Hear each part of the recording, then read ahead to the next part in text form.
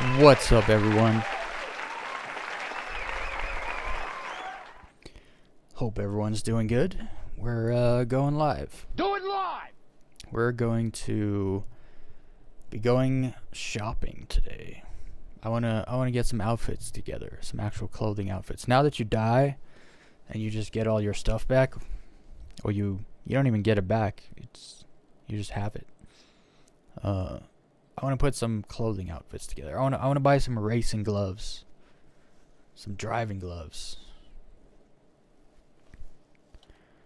We're gonna put together some low-fly outfits. But first, we're gonna do some comment section, and then we're gonna make a little money so we can actually, buy stuff.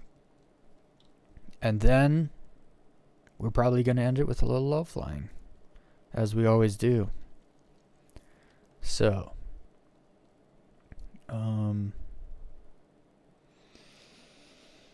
Today I think I got on today and I had no comments, and I was like, great, we won't have to do the comment section. And then I got on again like 5 hours later and I had 9 comments. I was like, oof, only 9 comments, that's fine.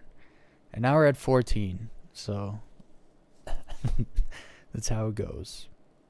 They never stop. I wondered if I stopped uploading shorts, if I'd stop getting comments. And it didn't. Nothing changed.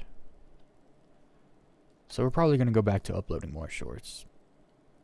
It'll get to the point where it's too many comments. I'll have to pick out the good ones, because unfortunately most of them are just so stupid. I still can't believe I had one person say they shouldn't even bother releasing Star Citizen because everyone will stop playing it. And then the very next comment said, I'm not playing this game because it's not finished. Like, how can you have... People are silly, aren't they? Okay, let me share my screen. Let's get into it. I also just right now, in this moment, just forgot, or remembered that I forgot to upload the video that I recorded, that I cut out of the stream from Sunday. I need to remember to do that. I'm gonna do it right after the stream. I'm gonna do it. That's stupid. I meant to do it yesterday and then ran out of time, and then was gonna do it today and just remembered I didn't do it. It's all ready and everything.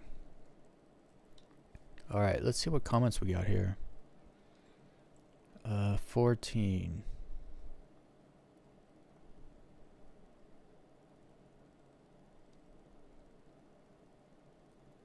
Oh, this guy's not English. What did you say? It's a fiction. Oh, I read that yesterday. Where did I end off?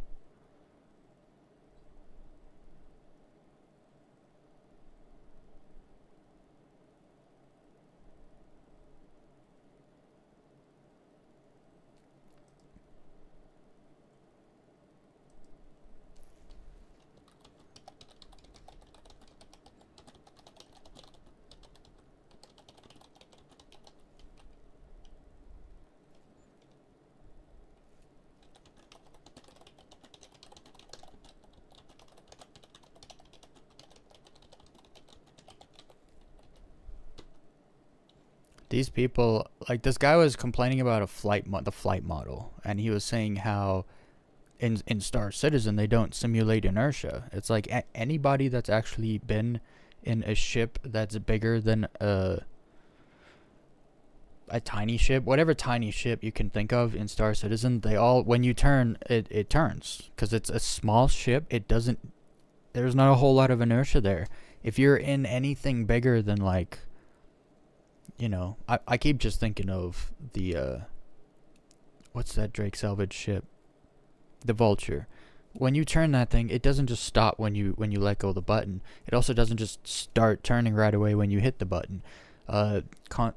Constellations, Corsairs, ships that aren't even, medium-sized ships, generally speaking, they all have a bunch of inertia, and you would know that if you actually play the game. This guy was complaining about not seeing any inertia when I made slight corrections in my Aurora coming into the hangar. It's like, yeah.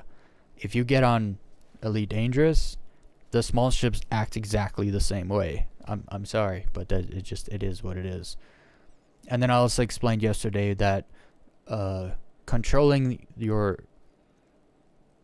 banking of your ship with a analog stick and a keyboard button also make it either more or less smooth.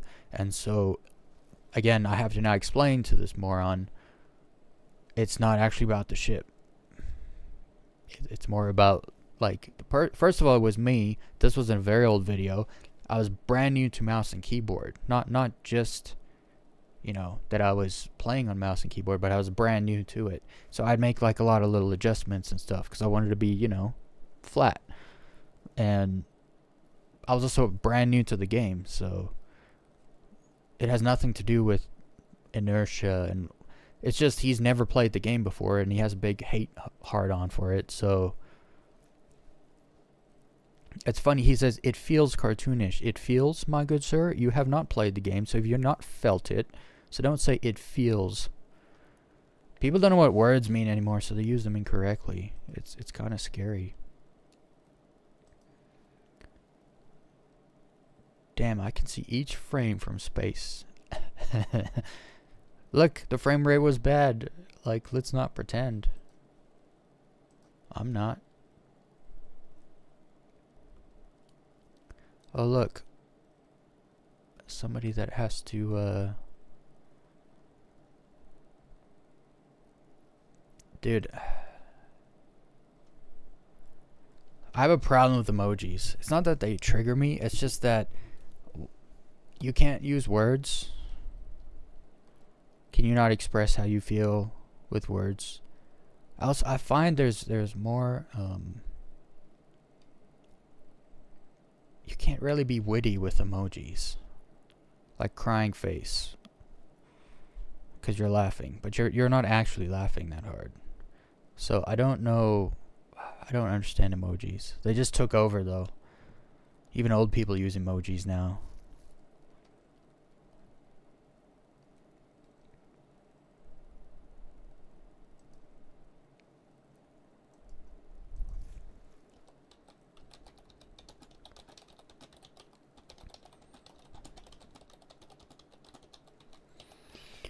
So when it comes to the frame rate in Star Citizen, if you know what you're doing, you can get a good frame rate. It's just you can. It's just a fact. I could get a much better frame rate if I played in 1080p. Actually, I don't care that much about frame rates, so it usually stays above. It stays above 30 FPS for me in 2K, and I'm happy with that. So I go with that.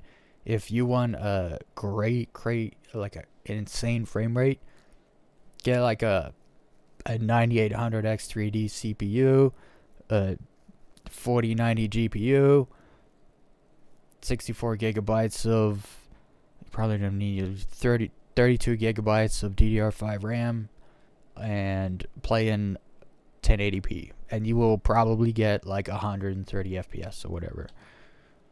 If it's that, it's just, I find it's just not that kind of game. Okay, maybe it is if you're doing like org events or something like that, where it's like kind of you versus somebody else nonstop for long periods of time. But you really don't need crazy FPS to play Star Citizen. My bottom on FPS to play Star Citizen is probably like 24. If I got above 24, I'm fine. I can play. It's playable. But if you're playing like an FPS shooter, 24 FPS is probably not your bottom. It really depends what you're doing.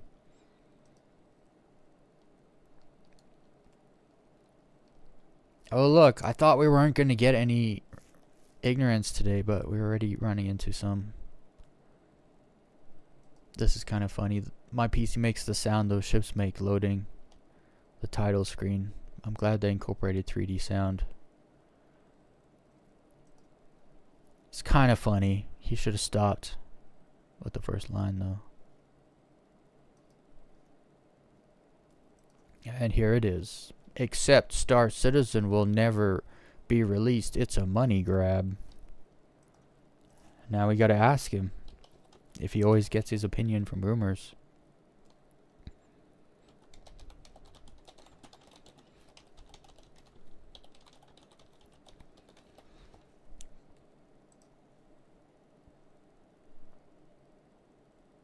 Also, calling it a money grab isn't an argument because every single game that comes out for money.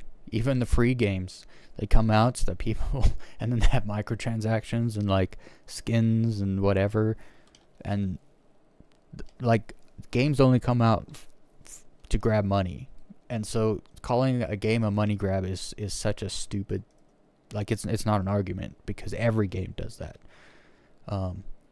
I think he was trying to jump into the whole scam citizen, but he didn't want to say scam citizen. So he called it a money grab, which is not an argument. Saying it never will be released is also just so stupid at this point. It's quite obvious that there's way too much money to be made. When a gaming company is making $100 million a year off a game that isn't even finished, and they're not even selling it at full price, and it's like in its later stage of development, which is obvious to anyone that's actually played it recently. The game's coming out. Like there's too much money to be made, where even mismanagement will extend it longer in development, but the game is too much of it there. Too much of it has already been made and invested that it is 100% coming out. What people should really be talking about is what state will it be when it comes out. But you kind of actually have to be able to think and rub multiple brain cells together to come up with ideas and understand what we're actually working with now. But if you're still going off like 6-year-old rumors, then yeah, people have no idea if it's coming out or not, so a whole bunch of people say it'll never come out. But that's so like 2018. So that dude didn't get the memo. I wish Elite had life on planets. It kind of does if you look for it.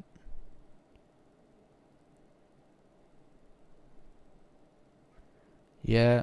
See, but this is the thing, right? So this person is just being honest with themselves.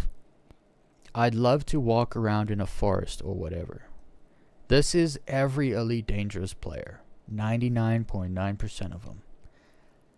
But then some Elite Dangerous players will hate Star Citizen for having the ability to walk around forests. And they also make it up, they kind of make this whole thing up like all the planets and moons in Star Citizen all have grassy fields and trees and stuff. And it's like, no.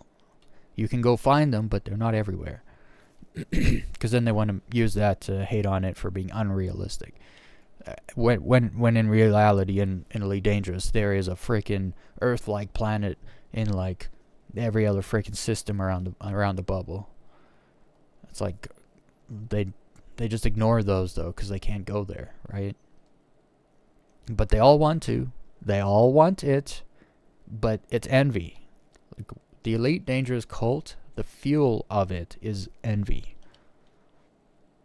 And at least this person is just being honest. Like, man, I wish I could have that like here or there in Elite Dangerous. We all do. I don't know anyone that would be like, no, I don't want any forests or grassy fields in Elite Dangerous. Ever. Anywhere. It's like, no, come on. No one's saying that.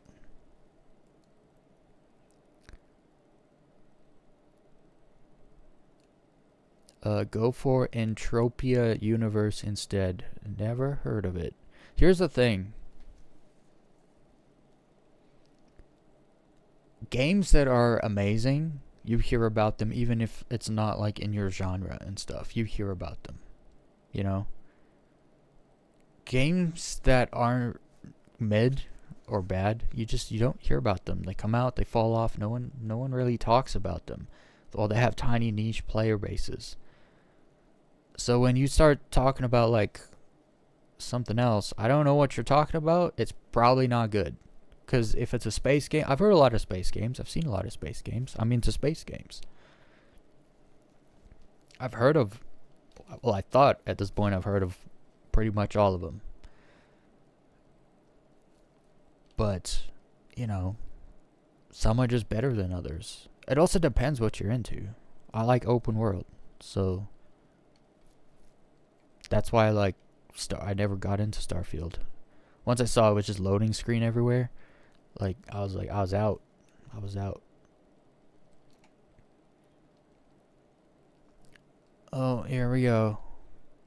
You are comparing overpriced, scammy tech demo with a fully functional released game.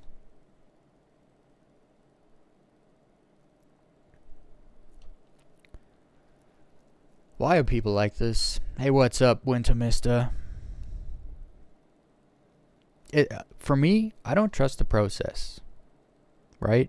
For me, I trust greed, right? It's about the money. They've already put so much into it. They're making $100 million a year. To a bunch of like corporate dudes, that's a gold mine, and so it's set. Like CIG is set. If Chris Roberts wanted to, he could sell the company tomorrow for $200 million. Like, and then someone else would come along, and then they would use the assets that have been created, and they would jam it in there, get it out to everybody, make their money. It's coming out. I trust greed. It's that simple. Like, if they're making $100 million a year off a game that isn't released yet, how much money are they going to make when it's released, right? They'll make $1 billion a year in the first year. Especially with the fans of Star Citizen seem to have money, right? Partly because that seems to be an older group, right? You don't get like 14-year-olds. I'm not saying 14-year-olds don't play Star Citizen. I'm just saying it's not that kind of a niche. And so you end up with people who have jobs and money, their own money. And so people buy stuff.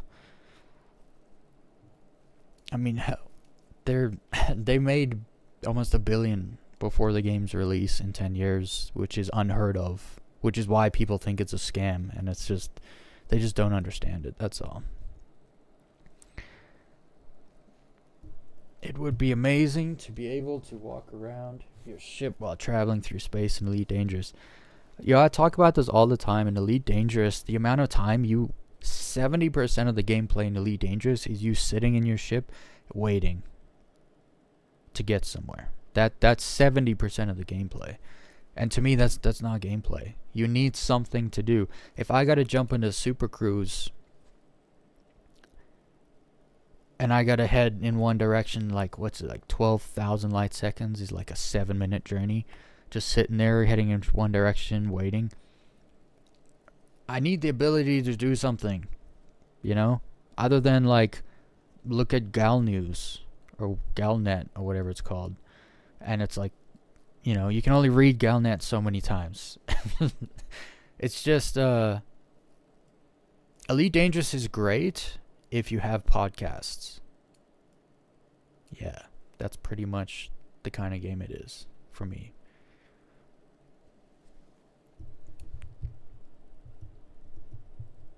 I just think there's so much potential, and the problem is they don't care. They just don't care.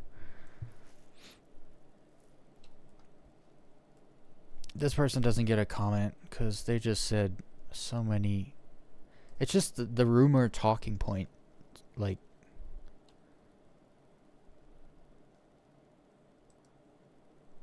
you just get a no. That's all you get. Friendship drive charging. That's kind of funny. Once someone tells you that, that's all you hear.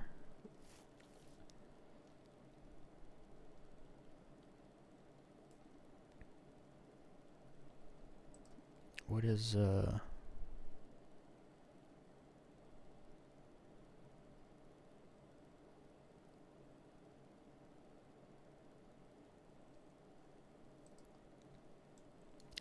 didn't steal So now he's claiming CIG stole the money.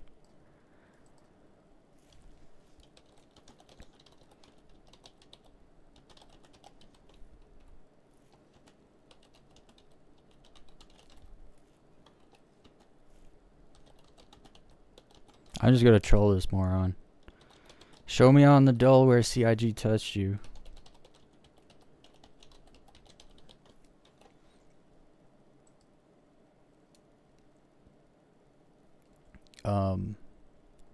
First of all, Elite Dangerous costs $5 right now because that's all it's worth. So don't flex that. Second of all, CIG did not steal any money. People gave it willingly. And if you didn't know what you were buying, that's on you. Ton of people bought a lot of stuff and they're not unhappy with it. So see it's crazy. You got people that buy Star Citizen, and you got people that buy Star Citizen, and then you got people that are happy, and then people that turn around and say it's a scam. You're all in the same boat here.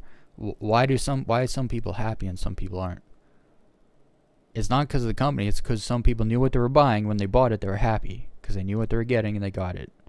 And then on the other hand, you had people who had no idea what they were buying, and then they got it and they weren't happy. That's not the company's fault, actually. Well, if it was a better product, it's like it's a game in alpha being developed. It's not supposed to be a good product, actually. It's going to be broken. If you don't know that, then you shouldn't be buying it, which means you bought something you didn't know what you were buying. You scammed yourself, and unfortunately, we're not all the same. Some of us are more intelligent than others.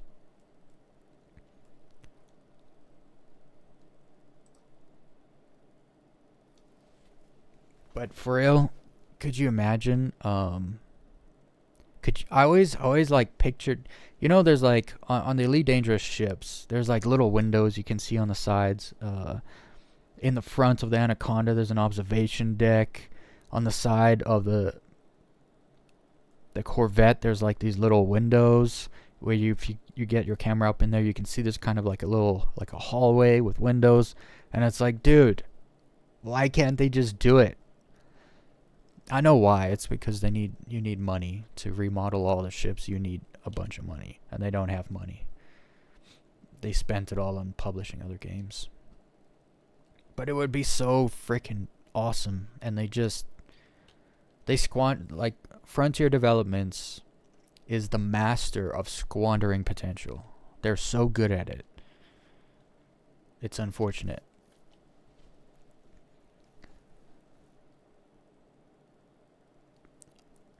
Oh, this guy's gonna be real. Let's see if you're being real. I played both, and what Star Citizen has of Elite is then destroyed by the bugs it has. That's understandable, but the bugs are not forever. I don't understand that. Bugs get fixed all the time.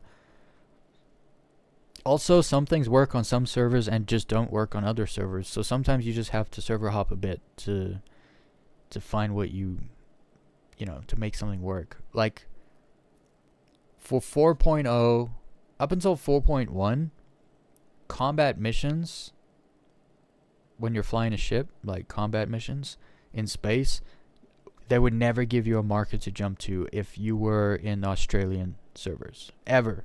Never. Jump to the US servers, marker every time. Every time. And it was like that for like 2 months. And I kind of thought to myself, how many people just don't know that? And so they get on to do space bounties, but they're on the Australian server and they can't jump to any of their things. So they're just like, screw this, the bugs are in the game. It's like, you could have just jumped on the US server and played and been happy and fine. What can you do?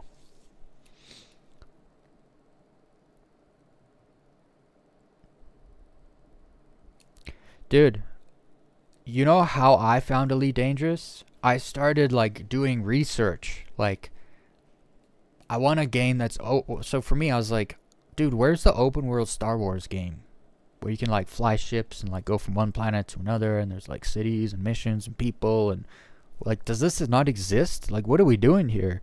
And there was a list of games, and I was like, oh, let's just check out this Elite Dangerous game. Never heard of it. Told friends about it. They had never heard of it. No one had ever heard of it. And I was just like, how is this possible? And then I played for like 5 years straight. I loved Elite Dangerous. And then it's like, what other space games are out there? And then gave Star Citizen a chance eventually. Realized I was wrong about it because I was ignorant. I didn't know. I did not know. All I knew about it was the rumors. And most people never question themselves or their own opinions, and so they don't act. They get caught into believing lies all the time. So I like to believe what's true. Whether I like it or not is irrelevant. I just like to know what's true.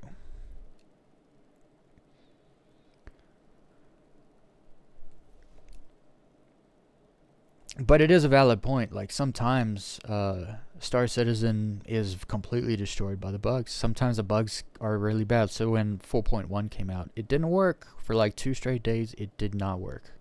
So yeah, the bugs destroyed its release of 4.1. But come back a week later, it's working great. I think it's been like 2 weeks now, actually.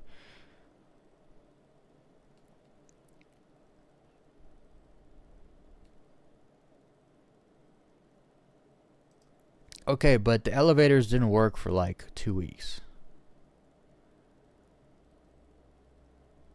Like, for real. The elevators. And to get to a shop or ship, he probably said my ship. So yeah.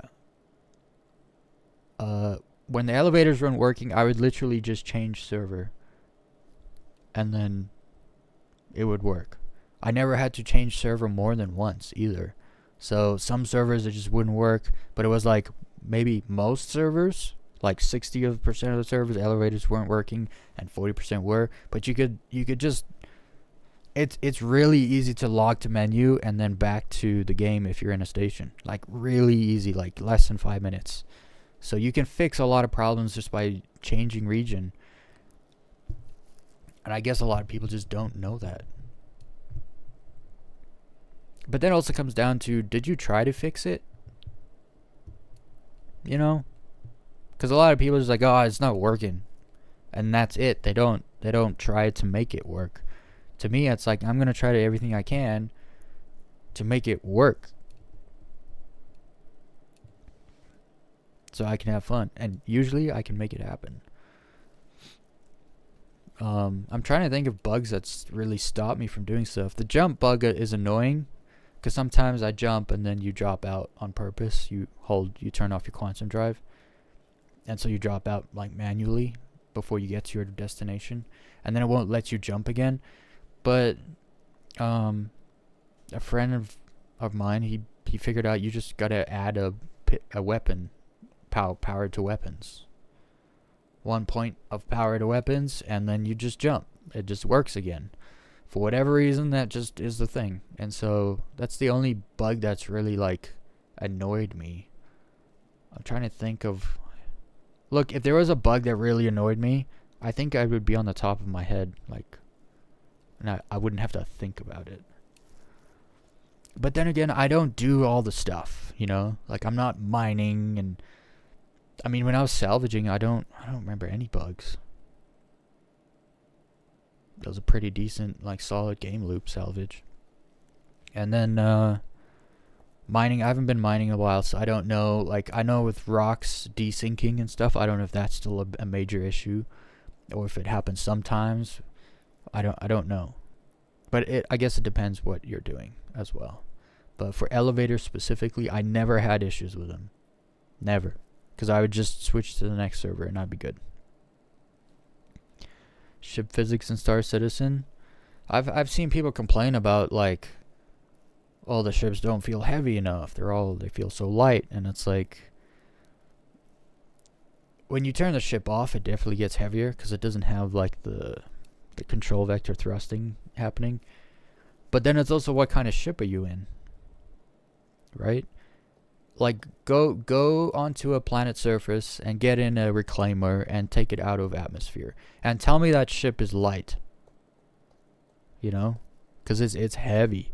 It's a big old heavy freaking hunk of metal. Like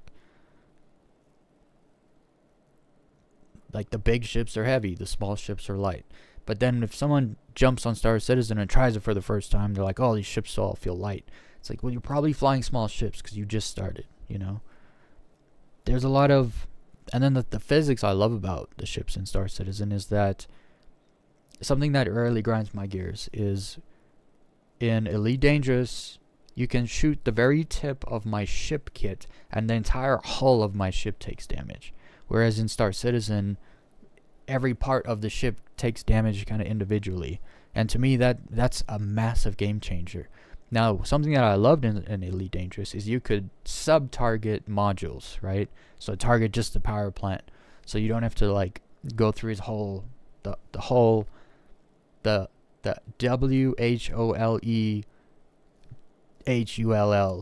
of his ship. You know, you don't have to go through it all. You just get the power plant and then he's done. So I like that aspect of it. That's basically going to be...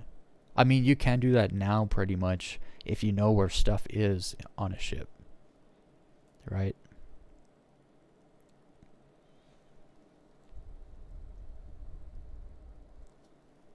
Yeah, no, like, people don't realize, if you go back 3 or 4 years, Star Citizen was garbage.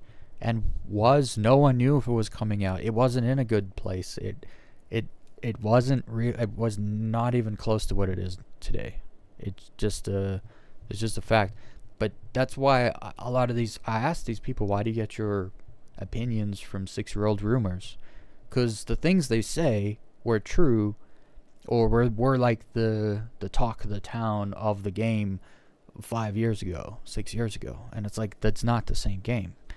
But here's the other thing. People who are haters, do you follow closely things you hate? No, of course you don't.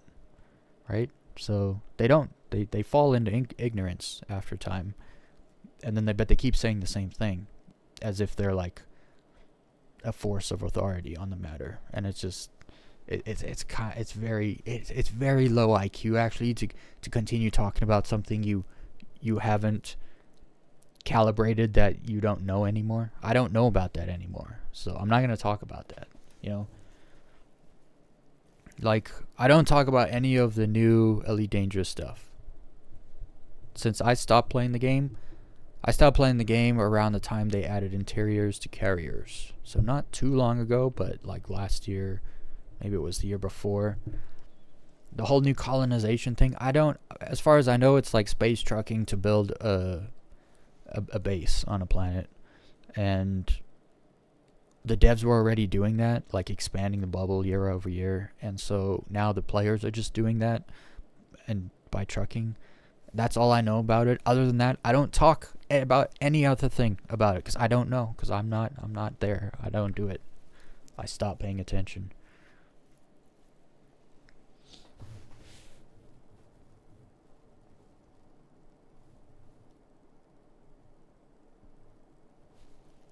I was missing half the chat. I had to scroll down. I didn't like SE when I bought it as a pledge during COVID. I couldn't even play it last summer, even though I tried like twice a week. Now, Chris Roberts is my daddy. Yeah, playability has changed a lot. 3.23, 3.24, it was garbage. It was so bad. I was getting like 18 FPS. I didn't really play.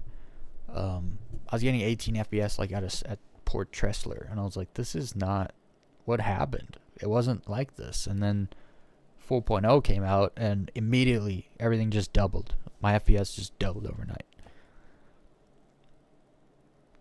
So, but that's also a good point. When you play a game, the state it's in when you play it, that's not how it is forever. Unless it is, but usually it gets fixed. I mean, companies want to sell a product. If this product's not what it's supposed to be, people don't buy it. So, you know, they try to fix it. So when you talk about something, you got to make sure that you're talking about it, what it's like now. you know? Because like you said, you went through some phases there, you know? I bought it, couldn't even play it, and now it's like, now it's great, right? So I think every game actually gets its phases, you know, when you start thinking about some of the other games.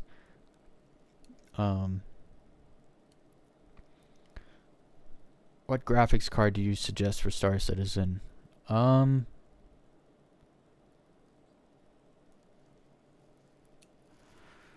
Dude, I bought a 7600 XT because it's cheap and it's okay. That's what I use, but I can't play Star Citizen in 4K because it can't. It can at like 20 FPS, and my breaker shut off because it sucked too much power. But it depends. What do you want? If you're playing like 1080p, because it also depends. Okay, what kind of screen do you have, right? Because like I have a buddy, he doesn't have a 4K screen, so, or it's not 2K or 4K. It's just an HD, LCD screen, and so it's like, okay, so you don't need a fancy GPU because you're not gonna be playing in 2K or 4K. So you just need something good enough to run in 1080p at over 60 FPS, and then it depends on the hertz of your monitor. Some people are like, oh, I need a GPU that can do 250 FPS, and their monitor is 120 hertz. It's like, which means you're not going over 120 FPS. So you don't need what you think you need. It's all subjective. It's all, that question is, what graphics card do you suggest? Well, what kind of screen do you have? Because sometimes it matters more, because that's your base, right? For me, I have a 4K monitor, but it upscales 4K, so it makes like HD look like 4K, but not really 4K. So it's a good it's not like crazy. But I play in 2K because my GPU can't do 4K. So technically, I probably should have bought a better GPU. But I was looking at things, and I would only get like a 3080, which is double the price, instantly more than double the price, and that would be pretty good, I think. Like if you can get a 3080, don't get a 4060. The 7600 XT is better than the 4060. 4070s have been kind of flying off the shelf, so you might be able to get one of those actually pretty cheap now. And with the DLSS stuff now, it's pretty good, and it's not too expensive. Like, you're still under $1,000, in that price range. Actually, like a 4070, you're probably still under $800 if you know where you're looking.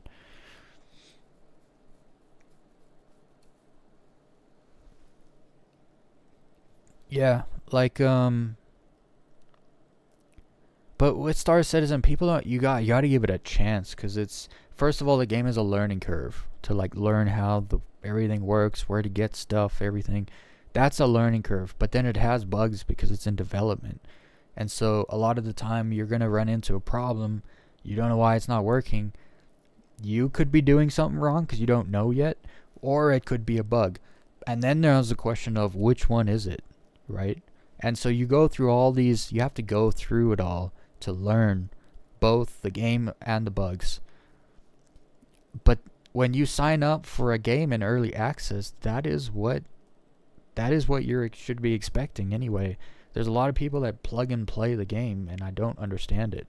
You're not just downloading this thing and opening it up and then just logging in and playing. That's not how it works. It's just, if you have a $5,000 computer, it probably works better, but you're still going to have bugs. You're still going to have to figure a way out. You still have to learn how to play the game. It's not too similar to too many other games, so you also can't just take all your knowledge base from all other games and put it together and jump in and go. So it kind of, I've never heard of Spore. Well, then again, I didn't grow up. I didn't play any games growing up. So the only game I played was Dune 2000. It was like a top-down RTS. It came out in like 1999 or something like that. I played that on like the family computer, and that was it. And I didn't even really play it when I was younger because I don't think I was smart enough when I was a kid.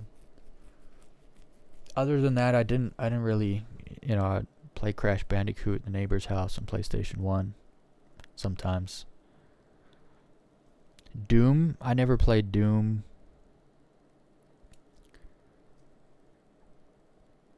There was one game, I played a demo of it when I was like in grade 5. Quake 2 demo. I played that. Man, that was a long time ago. I didn't really play games growing up. I grew up in South Africa, so we had like 3 channels on TV, and like there was like, I didn't have a gaming console. My neighbors were rich. They had gaming consoles. Well, they had a PS1 and like 3 games. They had Crash Bandicoot. No, it was Crash Team Racing, SSX, and like no. SSX was a snowboarding game. I forget what the 3 games they had. I think it was mostly like racing games though. Alright. We're almost done here. Last comment. Let's see what this guy has to say. I gotta translate. A game that has been collecting my money on crowdfunding since 2012 and has already collected more than $600 million. They have collected more than $800 million, good sir. Where in order to play normally, you need to pay a lot. That has been released until now. Although such money it was possible to release a dozen cool games during this time. This guy doesn't understand like the goal, I think. Like creating a cool game is great and all, but it's not an expanded universe, right? There's completely different expected outcomes here, and I don't think he sees that. But also, everything you're saying here is incorrect. They pulled in more than 600 million. I guess technically you said more than 600 million, but it's more than 800 million. And then he says also here, in order to play normally, you need to pay a lot. I paid $45, and the game was on sale, so I paid 45 Canadian dollars. Right? Which is probably like, I don't know, like 36 USD or something. So I didn't spend money to play the game at all, and I haven't spent a single dime since.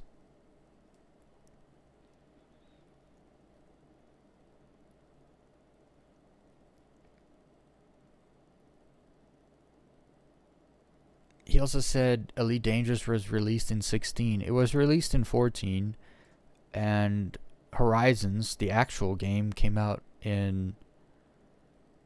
Because let's be honest, Elite Dangerous without the engineers and the planets landings was just bare bones, fly from one station to another, like maybe some space combat. Like it was not really much of a game at that point. It didn't release in 16. It came out in 17. Horizons did.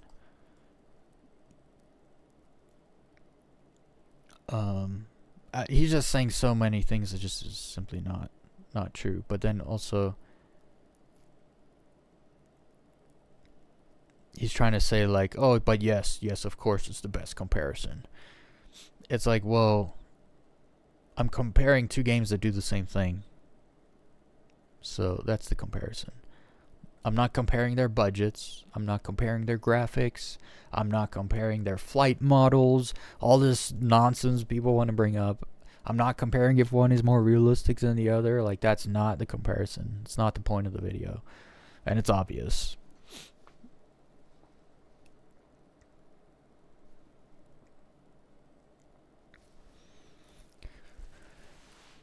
My first game that I ever got was Assassin's Creed, like 1, 2, Brotherhood, and Revelations.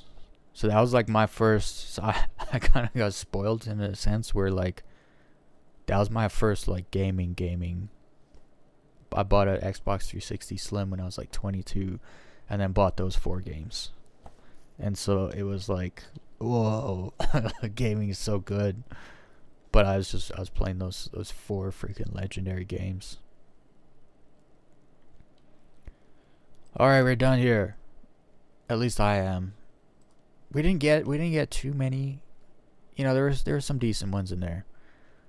So we're not oh man, sometimes it's just like one stupid thing after the next, and it's like, how do these people survive day to day? Like, you know, you got to be able to lock your doors and like not slip in the shower, or like swallow your toothbrush, or like, you know, you gotta tie your shoes before you walk downstairs and stuff. I don't understand how some people actually survive out there. Velcro shoes, maybe auto locks. I don't know. Maybe technology's made life too easy for stupid people, and there's just too many of them nowadays. And we just gotta. That's why we can't have nice things. We just gotta put up with them. In all fairness, a lot of these people are just ignorant. They're not actually that stupid. If you don't have the information, the updated information, how are you supposed to know? It's not really your fault. It's not your brain's inability. But we like to do a little trolling. We like to make fun. Okay, let me pull up the game here.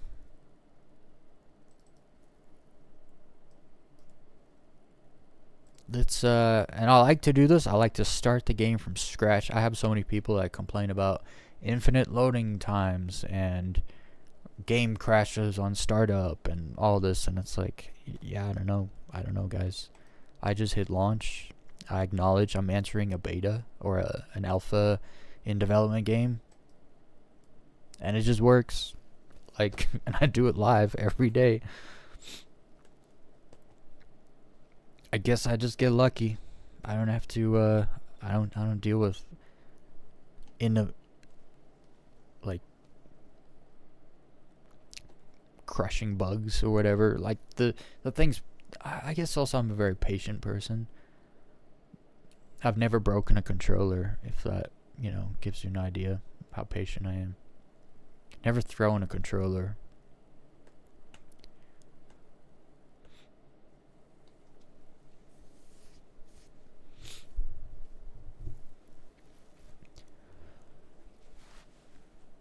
I think if you want to have a good experience on Star Citizen, patience is definitely a virtue. It's good to have. And then if you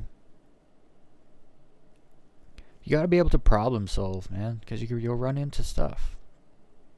Like I explained, you won't know if it's you don't understand yet, something you don't know about yet, or if it's a bug happening.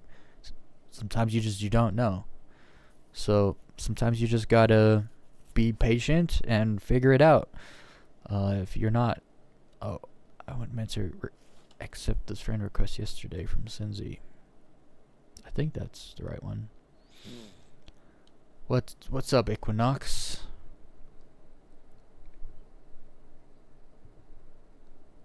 Yeah, and that also, like, that always brings me back to, you know, when you say a game is finished because it's released, it's just not true, right? Star Citizen is released because by the very definition of the word released, it is released. You know, well, what does released mean? Well, it means everyone has access to it. Everyone can buy and play it. It's released to everyone, the public. Everyone can play it. And that's released. It's released. Look, right now, we're going to play it. I'm not special. I paid $45. Here we are, about to play. Oof. Look at these guys. They're all competing for the lowest pop server. We're going with this guy, though. The smuggler. He's in a tiny server. And so, sure, Elite Dangerous released long before Star Citizen, but was it finished? No, of course not. And depending what they still want to add to it, it still might not be finished. 10 years after it was released, you know? So it's released and finished are not synonymous. It's called words. They have meaning. Learn those meanings and then use them correctly. That's why we go to school for 12 years. We went to school for 12 years. We should know these things.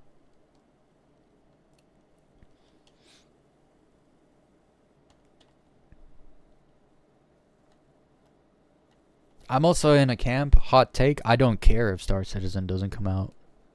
I really don't.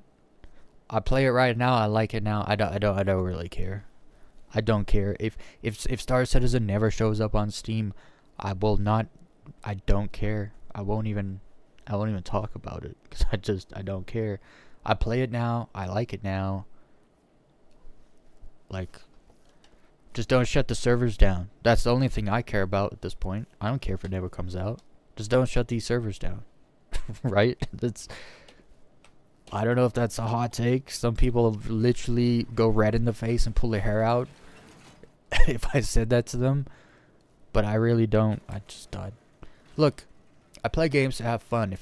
If the thing I'm playing I'm having fun with, I don't need it to change. I don't need it to finish. I don't need it to release. I don't care. I'm having fun right now.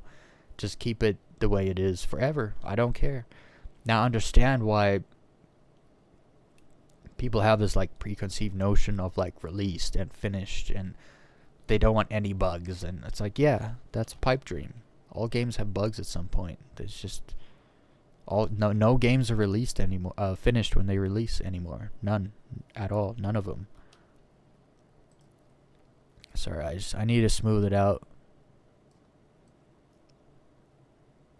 I did find the mouse I want. I just didn't pull the trigger and buy it. It's only $70. I gotta get it.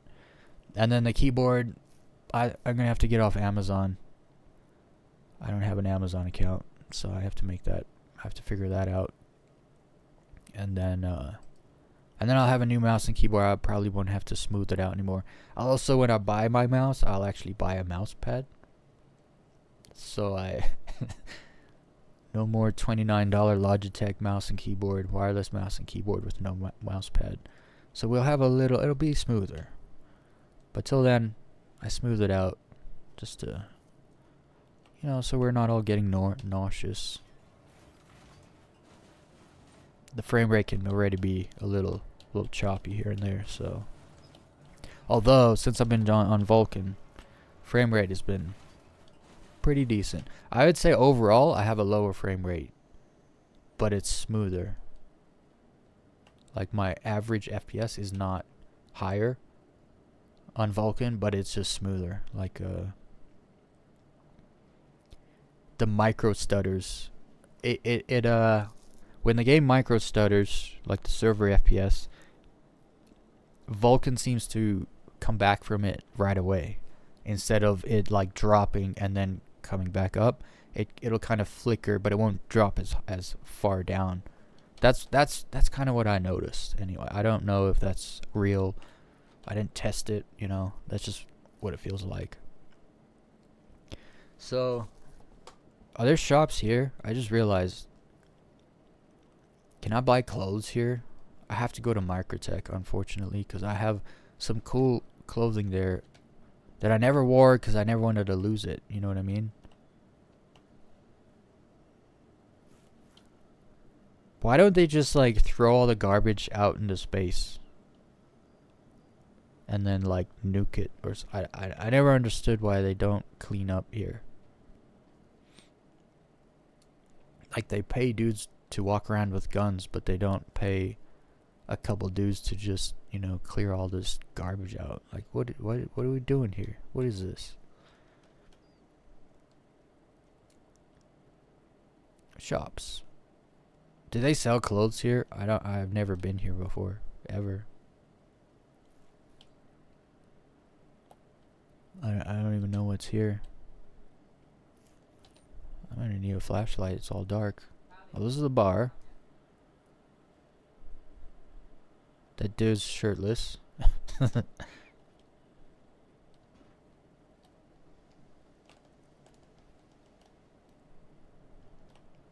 What does that say? Guns. Oh. Guns. Hi, what can I get you today? Some clothes would be nice.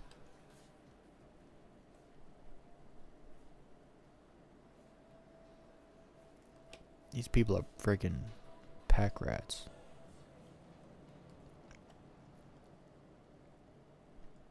Okay, so this is, oh, you can, I didn't know you could buy, I did not know you could get attritions here. I'll keep that in mind. But that's it. Guns. Ship guns, bar. That's it, huh?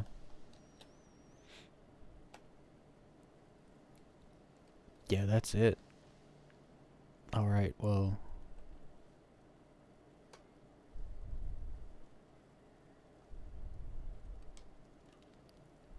What are you guys doing in there? What is this?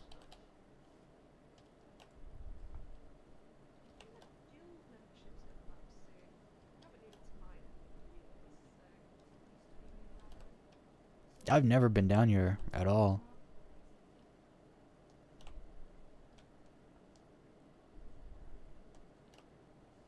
Exit. Restrooms.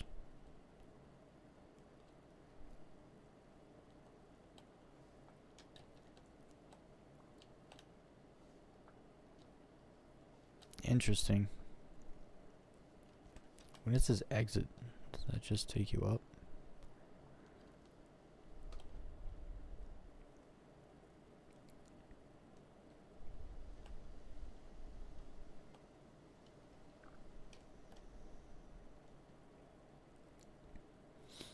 Interesting.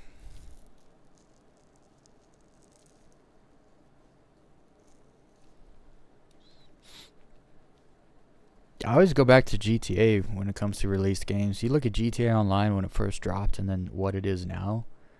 Like when it first dropped, you had like a 1-bedroom apartment or like a 2-car garage or whatever. And now you're like rolling around in a nuclear submarine. And it's like, and you got like underground bunkers and flying cars and stuff. And it's like, yeah, that's like, when GTA Online came out, that wasn't even half the game. And you didn't have to, and you also didn't have to pay for any of the DLC. It was all free for 10 years. It was all free because people spent so much money on shark cards that they just, that was their business model. The alien technology stuff was super goofy. It was super goofy. I kind of never, see, I was a skydiver and a wingsuit, a skydive stunter on GTA. I didn't, I like to fly jets and do like stunts and stuff. I didn't, you know, I could fly the jets backwards and stuff. I didn't like, I didn't really play the game. So stuff, when they added silly stuff to the game, you could tell it's for kids, right? Let's be honest, mostly kids play that game nowadays. When I was growing up, kids did not play GTA because it was vile and awful and all of that. It was not made for kids, right? Now, every freaking 12-year-old is on that game.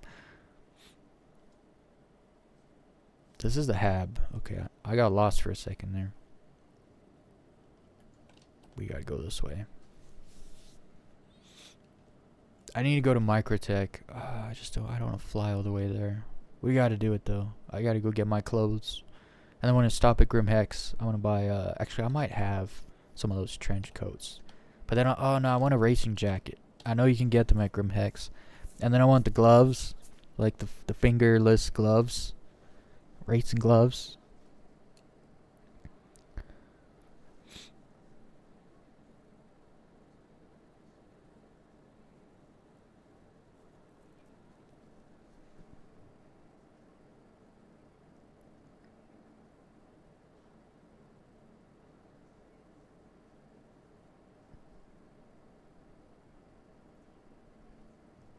Yeah. Yeah, GTA just kind of became a mess in general. After 10 years, it just kind of...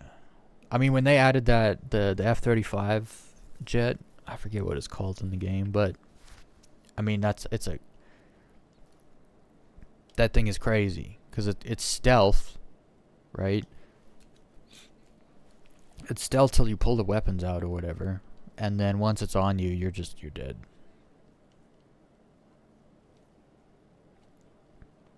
But I don't know. I spent most of my time in in capture jobs and creator mode and stuff, doing stunts, and I did a skydive stunt. It kind of went viral. You know the cars that bounce, the hydraulic cars? I had a friend, he was bouncing a car, and then I like pulled my parachute and went under the car as it bounced or whatever. I was also in the Rockstar Newswire. They wrote an article about the crew I was a part of, and they mentioned me and how I was the inventor of backwards skydive stunting in GTA 5. That was me. Weasel B Pro. That was my name back then.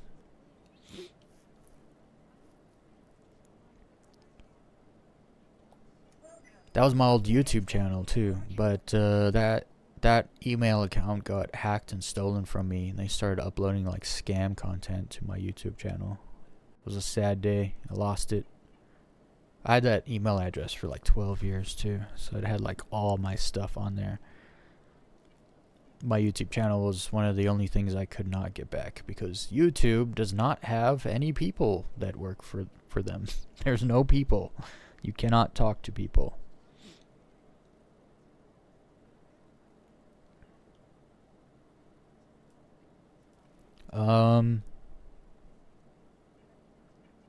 We're gonna make a little money first. Actually, I did want to make a little money, so we got some, so we just spend, cause I wanna buy some stuff, and I don't know how much clothes cost. I assume just a couple thousand here and there. We'll see. I need a little money though, so we're gonna do a few bounties and we'll go. I have some money now, but I don't want us just... Oh, that's not how you get to the hangar. I don't want to just spend and get to 0 and then have to make money to have money again. I want to make money to spend it and then still have some left over. I should go through and watch some of my old GTA stuff. It's wild. Like, some of the stuff I'd get into is insane. I still remember the day I was like doing really small tiny gaps and then double, like flying through a crane and then turning and then flying through another gap, and then someone was like, oh yeah, now do it backwards, and they were just saying it tongue-in-cheek, but it gave me the idea of like, I wonder if you could like get into a backwards like facing position while skydiving. Because the way you skydive in GTA, you kind of lean forward just a little bit, and then you flight track, but you can't pull back and then like go backwards. It doesn't work that way.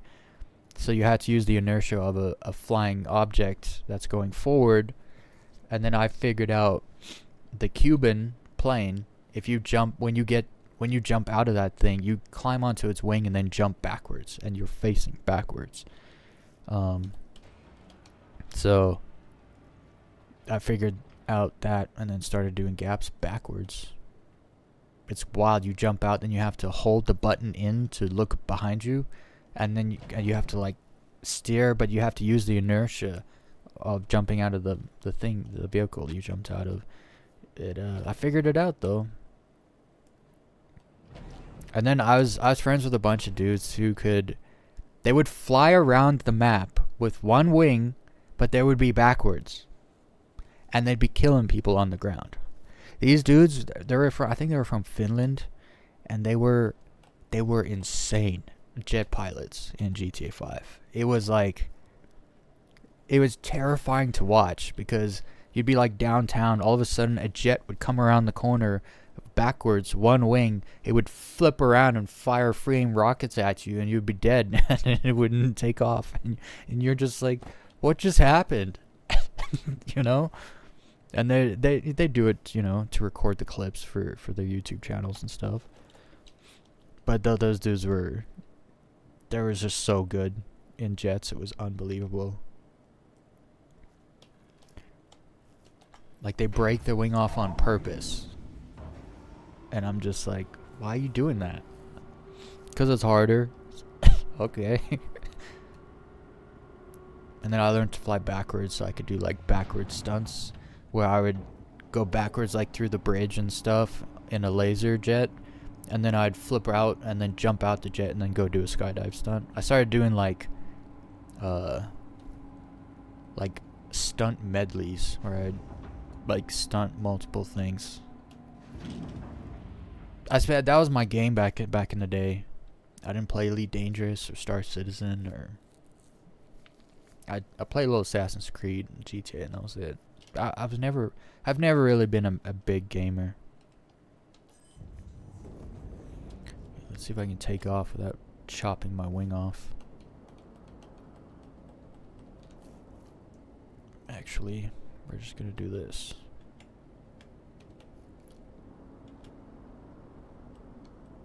Should be low enough, right? Should be. Okay, we're good.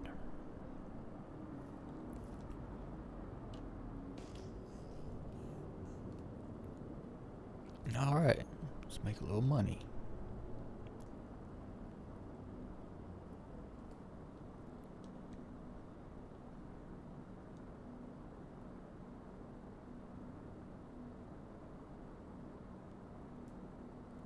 See, I also never played GTA on PC, so I never had to deal with hackers. I also never really had to play the game, because I had a friend who modded me $207 billion a long time ago, in like 2015.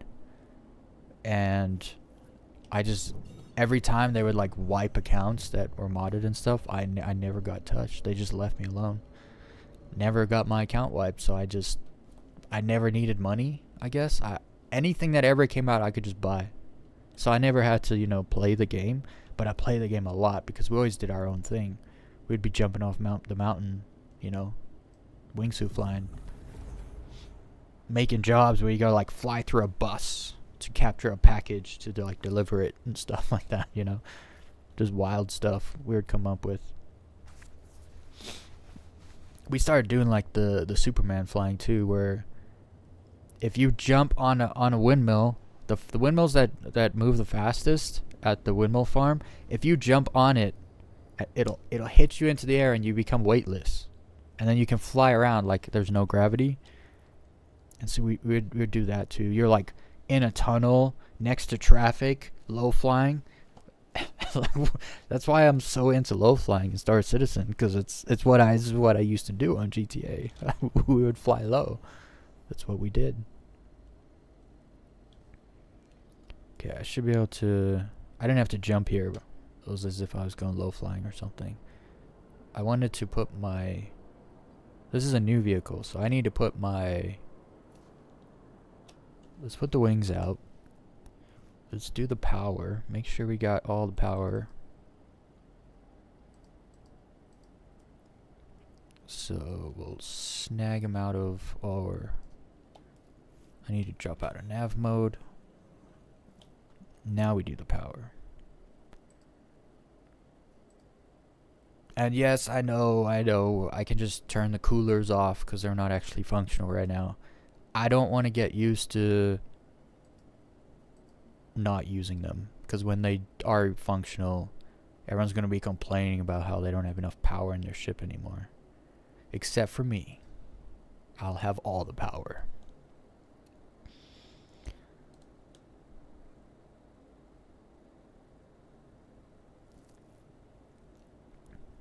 Alright. Let's go do a couple bounties. I just need to make a couple. We'll just do like. If we do 3, that's like 400k. I was doing them so fast last night too, because I wanted a low fly. Same deal goes today, so I gotta stay focused. Well, I always say like, oh, let's do a warm up, but all these missions are the same except for the 166 mission, I feel like. So we'll just jump into it. 136k mission. Let's go. Fight me.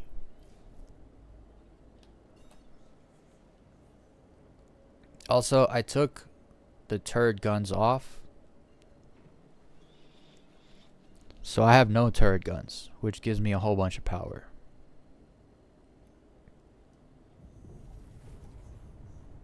Did I jump to the right spot?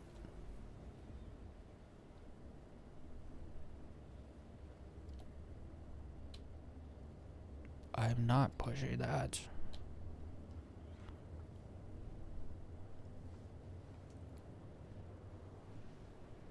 Yeah, it's the same location. Sip of water for all the nose breathers on the chat.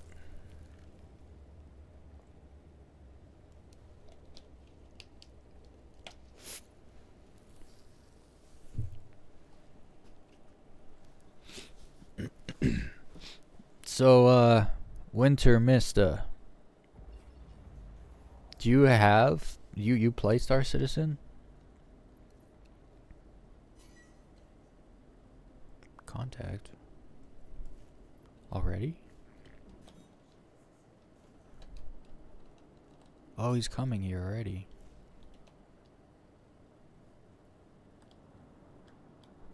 Come on. Missile locked. Whoa. Oh, he got hit.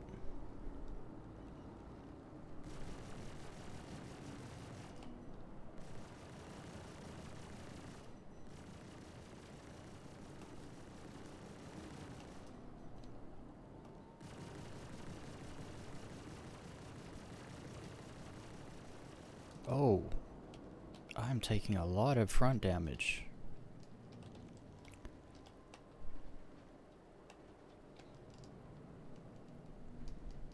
What is shooting me actually?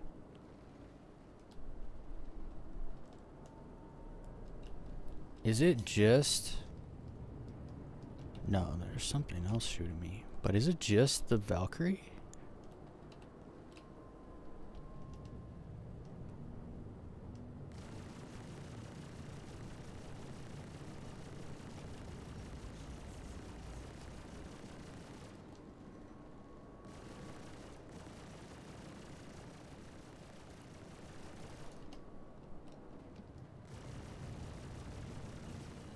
Oh, no, there's something shooting me out there.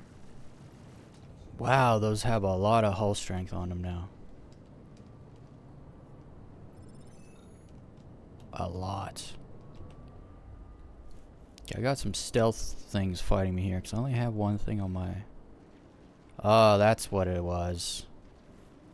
I was wondering, why is it taking so much damage? Both of these things are working me.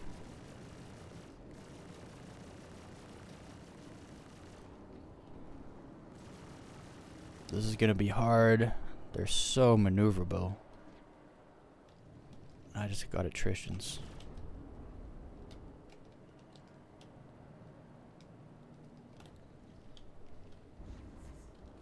Yeah, I'm trying not to hit asteroids.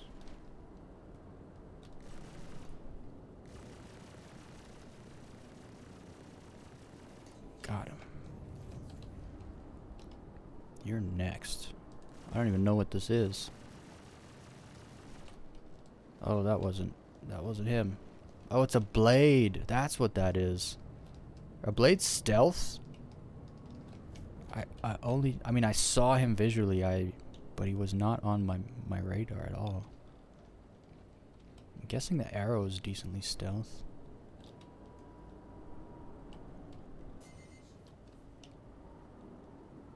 That blade is just working it from the back.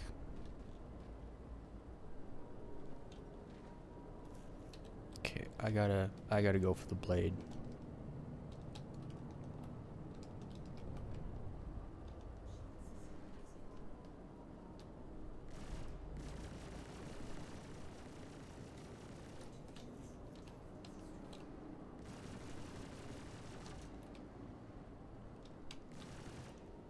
Ah, it's crazy how fast they change direction.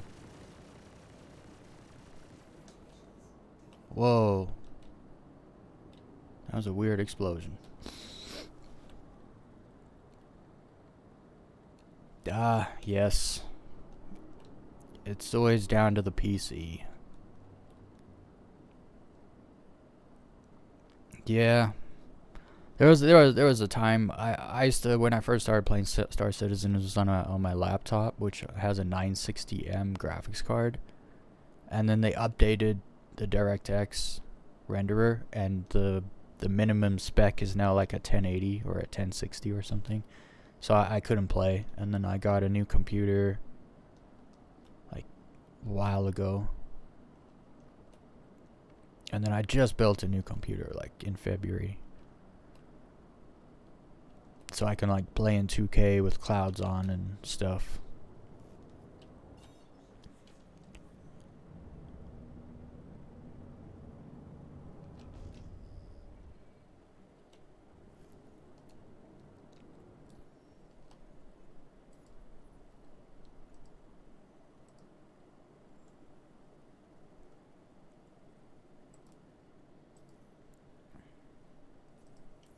Dude, I'm like itching to go low flying. I was spending all my time going through all my low flying clips because I'm working on the new video, and wowzers, I have so many clips.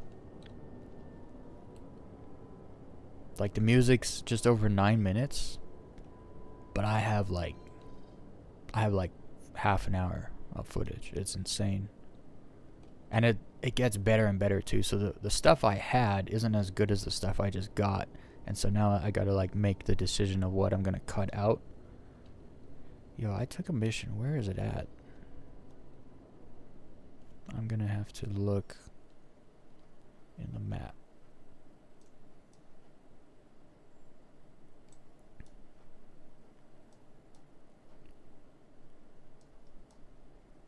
Goodness. There we go. Sometimes you just gotta set a route, you know?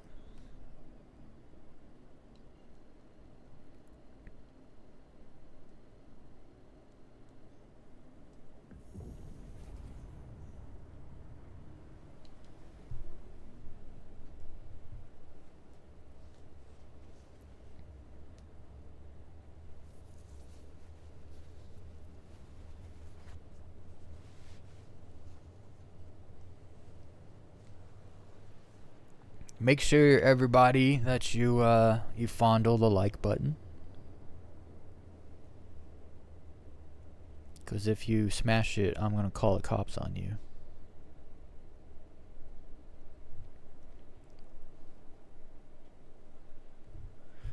We gotta treat the like button very nicely, so that the algorithm shows us some love. Yo.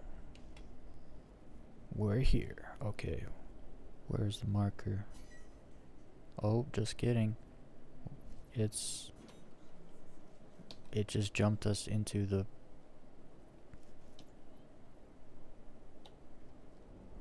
They're just behind that rock right there. So we're just gonna go this way. Oh, look what he did.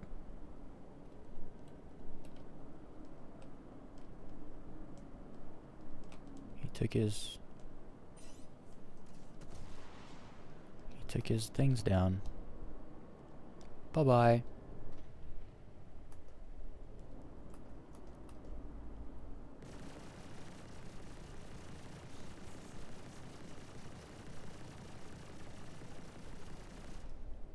Oof.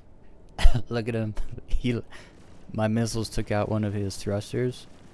Look at him. He can't even fly. I was hoping to take him out and leave before these guys showed up from the backside of that asteroid, but it is what it is. I got lots of firepower. He also lost a wing.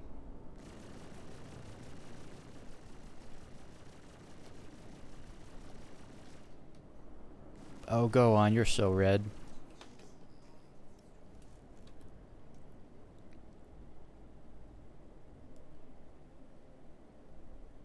And he is not even coming over here, so I ain't waste my time. Goodbye. Next mission. Dude, if you get super proficient at these, you could just get in there, kill a target, leave. Get in there, kill a target, leave. You can make a lot of money in Pyro.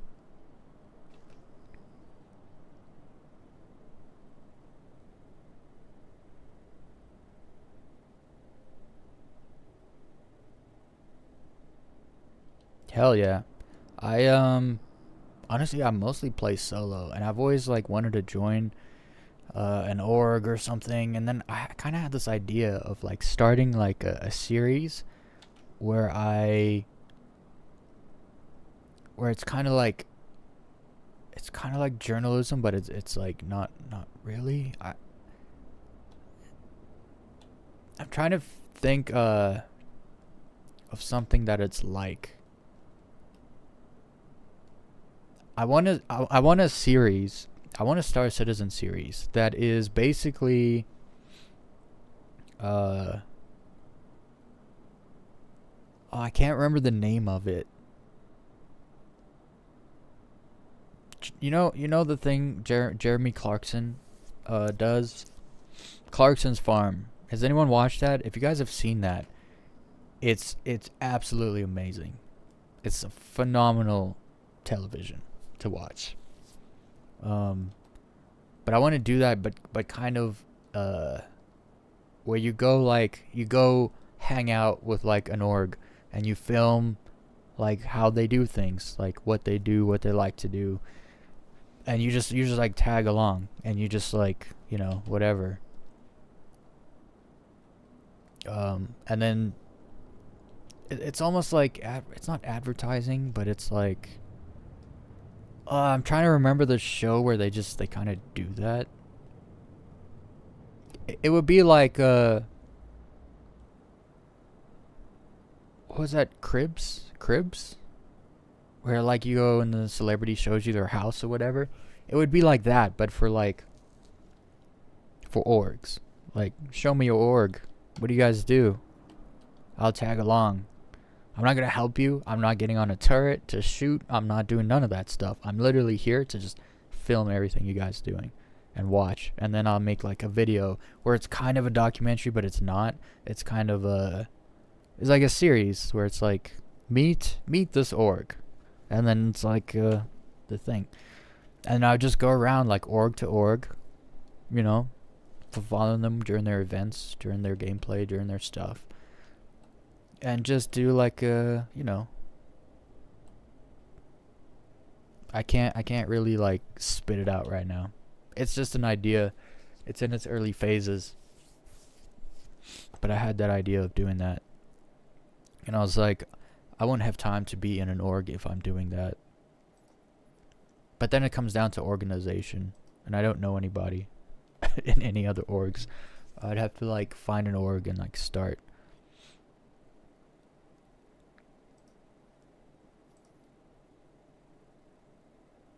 Because there's a lot of orgs out there doing a lot of cool stuff all the time. It just comes down to it's who you know.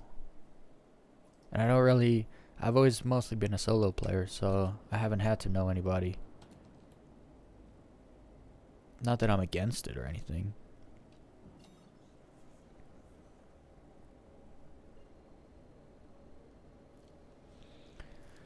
Couple more missions, and then we can go get some clothing. Go shopping. Oh, stop it. Pick one and stick with it. There we go.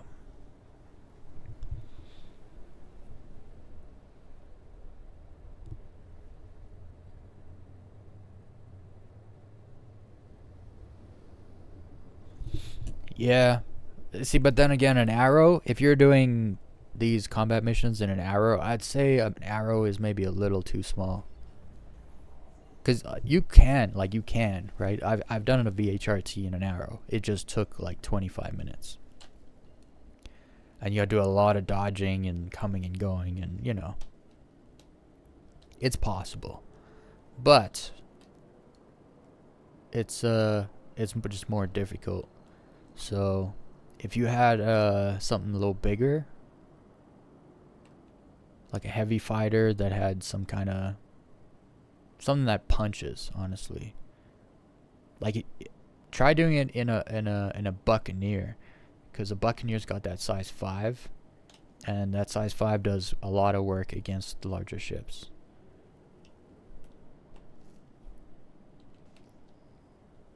Even though the Buccaneer is like very similar in size to, well, that's a dark cloud. Very similar in size to the Arrow. Well, the Arrow is tiny, like, let's be honest, but they're both light fighters. Where's the dude? Oh, there he is. He just popped in. Who else we got here? Oh, I'm scared now. We got a prospector.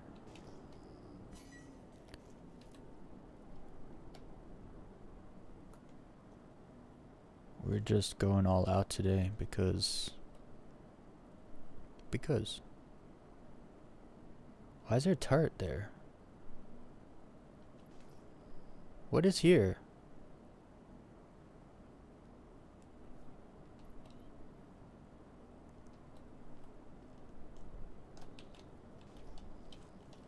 I see a lot of red arrows.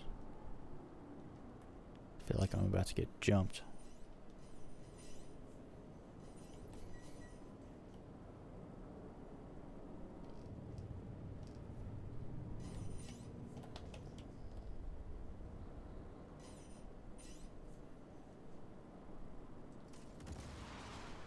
Are the missiles really locked though?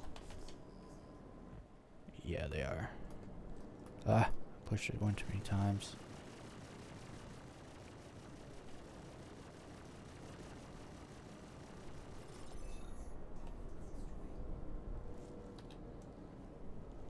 Oh, 400i.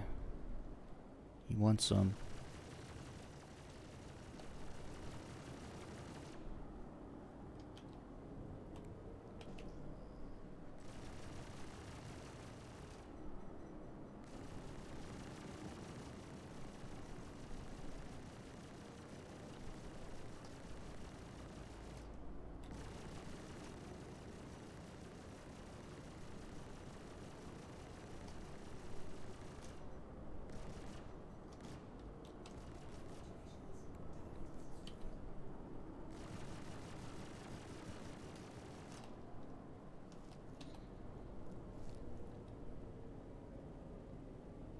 He's minding his business. So where's the other one?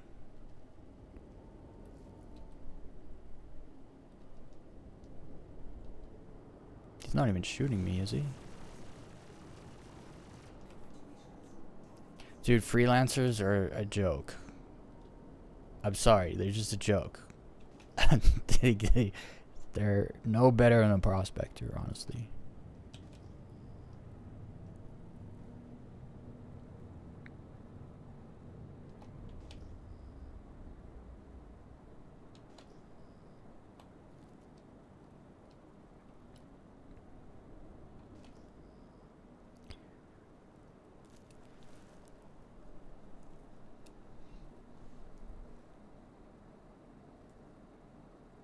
Dude, and I have a really crazy take when it comes to Interstellar.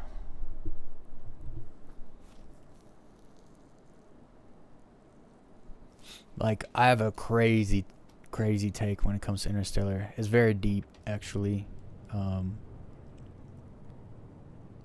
I think that the deeper message in Interstellar is that love is not an emotion, it's a technology. And no one's gonna change my mind on this either. Because through his connection with his daughter, which is love, which we perceive as an emotion, he's able to communicate through space and time. But then, if you believe in God, which I do, if you don't believe in God, believe in the universe or whatever it is you believe in, if God communicates through space and time, through omnipotence and all of that, what technology is he using? I think that love is actually a technology that we don't understand properly, but because our perception is limited. And I think in that movie it kind of touches on this fact that he connects to someone through space and time using love, and that's like the underlying message in the movie. And a lot of people they don't see that. It like completely goes over their head. But it's kind of what they're talking about there. And then that makes you realize, like, there could be civilizations out there that are using technology we already know about but have no idea the capability of it. And so we're just not there yet, you know?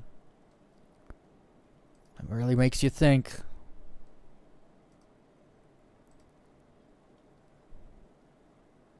But yeah, Interstellar is one of my favorite movies because it's got a lot of deep things in there. That's not just about some flashy like space travel, you know.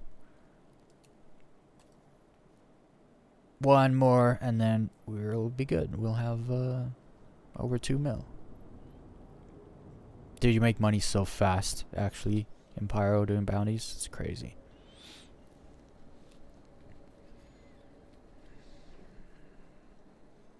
The Contact.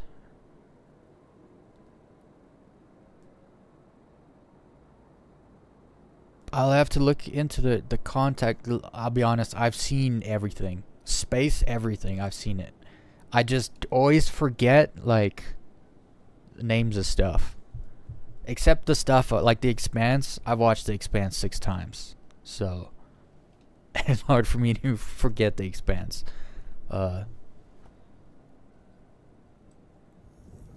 I kind of hope that the creators of The Expanse lease Star Engine from CIG and make The Expanse.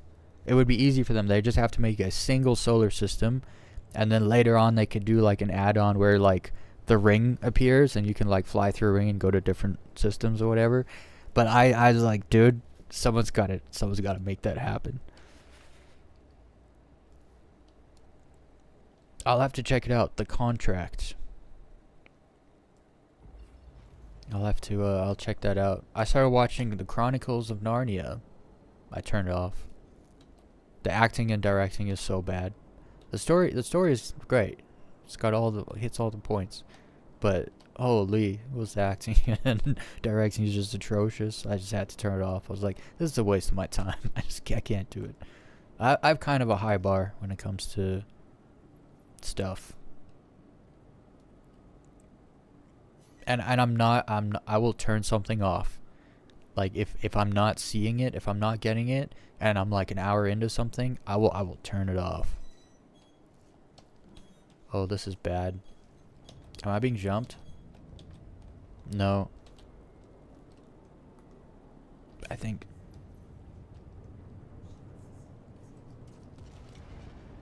something else is shooting me here. There you are. That's a missile. That's what was shooting me, I think. Oh.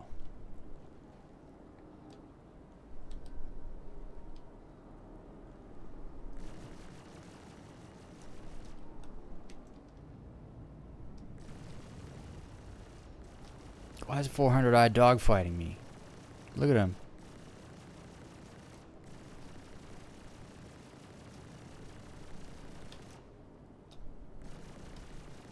You're not gonna get behind me, bruh.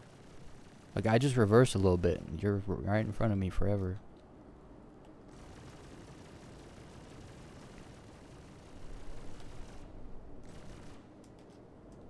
I used all my... Should've waited. These 400 eyes have gotten tanky, though. Like, I'm hitting him with 4 size 4s and 2 size 5s, and he's just taking it.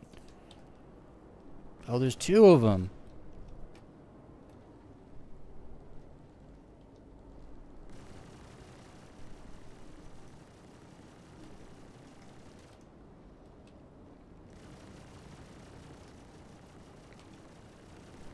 I could see why you had some trouble with an arrow.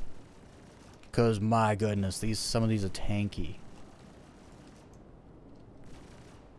And they try to dogfight you, like straight up. Luxury yacht ship. I'm just gonna try to dogfight me with these 2.4s. As if.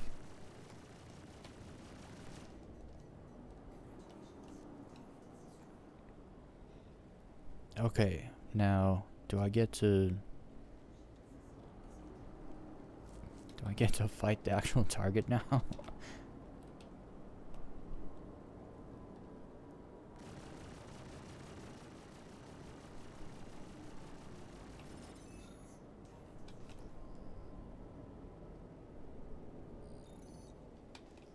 I really wish we could get some cargo going in Pyro. It's one of my favorite things to steal their cargo afterwards.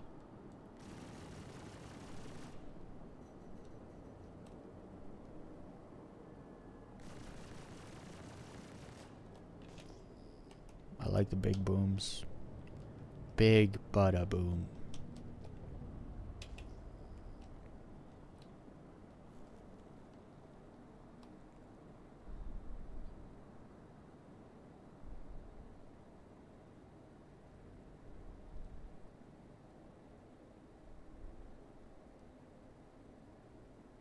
That's interesting.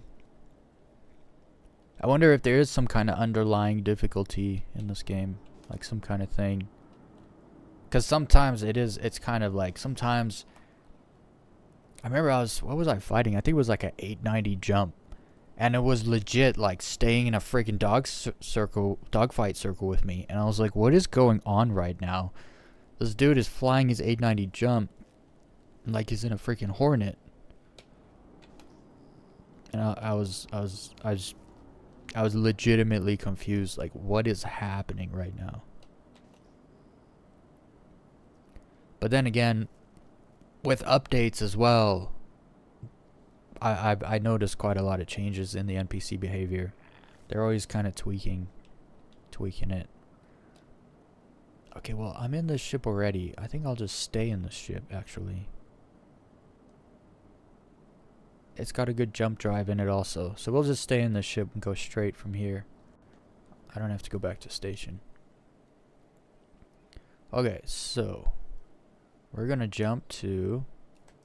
I have to go to Microtech. I don't want to. It's so far away. But I'm going to. We can just hang out while we travel.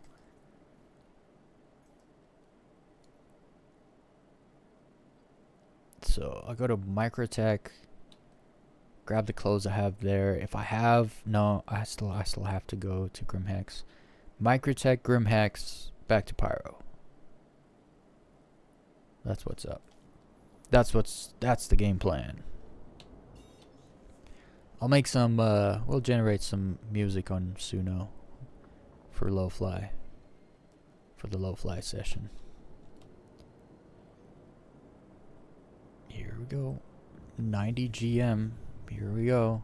I am in a faster... The ship's got a fully upgraded fast quantum drive, so...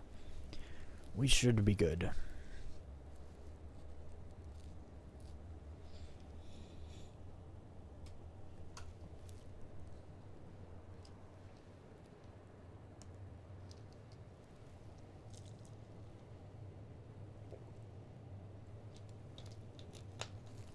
Oh, what just happened? This thing just jumped. I'm gonna pop out chat. That's what I'm gonna do.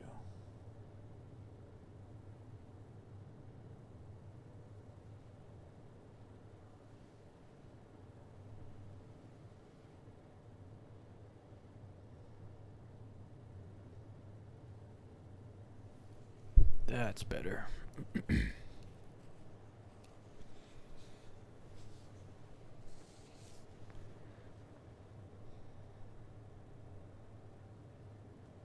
People that don't cry during Interstellar don't get it. They don't get it. It's that simple. Actually, I had a friend who He didn't think Interstellar was a good movie, and then one day it was like on somewhere, and he watched it. I think he might have been on a plane, and he watched it.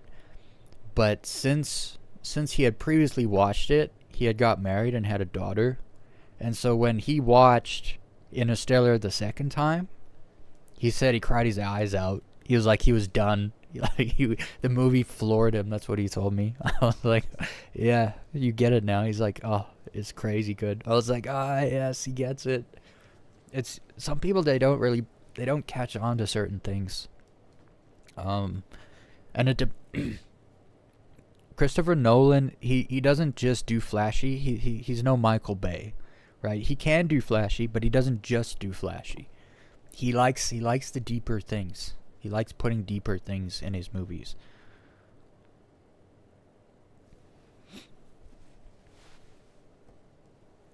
But yeah.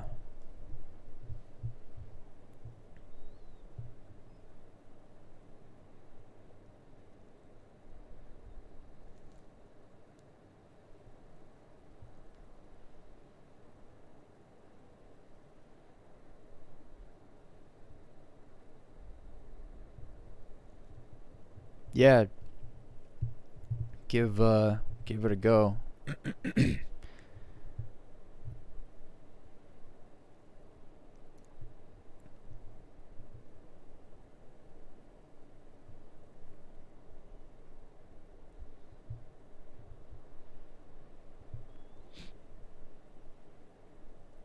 Yeah, I'll the contract. I'll throw it up tonight, actually. I'll find it, put it up. I might have seen it already. I've seen like everything space, cause I would you type in like all space movies, like ranked, and then you go through the list and you're like, seen that, seen that, seen that, seen that. Oh, what's this? Let's try that out. You get like a list of like 4 or 5 movies you've never heard of. You go watch them all. I've done that so many times, but I haven't done that maybe since like early last year. So I probably haven't done it for a year. So unless there's anything new out or anything I missed, I watched like all the stuff. Sometimes people are like, have you seen this? I'm like, what's it about? And then they explain what it's about. And it's like, oh yeah, totally seen that. One case I had seen something twice. That space show that got canceled is called Dark Matter. I had actually seen it twice, and someone was like, have you seen Dark Matter? I was like, nah, maybe, I can't remember. And they started explaining to me like people on a ship, they lose their memory and stuff. I was like, oh yeah, I've seen that twice. Just forget the names of them so much. You know what crazy movie is actually that one with was it Julia Roberts or no, Sandra Bullock? The one where she's like at a space station or something orbiting the planet, but then it like something bad happens and she like imagines she's with someone else and she's not, but they're like telling her what to do the whole time. That movie is pretty crazy too. It's been a while since I watched it, so I don't have a good memory of how it ends and stuff, but that's some really good like filming and stuff in that movie.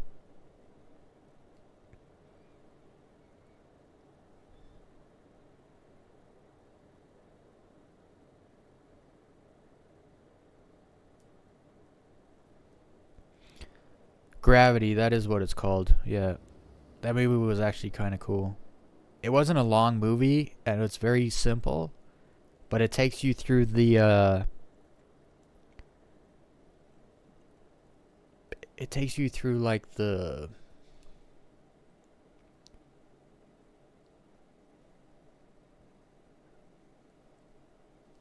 I don't know. I was going to say like the feeling of space, but that's not what I mean. I guess I guess more of like the anxiety, like when you're in space and you're just floating out there and something goes wrong, like whoa, dude. That's like that's heavy, That you got to deal with that. And that movie really kind of takes you through all of those motions, like all that stuff. And it does it like all right away. Like the whole movie is her like struggling in space, trying to not die, you know? As short, it's short from what I remember. It's like an hour and a half or something. It's a good movie.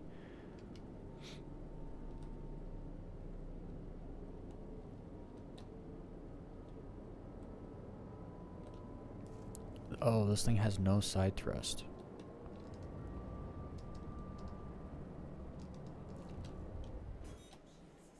So maybe I need to drop out. Holy, it just won't change direction. When you're in nav mode in this thing, it just doesn't change direction. There we go.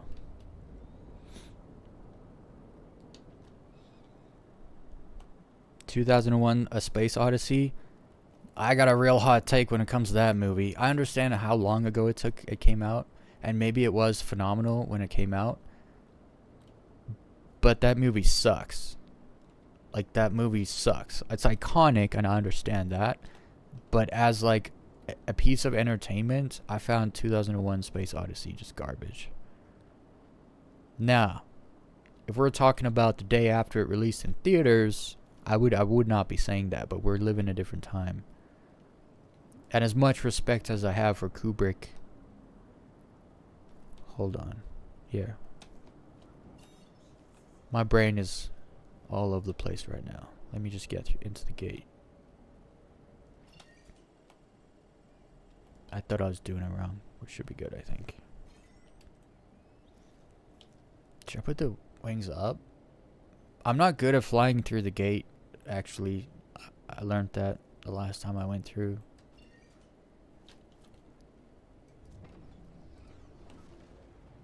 I love opening the gate, like shooting the thing and having the gate open. It's freaking awesome.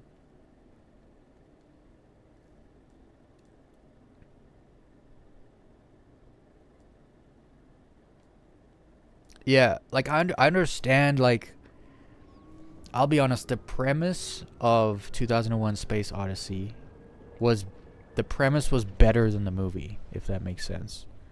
But at that time, AI wasn't something realized, so it was like the imagination, I guess is what I'm trying to say. The creativity and imagination of the film is why the film is so popular and has so much like draw and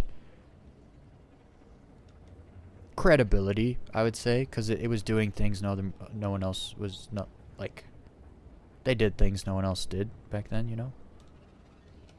Am I stuck in this hole? I feel like I'm not moving forward.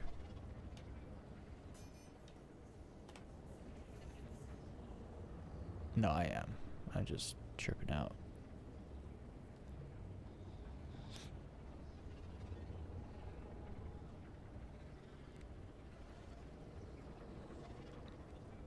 But yeah, I understand why the movie's iconic. I don't think the movie's iconic because it's good necessarily, but it did things no other movie did, kind of deal, at that time. So it's you know, you can understand why.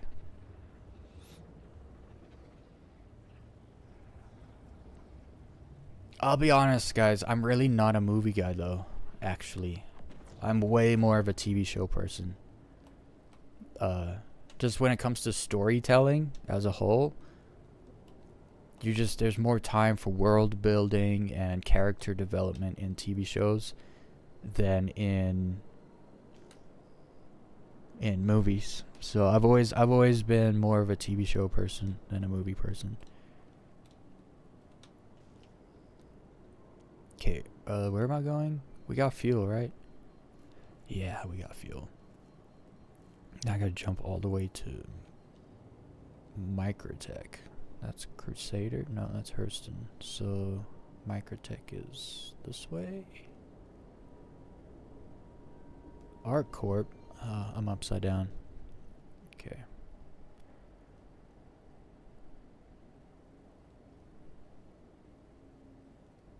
Why am I so lost? Is that... It says Stanton. That's not... Isn't that Stanton?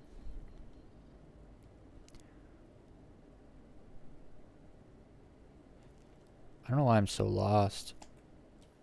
I haven't been to Stanton in a while, obviously. Usually I can just pick Microtech out of the sky like it's no one's business.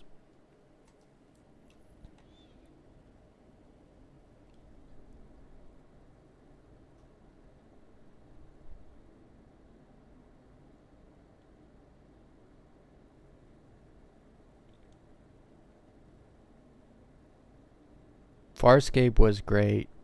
I watched that a long time ago, actually. You know what else was pretty good was Andromeda with what's his name? I almost called him Hercules. Kevin Sorbo, I think. The Andromeda series was I actually really enjoyed the Andromeda. And obviously Battlestar Galactica, the newer one. It's pretty great too. There's a lot of really good TV shows out there.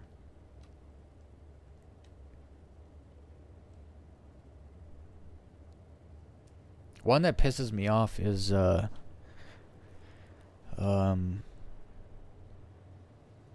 Firefly. Dude, Firefly had an unbelievable following and they just canceled it.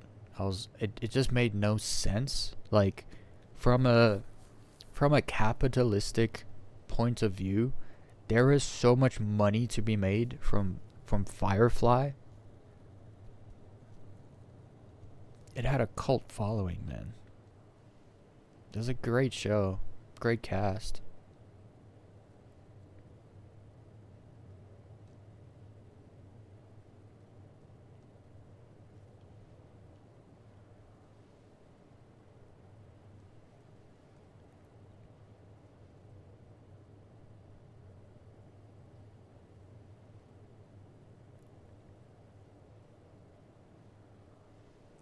Every time I go through the wormhole in Star Citizen, I always think of that girl like reaching her hand out in Interstellar when they're in that wormhole. They're quite similar. Also,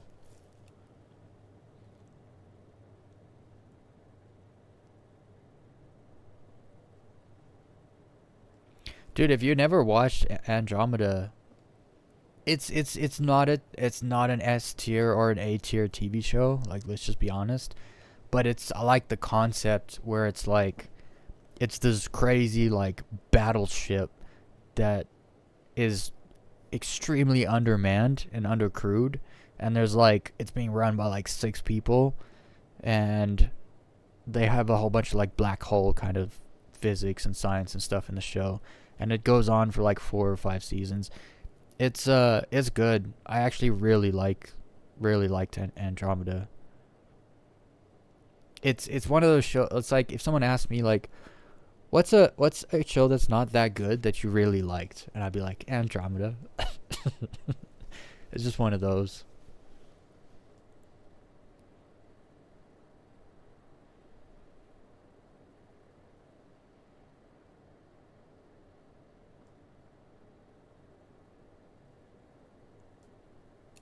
Yeah, that wormhole scene is great, because when you realize it's them, like in a different moment, it's such a crazy. I love when there's like big reveals and you only catch the reveal if you're really paying attention. So for instance, I will not watch a movie with you or a TV show if you have your cell phone in the room. I won't do it. I will not do it. Sorry, not doing it. There's people that watch movies and shows and they're like scrolling on social media while they watch, and it's like, you don't know what the hell you're watching, and you're not going to get half of what's said. You're not going to understand any, if there is any deeper thing in what you're watching, you will completely miss it. And I mean, hell, I'll sit there and watch something and be like, oh man, that was great, and then like a year and a half later I'll watch it again because it was so good, and I'll see stuff and I get stuff that I didn't get the first time, and I was paying attention the whole time the first time. And it's like, I don't know how people just like puts, like, if you're watching, understand, like a podcast where people are just conversating in the background, yeah, you can like do stuff while you're listening to something, but that's not you can't listen to a movie and then you know, fully enjoy it or even comprehend it unless you're watching shitty movies. Like, let's be honest, there's like action movies out there that are just meant to be kind of brain rot, like entertainment. Like all the Transporter movies, they're great. It's like just straight action, but it's, if you go to the bathroom and come back, you didn't miss anything, you know?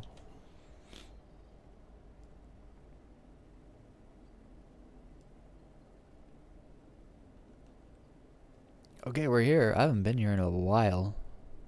I just need to go to New Babbage.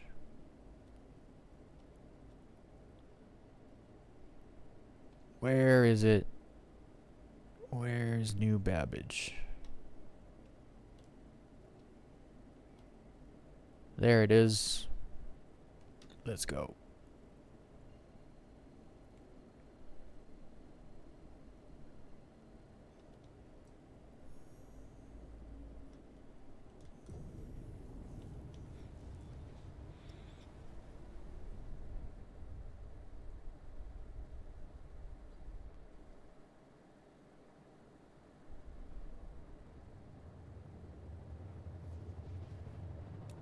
Yeah, I honestly, I won't watch anything with anyone if they're not gonna actually watch it. What's crazy is like you watch a show and it's like so freaking good, like it hits all the marks, and you want to share this masterpiece with other people, and they're like it's like it's like telling a brick wall to freaking, you know, yo, check this out. And it's just a wall. It's like, it doesn't care about your movie. I don't know. People don't know what they're missing a lot of the time. Like, there's some really good TV shows that are actually quite new, too. They're not space shows, but, like, Outer Banks is really good. If you're into, like, treasure hunting, kind of like teenagers, like Hardy Boys kind of esque kind of thing, Outer Banks is phenomenal. It's really good. Has a lot of originality to it. It's a really good show. Some of those, dude, some of the Taylor Sheridan is killing it right now in the TV series scene with Tulsa King, and which is great. Yellowstone, which is some of the best television out there, quite frankly, especially with its the prequels to it. Oh, there's been some other stuff too recently. It's just been like, wow, that's so good.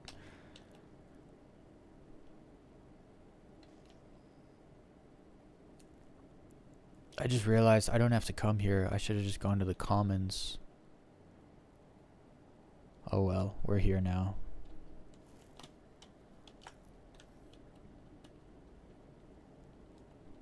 It's really dark. Where do I land? Straight ahead.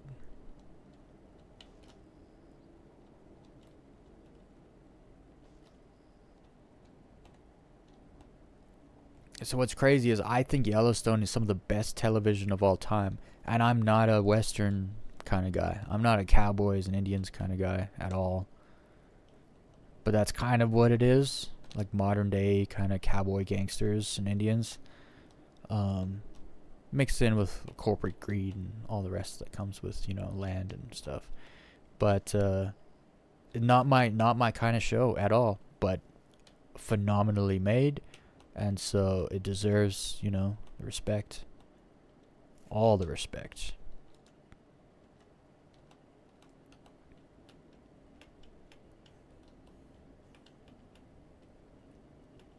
You know what's also really, really good? A little slow, but it's extremely mysterious. So the slowness kind of makes sense. Is a show called Silo on Apple TV. What a good show so far. It's only 2 seasons in, but man, that's got me like, it's got me real interested. I really like that show. Well, the thing I really like about Silo is, Why is my landing gear just not coming out? Okay, here it comes. The thing I like about Silo is I can't tell what's going to happen next. Something that really... It's like, I know I'm watching a good show. Oh, I know I'm watching a show that's mediocre or even bad, possibly. Is it when I'm like... Oh, so this happened, that happens. This character's going to end up killing that character because of this. And then within like 3 episodes, everything you predicted came true. Because it's like, yeah, I don't... That's not... If I can just come up... If I can just tell what's going to happen, that's not good writing. I don't like it. Dude, The Expanse is phenomenal too. Like, I have The Expanse in my top 3. Naomi is the only bad part about the whole show. Naomi should have not been... Either just literally take her out, or just a bad casting. I don't know which one, but the Naomi character was just insufferable. Like... actually a horrible, evil person that murdered people and got away with it, and they just treat her like she's a good person and like a victim all the time. And I'm just like, no, that's not good writing, actually, as far as character development goes. And what's wild is like I hate Naomi. Can't do it. Naomi sucks. Worst character in any show. But everything else in The Expanse is just freaking great. You know what? Character development in The Expanse is so good, and then there's Naomi. And it's like, how'd you guys miss that mark? Because you look at the girl's sister. Why am I blanking on the names right now? Julie's sister. I can't remember her name. She has amazing character development and a story arc. Such a good, like, the way her and Seamus become like friends and stuff, and like that whole, and then it ends up she being like on the ship. What a good story arc and character development in that situation. And then obviously Miller's such a good character. My goodness. And then even the gangster dude, what a good character and actor, man. The Expanse, they did it so well, like with the vibe you get when they're in the belt, and like they created a whole, biome of different humans and language and like culture and everything. It's really, really well done.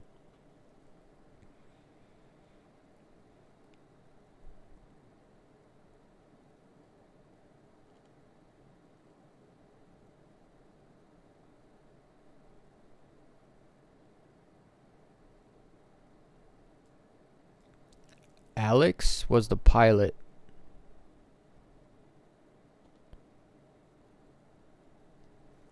What I mean is, like, I don't want Naomi out. Like, don't take Naomi out. I just think Naomi should have been a different... They should have cast someone else. Because, like, when you start taking all the actors in The Expanse, the worst actor in the whole show is Naomi. I don't know what her name is in real life, but she's not a good actor. She just isn't. Like, her facial expressions, her emoting or whatever, like, she's not actually very good. And, like, I've actually thought about this. If you took the girl that played drummer and you made her Naomi, that would be phenomenal. But now it's like, okay, but now you got to replace drummer, right? Because she did drummer phenomenally, but now who do you put in that spot? Because it's about ability to pull off characters, and the person they got to play Naomi just did not pull it off, and whoever the directors did not, I feel like they weren't forceful enough to get what they wanted out of that actress, and so she just became the worst part of the show, and she's just insufferable a little bit. And I don't know if that's because of the character. Like, I understand the story kind of existed before, right? Because they have books, right? The books were before the show. The books, and then they had, like, I think they made, like, a top-down, a tabletop game or something, too. But Yeah, no, I'm not saying cause you're right though. Without Naomi, you don't really get the Sheamus character. They're definitely a duo for the first few seasons. You have to have both of them. I just didn't like the casting and the directing with that specific character. It just didn't. Maybe they were friends and so they didn't like push them hard enough. I don't know. It's just my opinion.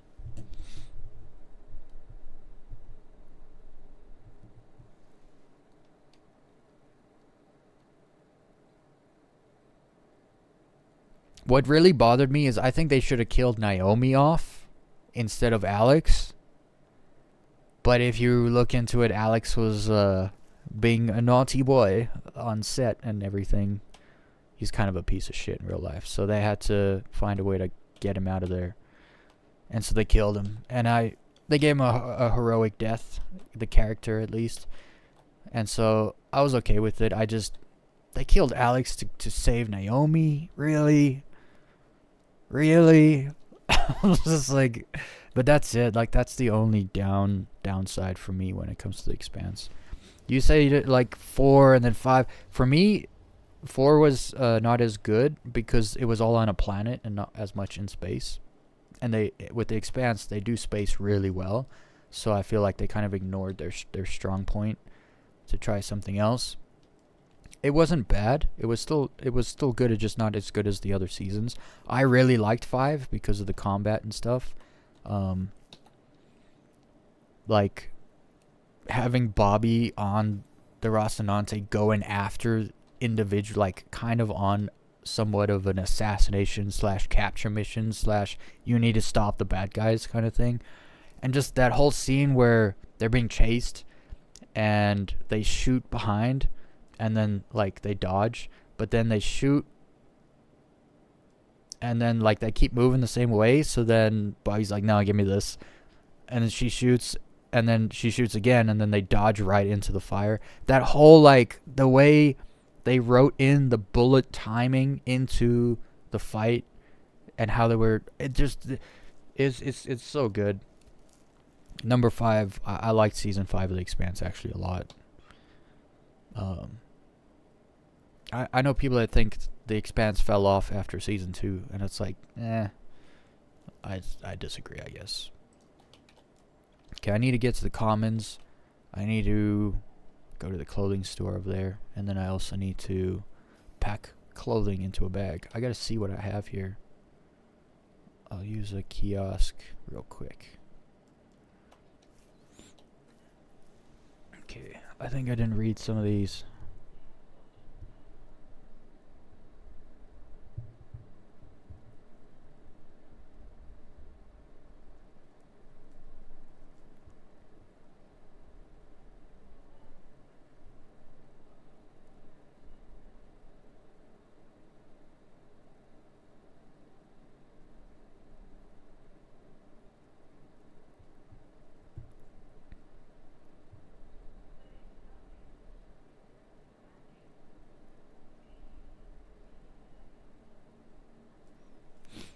Yeah.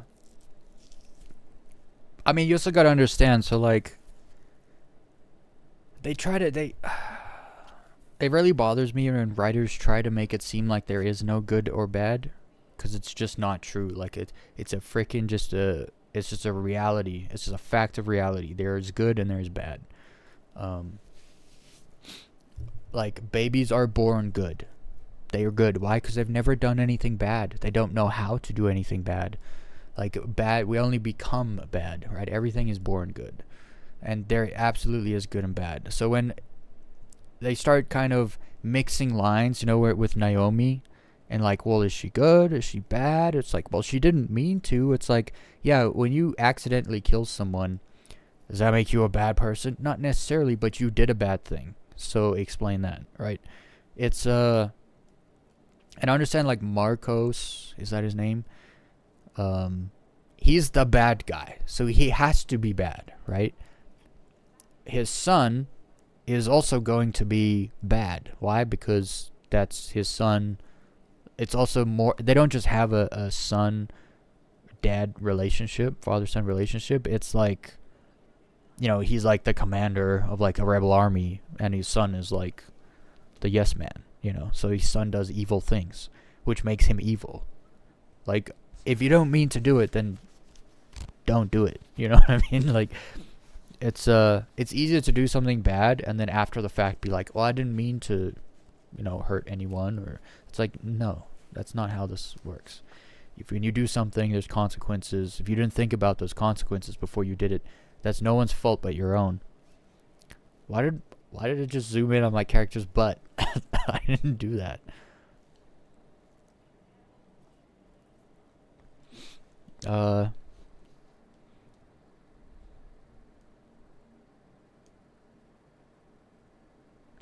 Yo,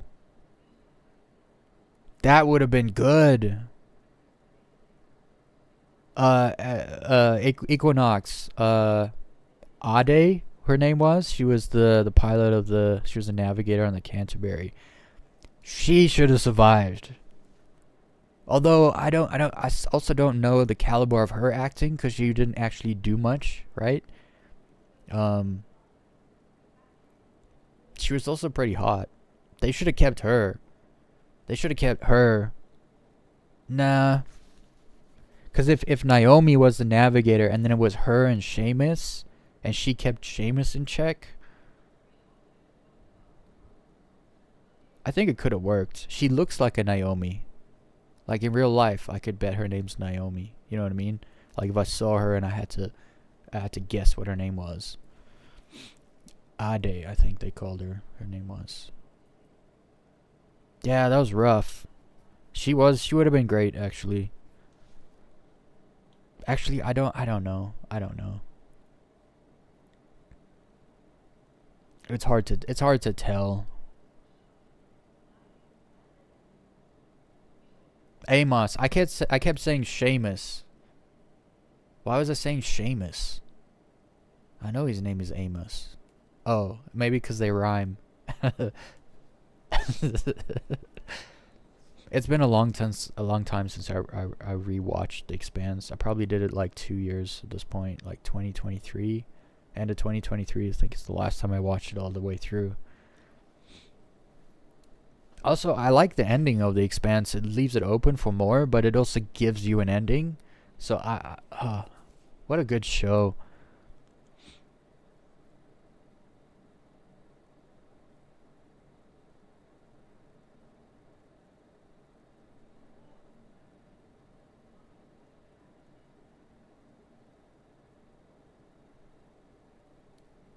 Here's the thing, though. With Naomi, she didn't repent.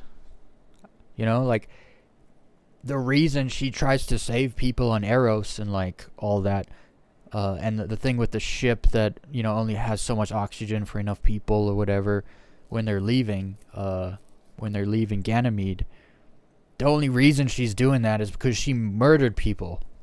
And it's like, but she doesn't tell anyone she murdered people, right? Which is kind of like, we just have this murderer on our ship. This freaking idealistic murderer over here, you know. It's like, well, poor people, so we gotta blow up the rich people. It's like, nah, you're a communist and a murderer. Get out. Spacer ass. So she didn't make up for what she did.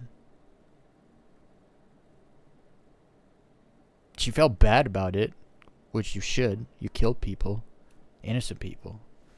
That's much worse than like someone hurt someone I know, so I killed them. It's like, yeah, it's much worse when you kill strangers for some ideological purpose. But that was her character, and I feel like they just kind of brush that under the rug all the time. Well, oh, she felt bad for it. She's actually a good guy, and it's like, that's just not how it is in real life. So I know someone that killed someone by accident. Killed an old man, didn't see him crossing the road, killed him dead, hit him full speed, didn't get charged because the old man's family understood that, yeah, like, he didn't mean to kill him, you know. No one's trying to go for the old man crossing the street. Nobody. So, it's like an obvious mistake. But I know the guy, and it destroyed him. Like, it destroyed him. You know? As it would. Like, if you killed someone not meaning to, like, oh, by the way, you just killed someone. Like, what? It's crazy, right?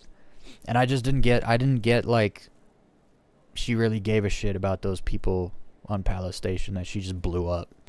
You know, she's like, well, I was lied to, and I was, whatever, by whatever his name is. And it's like, excuses. Typical woman not taking, not being self-accountable. Like, you did it. Be accountable. They don't play that through in the show much.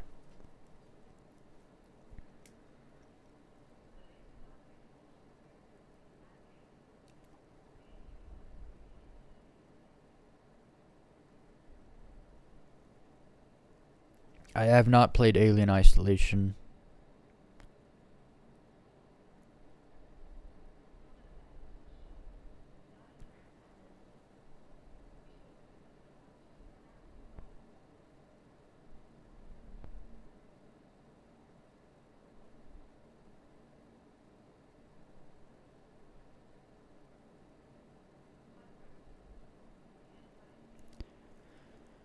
DS9 was kind of a, from my understanding, I'm not a crazy I'm not too crazy about Star Trek. Like, I've watched, Next Gen and Voyager and the other one, I can't remember what it's called. But DS9, from what I understand, was kind of a not, like, didn't even feel like Star Trek to Star Trek fans, and they apparently ended up like retconning a whole bunch of stuff from it too. Unless I'm thinking of something else. I might be thinking of Discovery. I don't know. Anyway, what am I doing here? I need a backpack. Which one's big enough to take clothes with me? Oh, this one's big. Does this go on medium? Medium and heavy. I have a light on right now. That sucks. I'll just have to take one of these. Doesn't this do all? Hold up. I have a small one. Yo. I can't put a backpack on right now. Is it because of what I'm wearing? It's a light armor, but it should take a backpack. I've put backpacks on this before. It just won't work. What is the clothing I already have? I have these cool outfits. I need to go find gloves. Okay, let me take some of this off. I don't even remember what my character looks like, actually.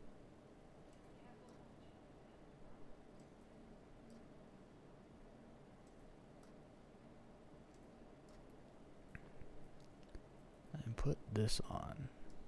All these cool outfits. Yo, why can't I put anything on from here? Can I put this on? Nothing. Is this broken right now? Is that what's happening? I can't put anything on.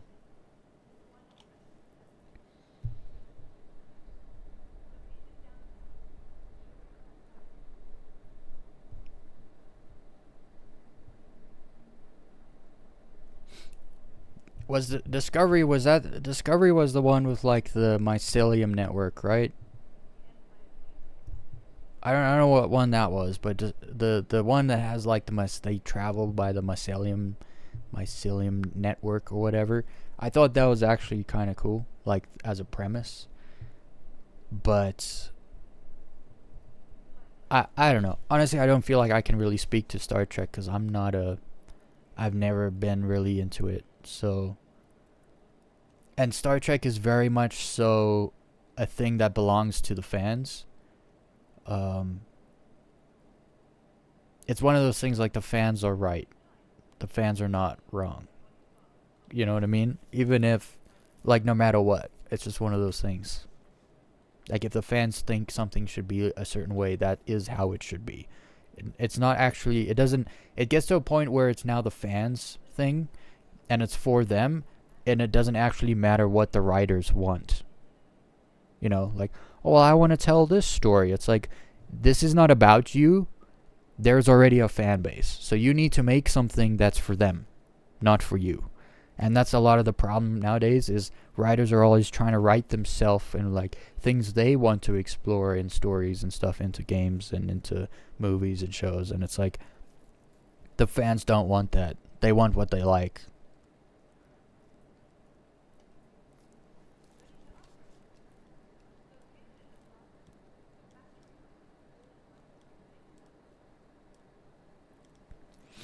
No, I know. I had a look. This is clothing. You don't need anything to wear clothes. I had an undersuit on, and now look, it won't. Okay, it wasn't letting me drag and drop stuff.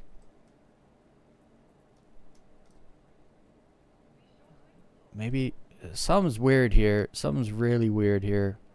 I'm going to the comments. We'll use a kiosk over there.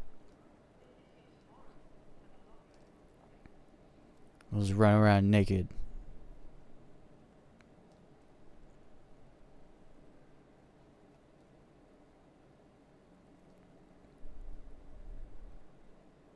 I'm getting good FPS here, actually. New Babbage.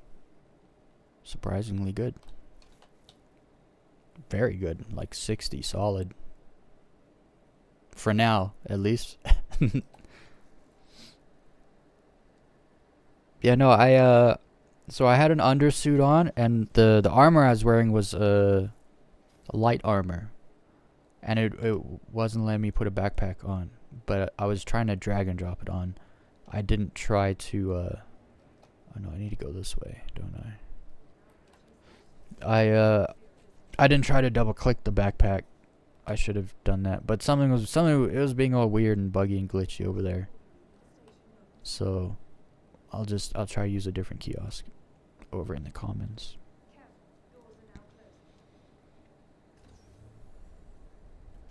Yeah, dude, the next generation, like, I'll be honest, I've always had problem with the phasers. Like, these dudes just showed up with remote controls, like TV remotes in their hand, and they're supposed to be. This is not a weapon. Let me just click a button and point it at you. I'm sorry, it's just so stupid. Like, I don't like the phaser things. I've never liked it, and so it was always kind of hard for me to like take Star Trek seriously. But it was more of a show where it's, you know, there's a lot more deeper meanings and stuff. The concepts and stuff. I don't know which one it was, but they like have to do a false flag to convince them that their enemy is also their enemy. So they do like a false flag, and that's like I got a game crash. It's not often I get game crashes, actually. That's the third one I've had this year. Second one since I've started streaming. But there's like a lot of deep stuff. Like the earlier Star Trek stuff, I found to be very like political, and like, you know, the stuff with Data's kid, where they like explore, you know, like are you real? Like, how human are you? You know, like all that stuff. Like there's some very interesting concepts in there. But for me, I feel like they don't really pull off like space as good as some other shows do. But at the same time, they were doing it long before anyone else. So again, that goes back to it's very iconic. And then Picard, just what's his name? Professor X. I keep forgetting his name, his real name. But he did fantastic. Like his presence on screen is just almost unmatched. Like, he just nails that. Do I have to reopen? No, should be good. And it should just put me back in on the train? Where was I? Yeah, I was on the train when it crashed. Deep Space Nine. So that's the old one, right? That's the much older one. Dude, cause when you start getting into like very deep, like strategical, nuance, like all these kind of ideas, that's when shows really start getting interesting, especially if the acting and the directing is up to par. You don't need special effects or anything fancy like I was talking about with like the phasers or just like remote controls, or they don't like come out with like big cool guns and stuff, because they don't really need that in Star Trek, because it's not really about that. And that's it's kind of like a Michael Bay film. It's got all the flashy stuff and none of the interesting deep stuff. And so it's cool, it's fun to watch, but how many times are you going to go back and watch it? You know what I mean? Probably not many.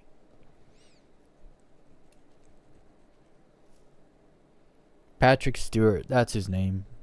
Dude's phenomenal at acting. That's just something you can't even argue.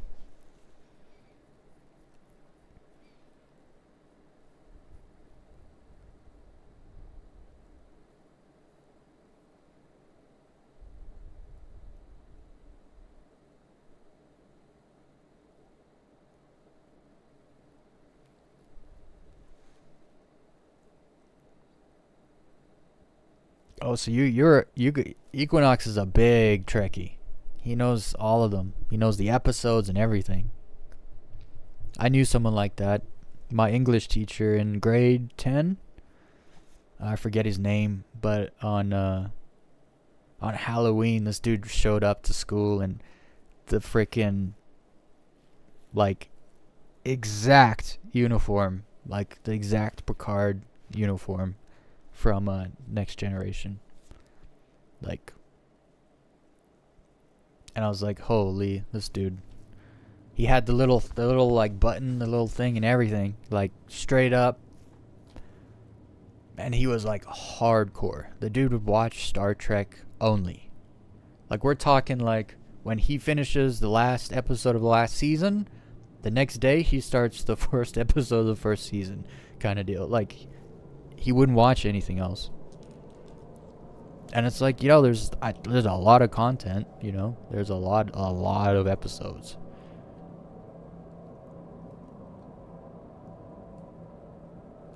I don't think I ever finished Voyager, actually. Jane just wasn't my cup of tea, we'll put it that way. And Felix was his name, just grossed me out. I'm crashing again. Wow, what's going on here? Something's wrong with the train here. How do I get off the train?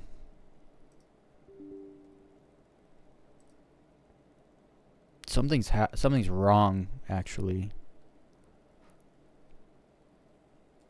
Because it's, I never crash. Now all of a sudden I'm crashing like this. Something's wrong with the train system here. New Babbage. But this is why I called it when I landed. I was like, I should have gone just straight to the commons and just gone in the surface entrance. And I should have just done that. I deserve this. I deserve it. It's my fault. Not the crashing, just like, even if it wasn't crashing, I was doing it the long way. I shouldn't have. At least it would put you back on the train, and it's like traveling, I just got to get off at a stop.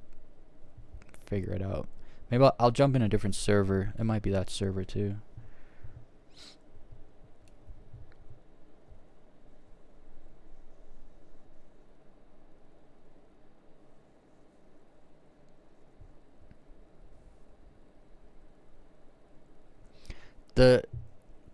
So one of the things with the Expanse that really just got me right away is, so to immerse somebody into something, it must be believable. And the whole Magaboot thing, because when there's like there's just fake gravity. The gravity generator, and like they just like make up Like there's plot holes, and so they just make up technology to like fill in plot holes. That always kind of bothered me. But in The Expanse, it's like, no, they explain like so much detail. You know, with the Epstein drive, there's that one episode where it shows the guy and how he figured out like the Epstein drive. So now that humans can now expand, you know, expand out into the solar system, and then there's no fancy like gravity generator. It's just they use the boost, the thrust. All ships are built like a building where they, you know, you do 1g thrust, and now that gives you Earth gravity. But when there's no thrust, they all, you know, click their mag boots, and now you have magnets on your shoes that keep you attached to surfaces. That is like instead of making up some technology, they solve the problem with what we have now. You know what I mean? In the story, in the writing, and I'm all about that. I'm shard locked, aren't I?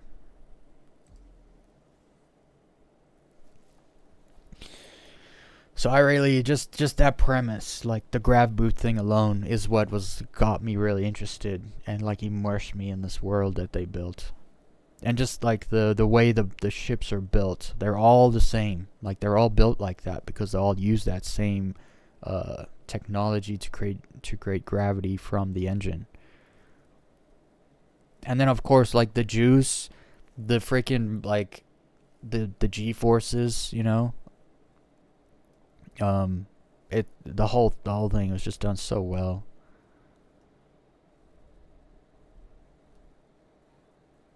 And that's the other thing. That's something I like in storytelling, especially when it comes to movies. So with a book, you kind of have to explain it because it's only words. Please don't crash again. Let me get to the place. I have a feeling it'll crash again. I'm still on the train. I don't know how long I've been here. But I hate when, like, if you're making a movie, this is one of the reasons Saving Private Ryan was such a success, is because the first, like, I don't know, like 15 minutes of the movie, there's no words. No one's saying anything. They're just straight up showing you what's happening. And you know exactly what's happening. There it is. It crashed. I'm stuck on the train in Microtech. This is going to annoy me. At least we have something to talk about. But yeah, like show me. Don't have some pretentious character come on screen and explain to me. Don't tell me what's happening. I should be able to tell what's happening by you showing me, you know? It makes all the difference. That's something that annoys me in superhero films. There's always like some character that comes in to be like one of the main characters be like, "What's happening?" And then like someone will come out of nowhere and be like, "They're here" or something, and it's just like, why did you just show them arriving or whatever? Don't tell me what's happening if you can just show me. I have eyes. I can understand things. Dang it. I'm shard locked. I might actually have to... Should I do a character reset? I'm just stuck on this train right now, and it like won't get to a destination that I could get off. And I think it's the server. The server's probably done because it's old. I need to cancel this.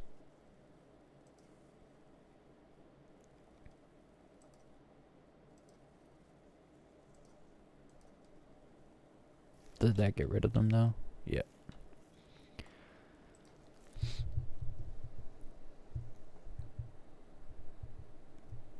I don't know what's going on with the train. This has never happened to me ever. Crashing like this has never happened. I think it's actually a problem with the server. It is a weird server and it's really small. I'm guessing it's kind of at the end of its life cycle. But I'm shard locked, so either I wait a bunch of time, or like where I'd log back in later and I would, you know, spawn in a hab. But you still have to take the train. But at least I would be able to change servers where I bet you the train's working just fine.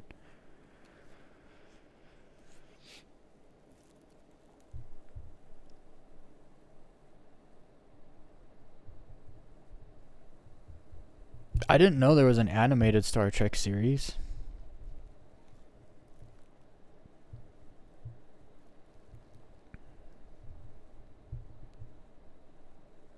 I've seen the live action Cowboy Bebop.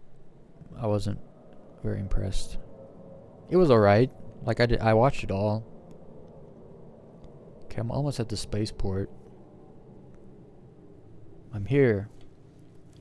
But will it live long enough to let me get on the platform?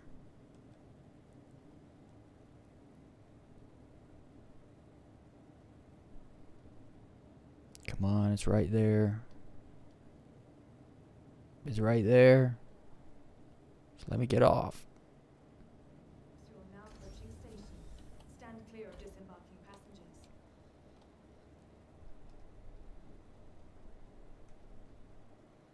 Oh, it's super jumpy because the game closed, so I have to reset the thing. I'm just gonna jump in my ship and fly over to the commons.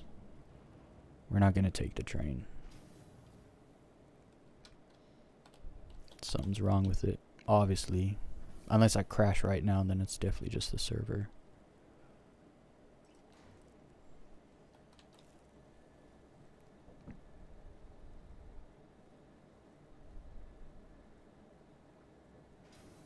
There was one show I was wishing was better. They're like bounty hunters. They were like a family or something. It's called like the something, and it's like their last name or something.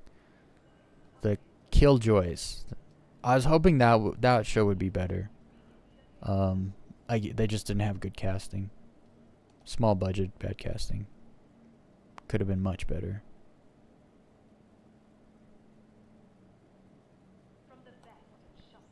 I'm still naked.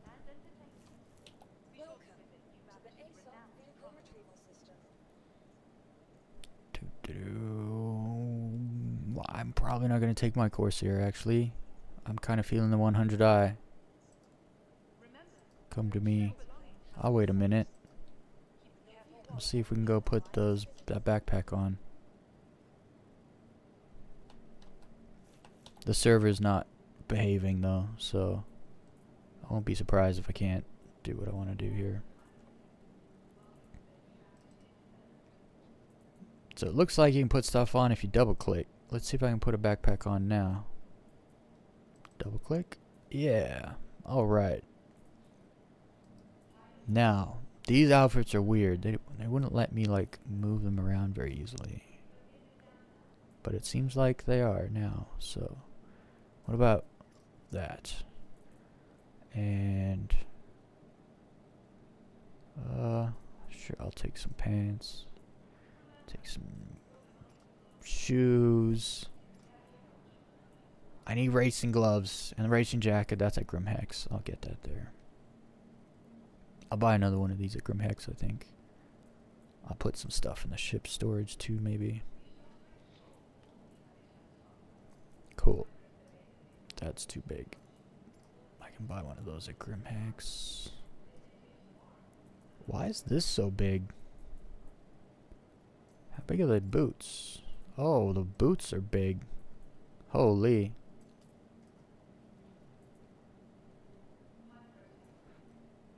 I don't really care too much about shoes. Oh, I need a helmet.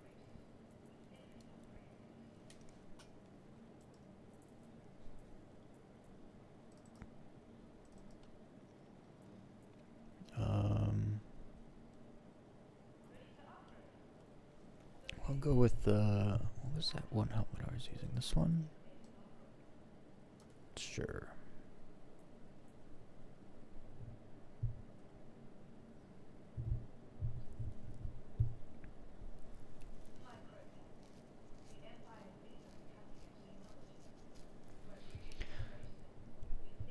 I've never really got... I've seen most of the Alien movies, and like Prometheus, the way it... you know, they connect. I never really got into them that much. And then there's like Alien and Predator and all that. I've seen them. Don't hate them. Just never really got into it.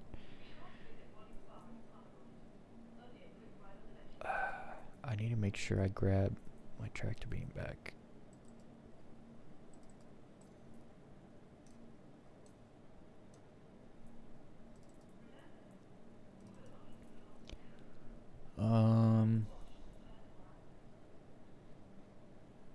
I don't have one of these in PYRO. I don't have one of these. So I'll take one of these with. I got so many here. I got my clothes. Okay, let's go to the commons. I want to go to the commons. There's a store there I want to check out. It has a clothing store. Okay. Bah, my mouse is so choppy when I don't smooth it out.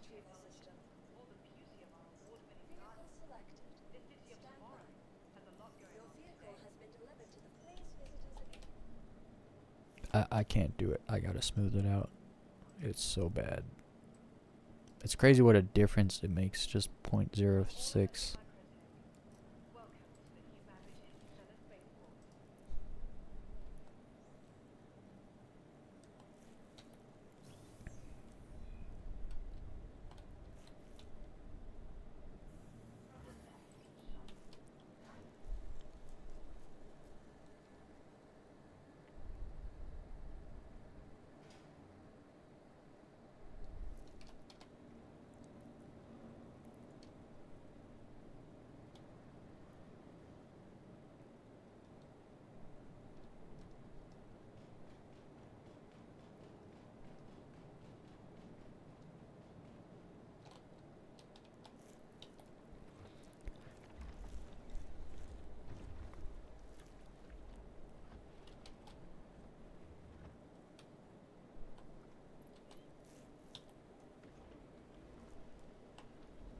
Is there storage in here?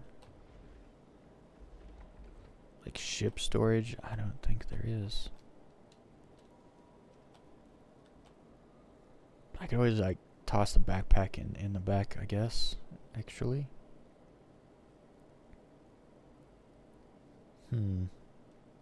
There's a grid in there, right? Is there? Yeah. I'll put my backpack in there, I think. Oh, whoops. I meant to go like this.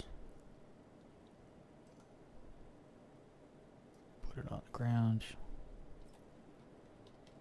And then can I just stick it in there? Yeah, it snaps in place and everything. Good old 100i.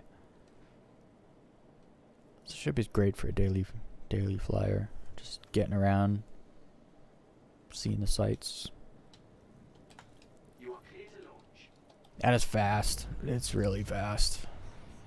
I haven't actually seen another ship that's faster than this ship.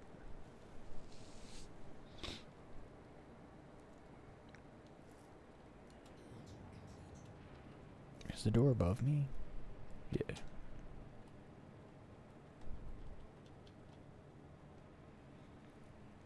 Definitely was something wrong with the train. Because now I'm not crashing, right? So, definitely was the train. And go. Oh, I also have a bug right now. I can't see my speed. My fuel, my speed. It's just gone. Oh no, there it is. It's at the bottom. I'm not used to that. I'm used to the advanced HUD.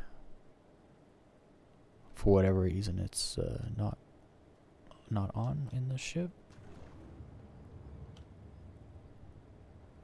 Did I take my landing gear out? No. What a noob.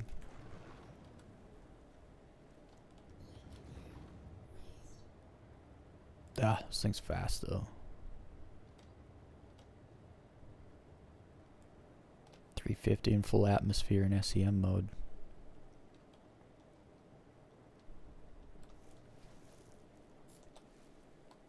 Nah.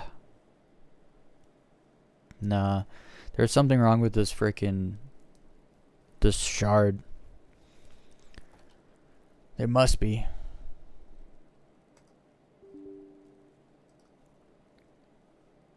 I don't even need to verify. Stop. Or will it let me launch without verifying though?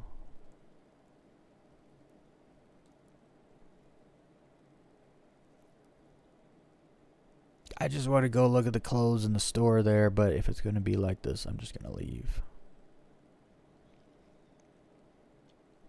I'm already in the ship. I got my clothes. I'll just leave. I want gloves though, and I want other shoes. And a racing jacket from Grim Hex. I'll do a bed log. That's what we'll do. We'll get into a different server.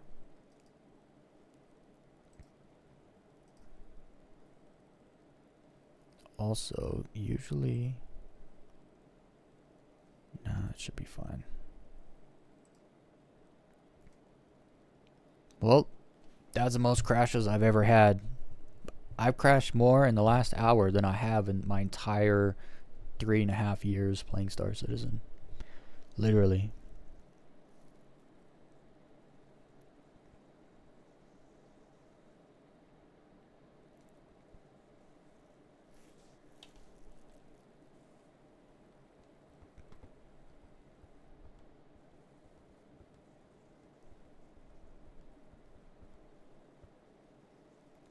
At least it's quick, you know? It's not like I gotta sit here for 10 minutes every time it crashes.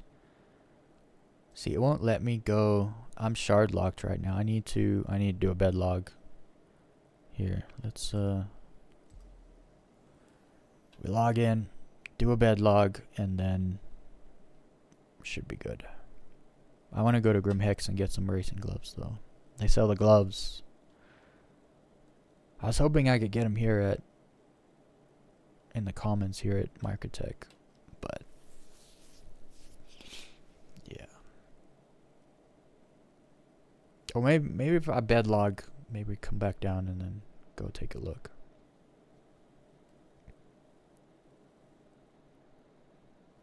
Yeah, they'll definitely. Well, what do you mean ship customization? You mean like ship kits and like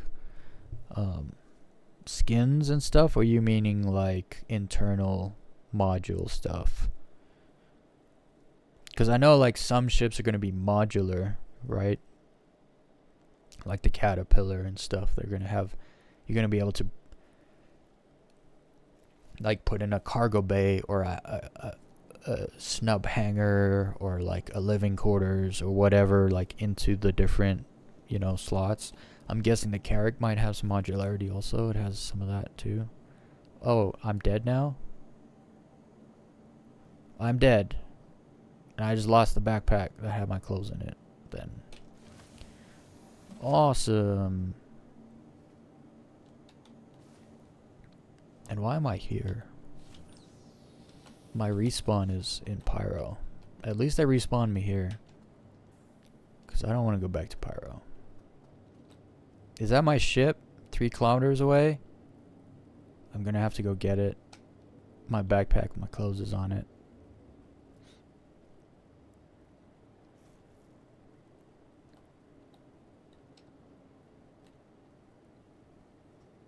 It's only 3 kilometers away. Oh, but now I'm just going to actually do this. We're going to change servers. This one is not working.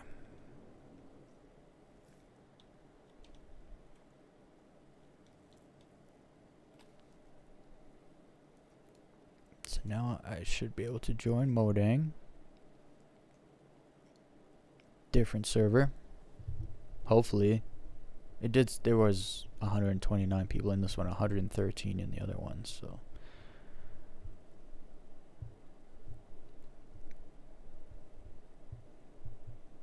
Also, the thing with Star Citizen, the ships don't really need to be very customizable. Like, because the ships, I mean, it's like if you're a construction worker, you're a foreman for a construction company, do you buy a truck with a wide bed with a cab in the back? Or do you buy a Honda Civic? Right? Like you in Star Citizen, you kind of buy the ship you need to do thing you want to do. Some ships kind of can kind of do more than one thing, but like you're not going into combat. You're not going to change your mining arm into a gun and then go into combat in a prospector. You know what I mean? So I don't really, as far as customization goes, it really sits within the modules themselves. And then you buy a ship based on what you want to do. For instance, in Elite Dangerous, the modularity kind of, you can just do, I would go mining in my Corvette.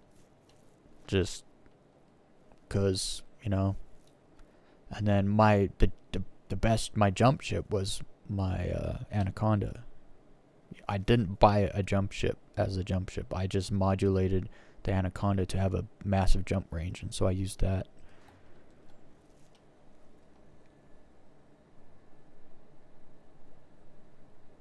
So yeah, that's kind of how I feel. I instead of more customization, I just prefer more ships, honestly. Like make a bunch of different kind of ships. Just do that. Sometimes I just don't want to customize stuff either. Like that was one of my problems with Elite Dangerous. It's you can buy a ship and then buy all the best modules for it. The ship is still completely useless. You have to engineer things, which is just grinding. You just have to grind.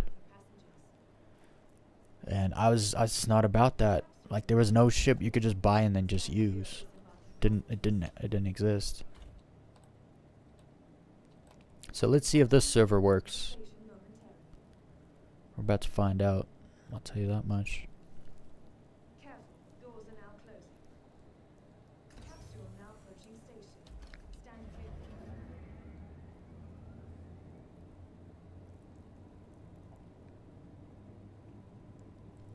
Because, like, I understand customization for a lot of games. It's kind of, dang it. We're done already. I don't know what I'm going to do here. I don't know what I'm going to do. This, I might have joined the same server, actually. Modang might have joined me because it was a small server, and then I might have joined him thinking it was a different server.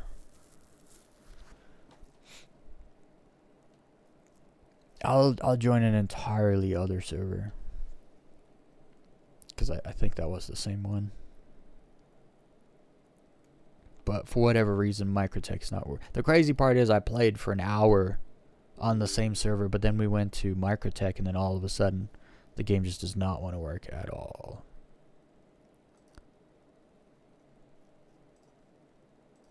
It just wants to crash. We'll check now, though. We'll see if I did join the same server. I have a feeling I did.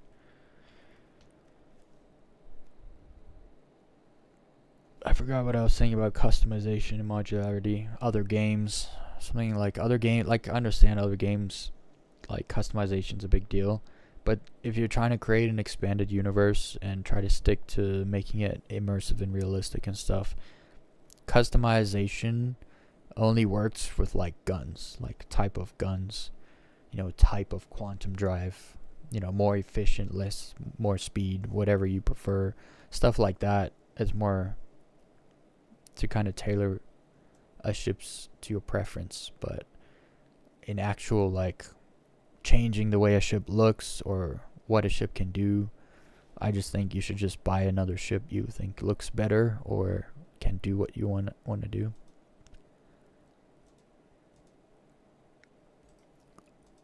It still says it's shard locked, which means, yeah, that I'm stuck at Microtech here, and I'm shard locked. I'm still on the freaking train. It's just gonna crash again. I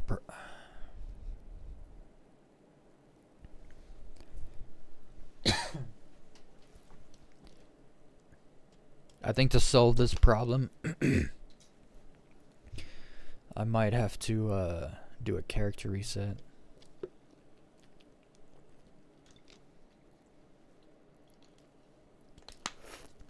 Either wait or do a character reset, but a character reset is probably better.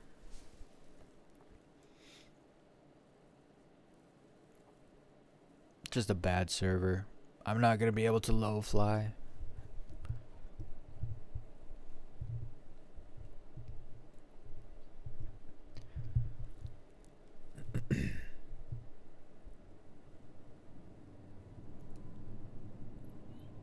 I'm on the wrong track.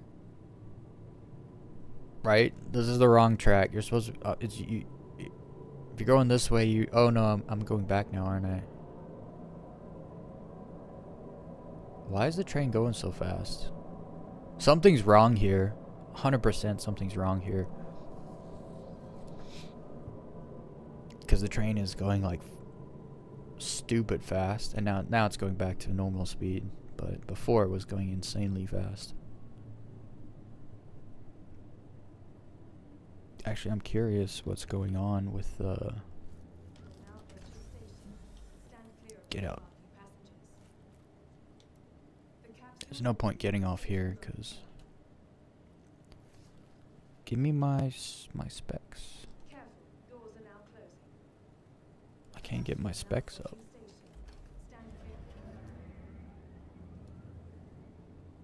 What's happening right now?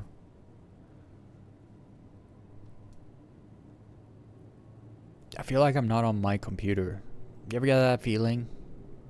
You kind of get used to your computer and it's like, yeah, there's like a feel to it. I feel like right now I'm not on my computer.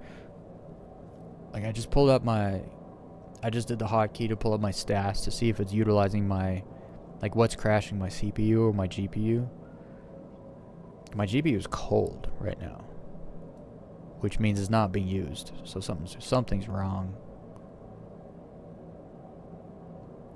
And I wanted to pull up the stats to see the utilization, and it won't come up for whatever reason on either of my screens. Usually it'll come up on the other one if you started a game before you turn it on. That happens sometimes, but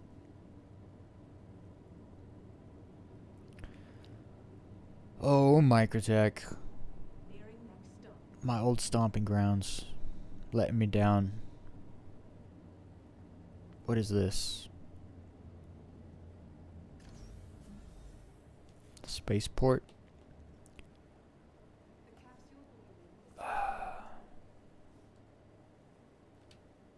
I lost my backpack with my stuff in it. It's gone.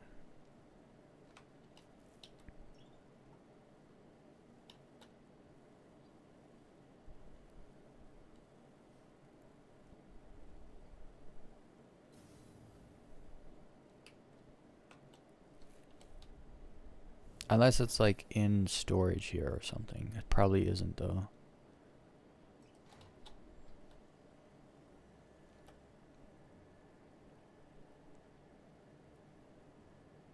It sucked.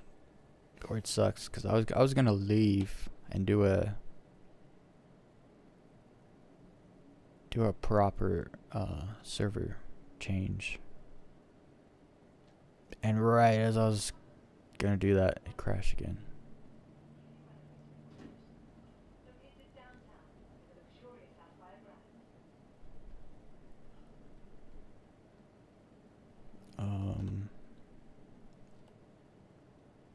Let's see what I have here.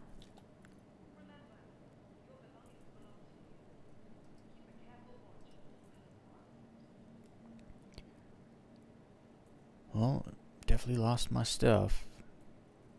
Not really important, but now I have to.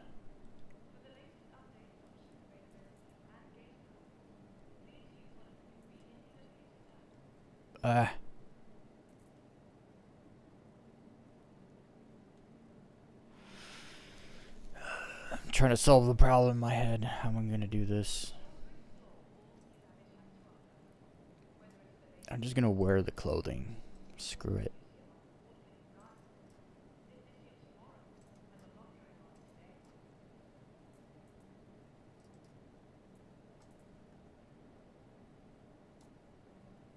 Now I need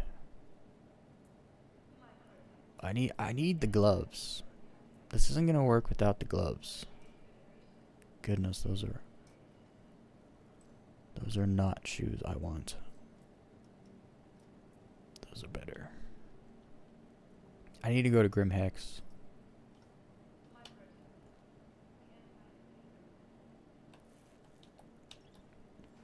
I don't know if it'll let me leave though. Just go to the personal hangar.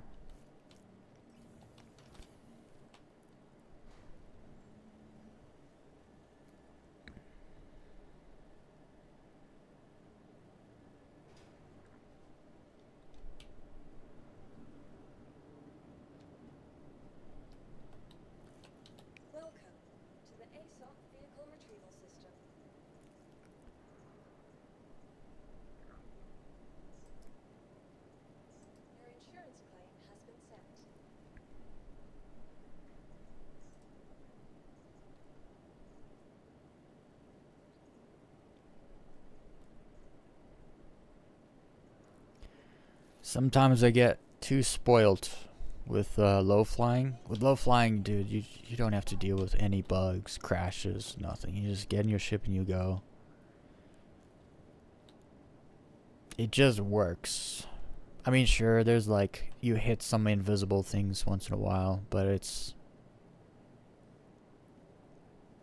kind of just par for the course. A whole planet, you're not going to hit anything invisible. You're going to hit something invisible eventually. And even then, so it doesn't happen every time you die. It's not because you hit something invisible. It's like maybe a third. At least in my experience, it's like a third of the times I die. But I go low flying in like new areas in PYRO, so it's kind of expected. It happens.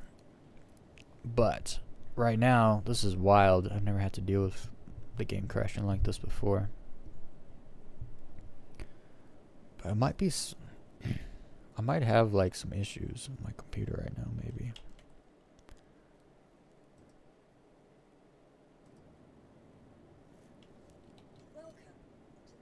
Because it's not doing other things I'm expecting it to do.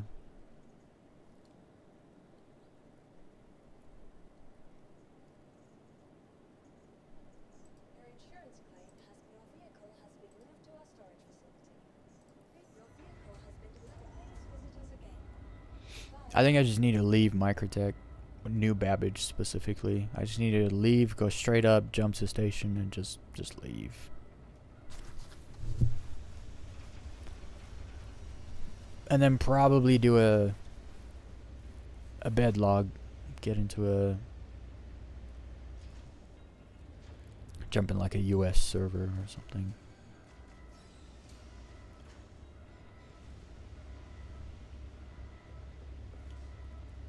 I also want to make some more music. I was gonna go low fly, but the crash has been bogging me down here at Microtech.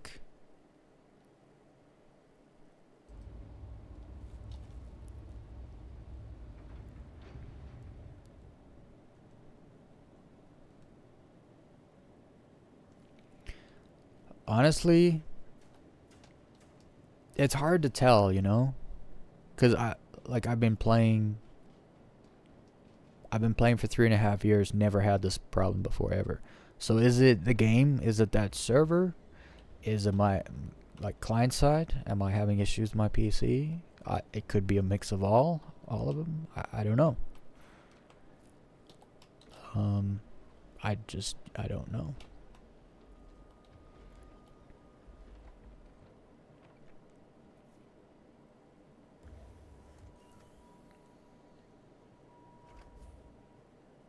Seems to be working fine now, but I don't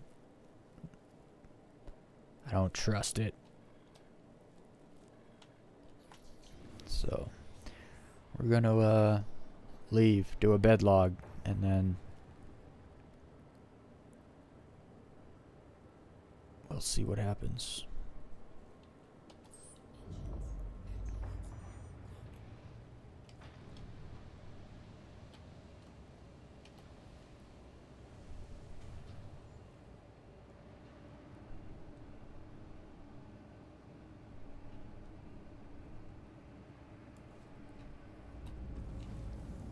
Bye.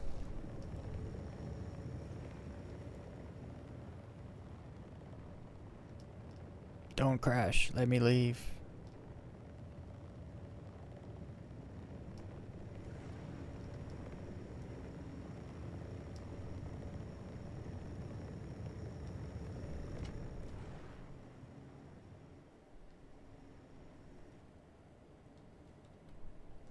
This thing's so fast.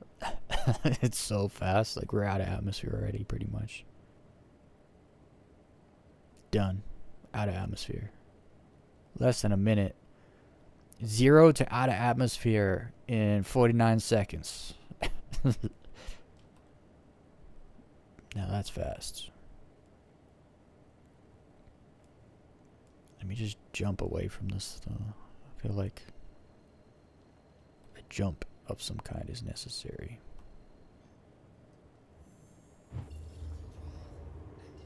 Oh, it froze up for a second. I was like, oh, we're gonna crash. Nah, we should be good now. We'll see. I want to jump to Grim Hex. Where's the light? Where's the star? Oh, we're on the wrong side.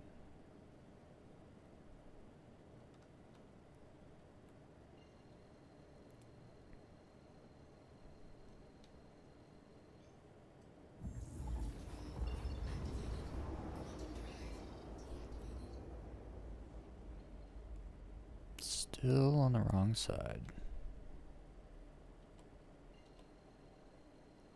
We are exactly on the wrong side. There we go. Jump over to Crusader.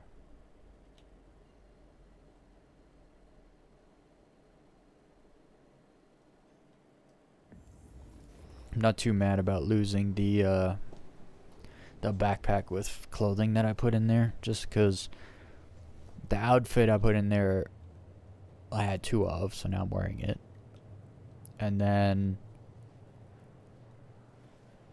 the trench coat thing I put in there, I could just buy at Grim Hex where I'm going now.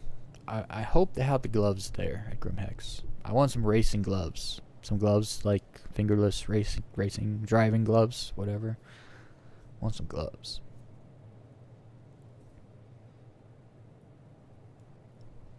Generally, I just want a bunch of clothes, but game wasn't cooperating with me, so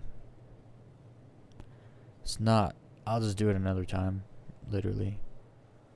It's also a free fly event right now going on, so I 100% expect issues with the servers, because I don't believe there's ever been a free fly where there has not been issues with the servers.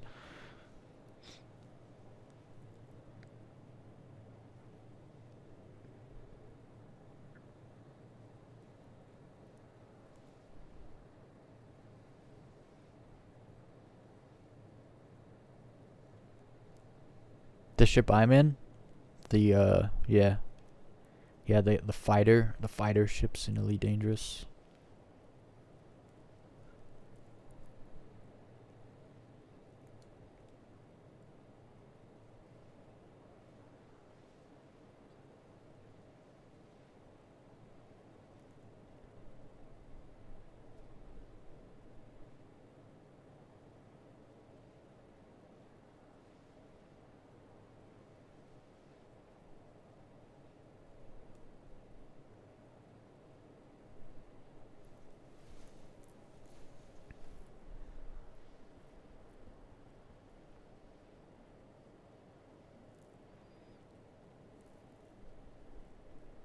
I got like an hour left.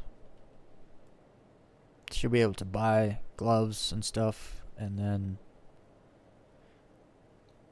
hopefully get back to Pyro and then maybe go for little low fly. And then after the stream, I gotta upload that video. Keep editing my low fly video. Should be coming out on Friday.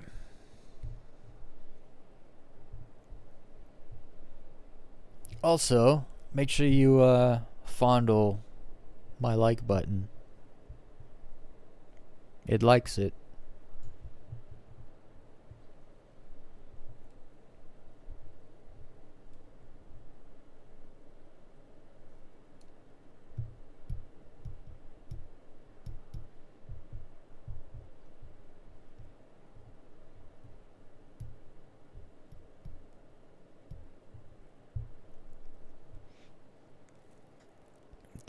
The stock quantum drive in this thing's actually pretty good too.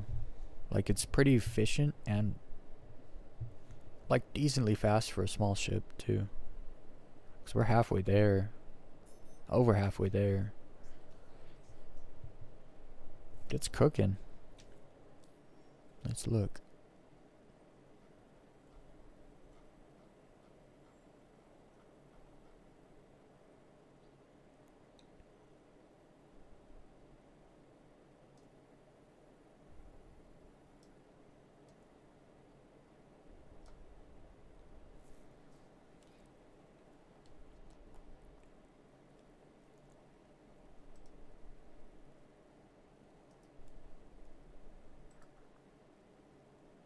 Let's make some music. Let's put some music on. I've had no music today.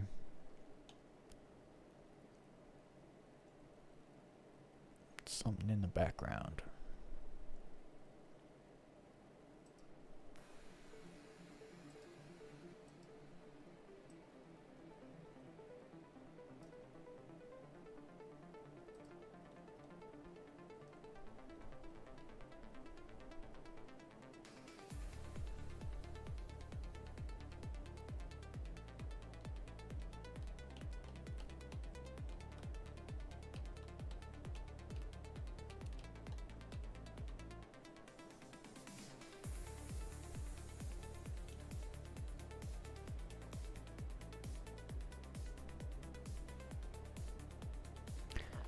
Yeah, there's a lot of music I wish I could play on stream, but I like my YouTube channel, so I don't play it.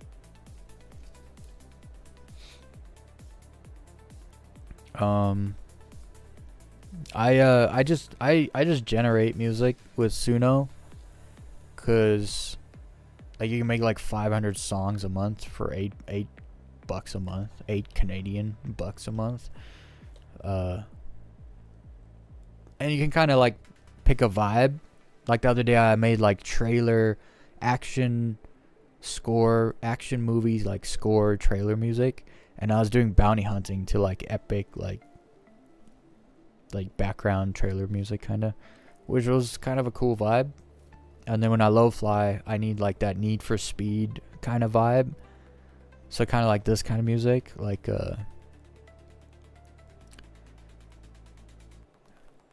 I don't know. I call it Need for Speed 2 music. Everyone knows what I mean.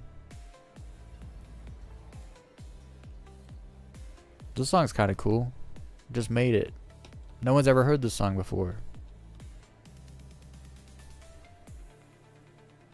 It literally doesn't have a name.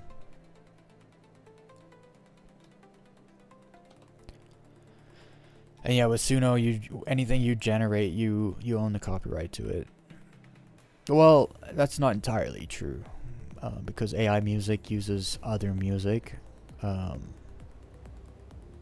You can't, if you generating AI music and you're selling it for money as like an artist, first of all, you're not an artist. Second of all, it's not really music. You didn't create it. AI, it's more sampling, because AI takes other things and then puts it together, which is just literally what sampling is.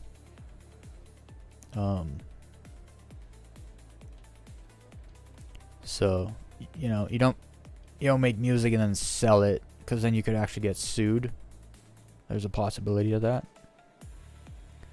Is that Grimhex? I might be going the wrong way. Yeah. Actually, I'm not jumping through the asteroid belt. We're not doing that. We're not going through the ring. We'll go down.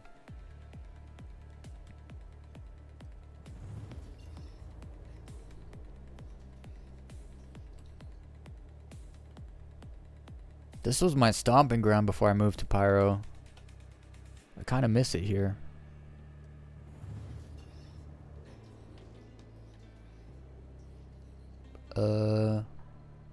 There it is. I was gonna say knock knock. Who's there? Not Grimhex. where to go? But it showed up. It's here. We're good. So many ships here, man. The FPS is always bad here because every Tom, Dick, Jerry, Jane, and whatever their names are likes to leave their freaking ships just laying around everywhere. And so the assets that they gotta generate for this place are just always crazy and insane. So the FPS is never good here. Once I got on and the FPS was like running so smooth, I was like, yo, this must be a new server or something. And it wasn't. I came out here and there was one ship. One ship on the outdoor pad. Do I have to wait? Yeah, because that guy's just used it. At least I know I'll be landing here.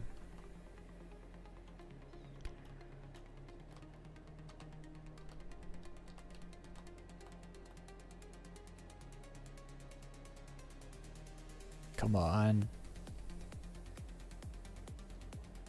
Open sesame.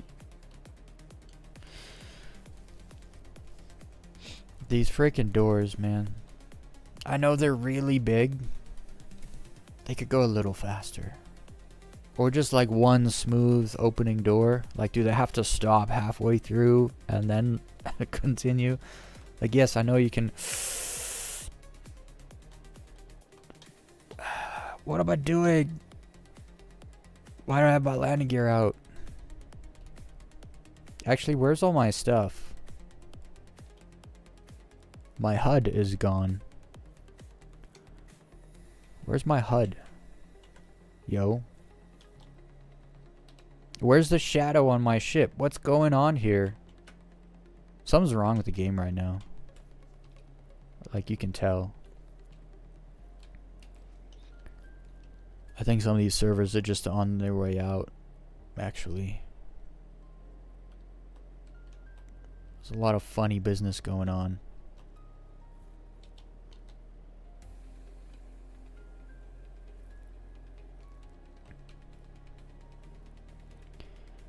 Yeah. We almost died, but we're good. And then I can't even tell how damaged my ship is because the HUD is like gone. Like, where's my food and stuff, you know? My health. I know my food. I haven't eaten forever. Oh, I did die, actually, so maybe that's why that's not there. But there's the eye. There's no game chat. Oh, there's the game chat.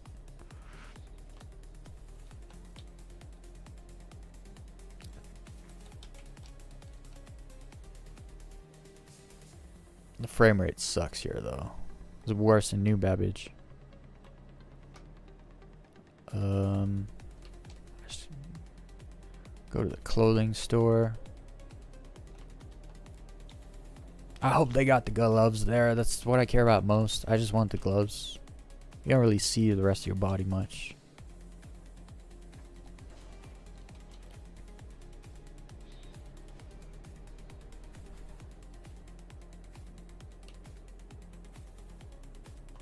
And it's upstairs? No, it's over here.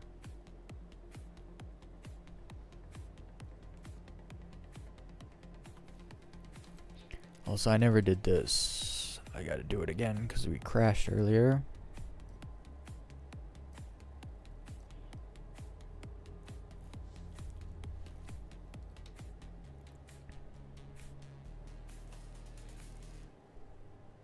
Hold on, where'd the kiosks go? There's a kiosk here. I swear there was a kiosk here. You could buy stuff.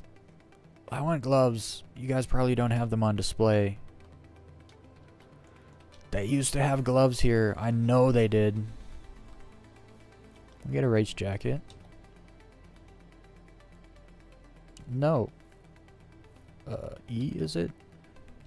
Hold it. Oh, you gotta hold it.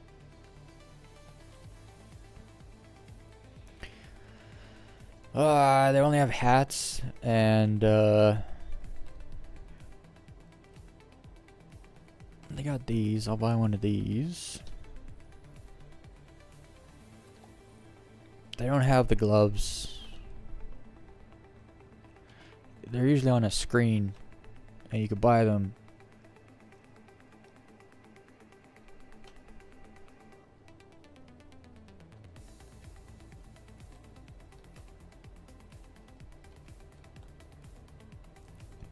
Buy this hat. I can't even move the thing to look. That's so stupid. They let you try it on, but you can't actually like look at it.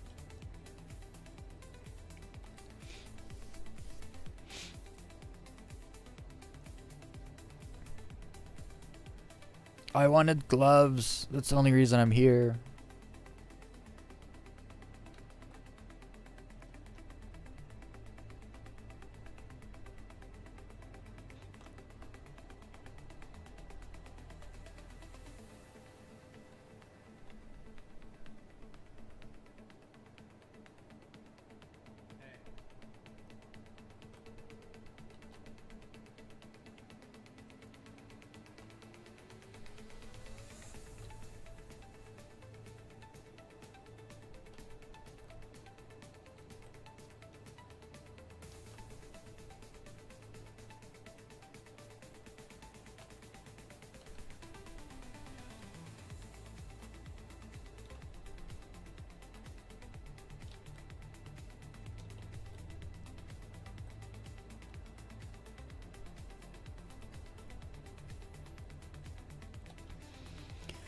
Dang it, where am I gonna get gloves from?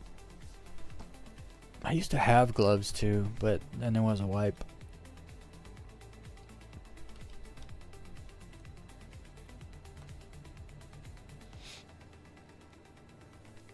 Here, actually, give me a second. I'll be right back, guys.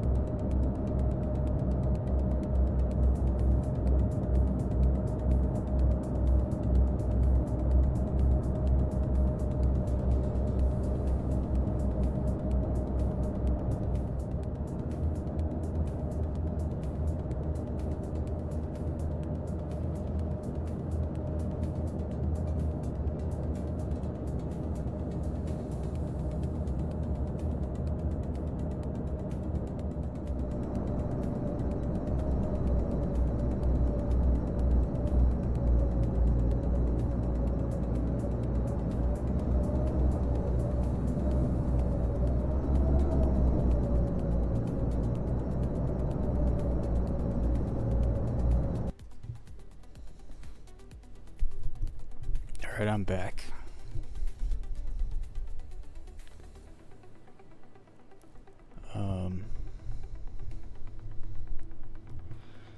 I'm bummed out they don't have a freaking kiosk here anymore. You can't buy the clothes on a screen. So... And they were never on display. I don't know anywhere they actually have gloves on display. Oh, a coffee sounds good right now, but it's like almost midnight. It's like 11:30 here.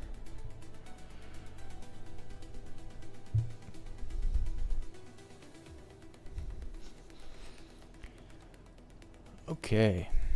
I guess we're not gonna be able to have gloves. That makes me so sad. I'm gonna figure that out. I'm just not gonna do it on stream.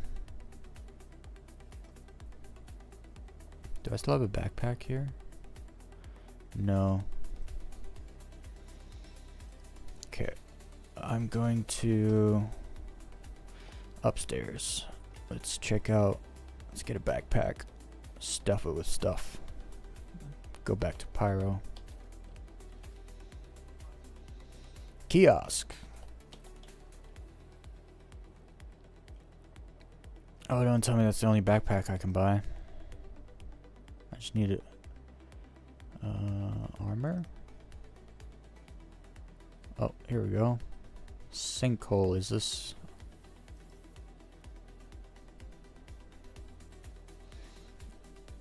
Actually, it doesn't matter. I just realized. We'll just buy this one. Put stuff in it. Put it on the ground, and then take it. Because I'm not wearing armor.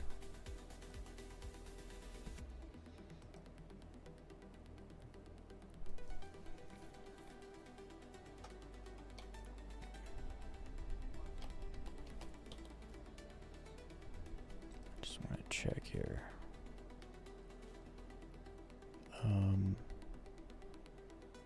I don't need food. I don't need food. We die enough low flying. I never need to eat. Okay, now I just gotta see if I can make this work. I'll do it in the hangar.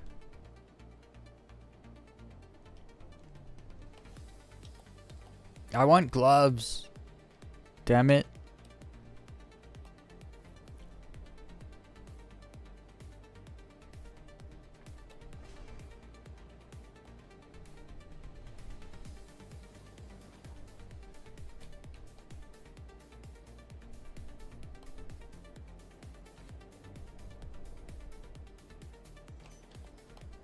I did see in the 4.1.1 patch notes that they're turning up persistence to full, which that's how it used to be. I liked it like that, where you could leave your ship in the hangar and it didn't despawn if you left.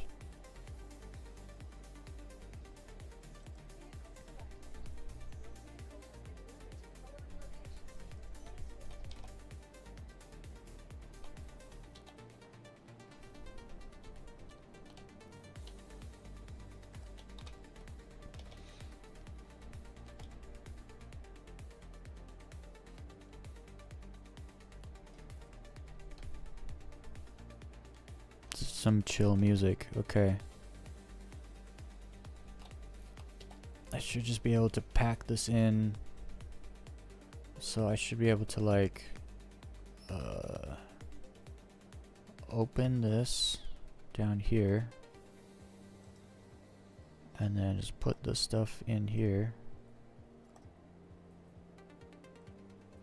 Wait, that's the jacket?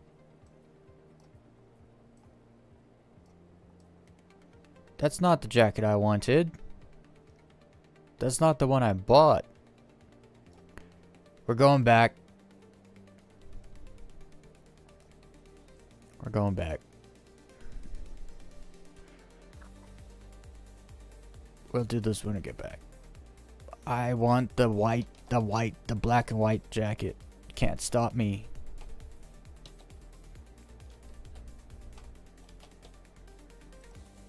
Whoops.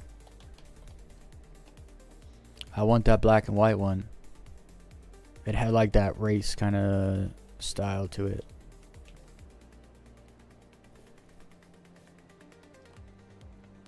Oh wait, that's the wrong way.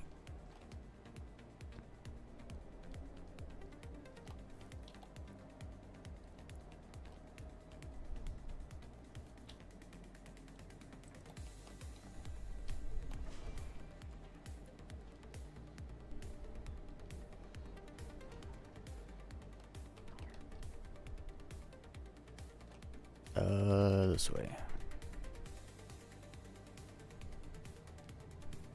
I want this jacket.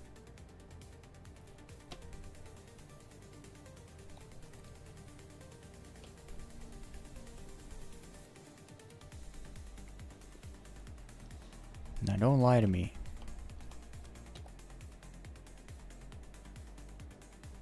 It's not the jacket. Or is it this one?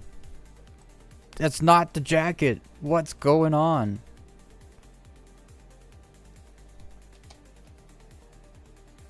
This is gonna annoy the hell out of me. So that... what is going on here?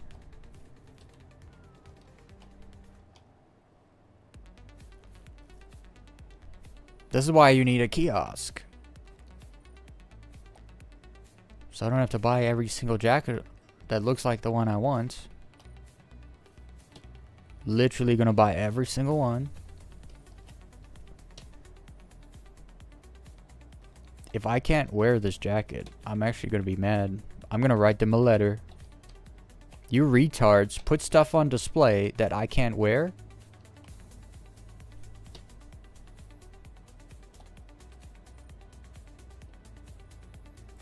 It better be one of these jackets, I swear. I'll even buy you just to see what happens. Where's the one it's actually giving me, though?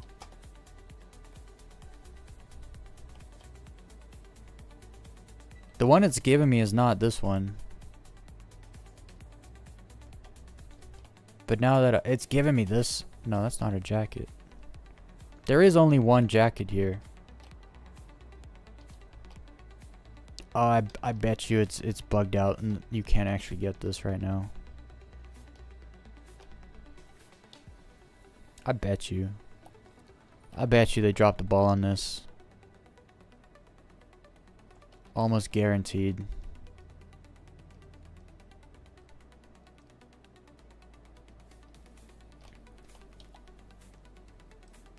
Because this jacket I'm wearing doesn't even exist in that store. And none of the ones I bought actually is the jacket I want. Wonderful. Just different colors of a different jacket that I didn't buy. That's retarded. I'm sorry. They need to fix that. Because that's garbage. I don't want any of these. I didn't buy any of these. This is not what I bought.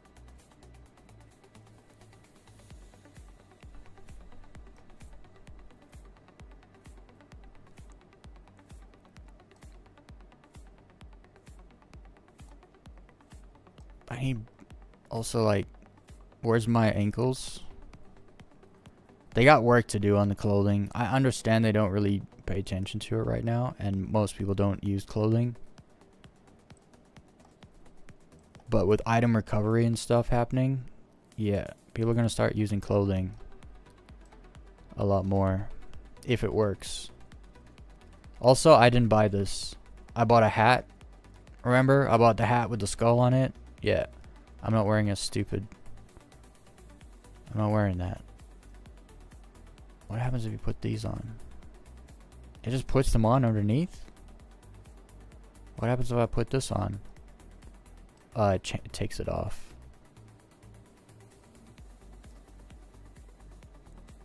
Okay, well, I'm gonna wear this. And then I'll take the other stuff in the backpack. That is extremely disappointing, actually. Grim Hex, like, that shop used to work. I used to go in there, there's a kiosk, you go to the kiosk, you buy the clothes, you'd have the clothes that you actually bought. Which means at some point it completely broke and they just never fixed it because no one reported it because no one wears clothes.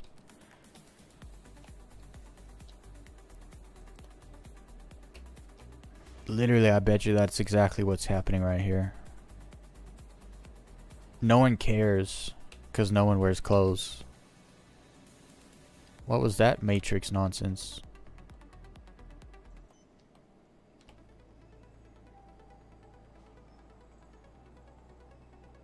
Yeah, you gotta have pants on if you wear shoes. I also wanted other shoes. They just seem to have one kind of shoe. This is why I wanted to go to the Commons at Microtech, because they have a store there that has a whole bunch of stuff. And they have kiosks. So now I'm just wondering if I should like stop by a station and go to a Casaba. Because they have actual kiosks.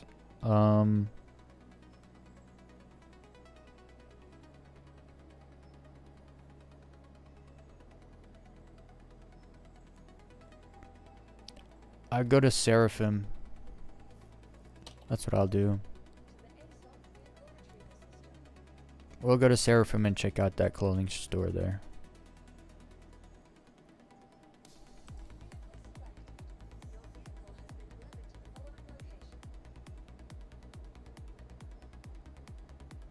There was a terminal. It's not there anymore. I looked for it. Yeah, I was buying clothes there all the time. There's no terminal. And the clothes you buy that are on display are not the clothes you get. So it broke, but no one really realizes, cuz people don't really buy clothes and wear clothes. Not really. Sometimes, some people. It's just, yeah, it's busted, which sucks. Cuz I used to come here and get that trench coat and gloves all the time. Not anymore. I'll have to look out for the Grimhex clothing store patch where they fix it. I really want gloves. I would look down at my joysticks and see my hands in like some freaking cool gloves when I'm low flying. I'll grab a backpack though with stuff. Here we go. I'll take this. I wanted that. The pants I'm wearing underneath already. I don't want to take one of these jackets because it'll just make me mad every time I put it on. I'll be like, it's not white and black like the one I bought or wanted to buy. Yeah, no. We're just gonna do this.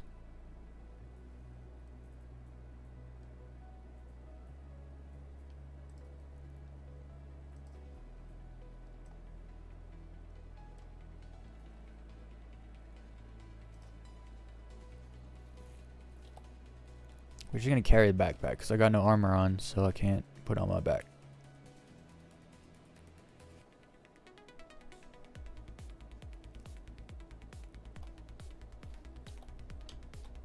I cannot wait for the update where we get to wear clothing over undersuits.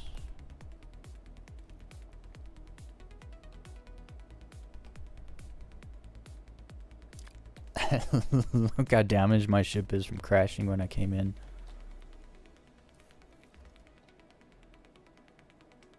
It's kind of funny.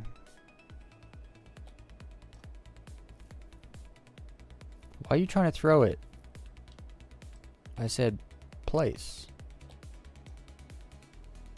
Why are you gonna throw it? I don't have a flashlight because I don't have a helmet on. I don't know if it's there. I don't think it fell out.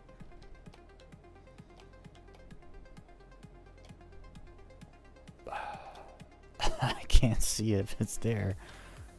I'm just gonna grab a tractor beam. I also gotta fix my ship before I leave. Holy.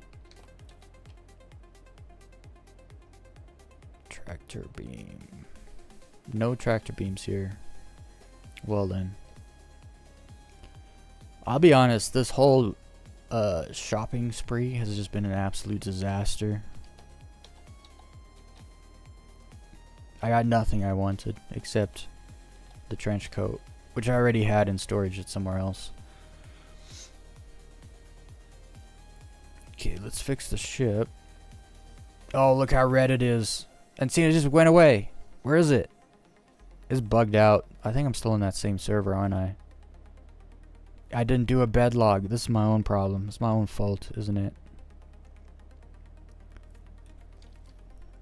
I'll do a bed log and then we'll go to Seraphim. Fix the ship. Landing. Fix me up. I'll take a refuel also. Did I get it in time? Yeah.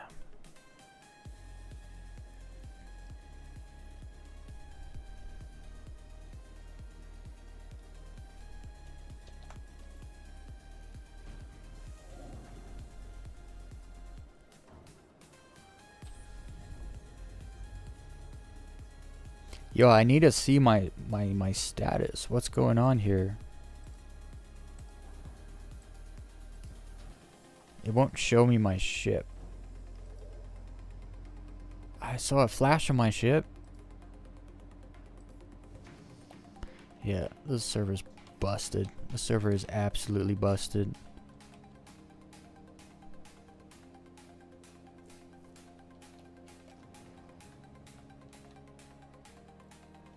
Ah, look at that frame rate. Look at all those dots. 1, 2, 3, 4, 5, 6, 7, 8, 9, 10, 11, 12. There's at least a dozen ships back there. At least. Just sitting there. People can't put their freaking shopping carts back, so we can't have nice things. It's the same problem. If you're done, put your ship in storage or blow it up. Get rid of it. Okay.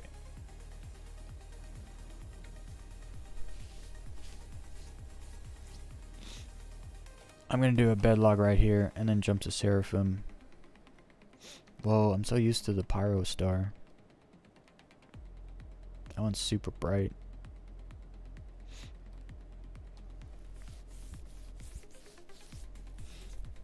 I feel like I have hair in my face.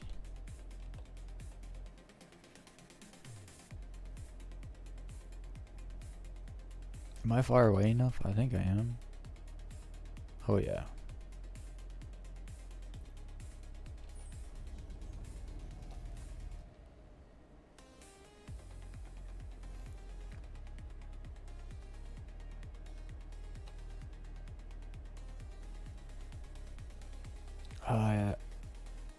Yeah. Let's bed log. I fixed my ship, but the lights are still flashing red.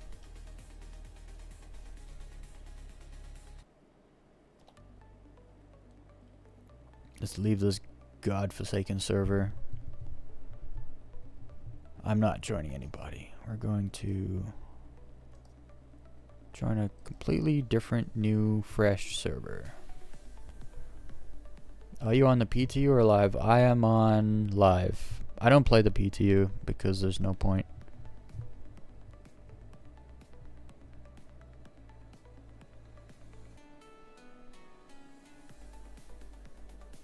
Yeah, I want the fingerless gloves too.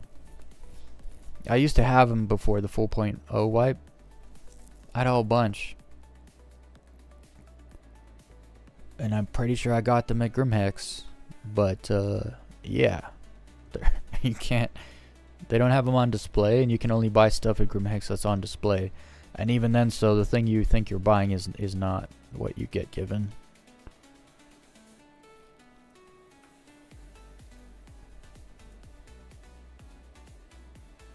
And my backpack is gone. No, it's there. It's in there. It's just way back there. I'll have to crawl in there and grab it. Because I don't have a tractor beam.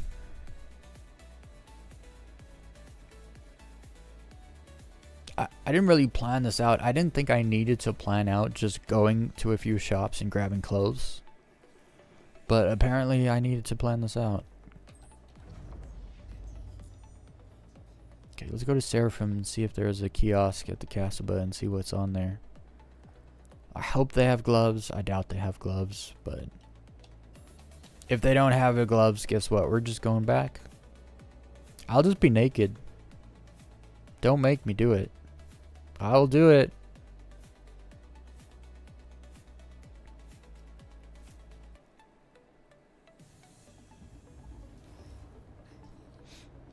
Yeah, I don't play PTU because there's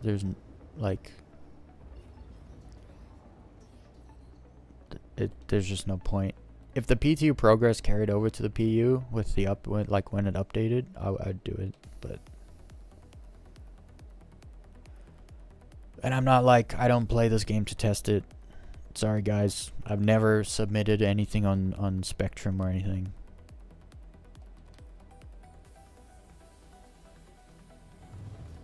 However, I've thought of making like a very comprehensive review for feedback purposes for CGI.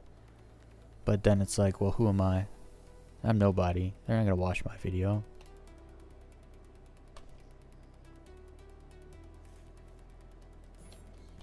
Dude, the ship is so fast.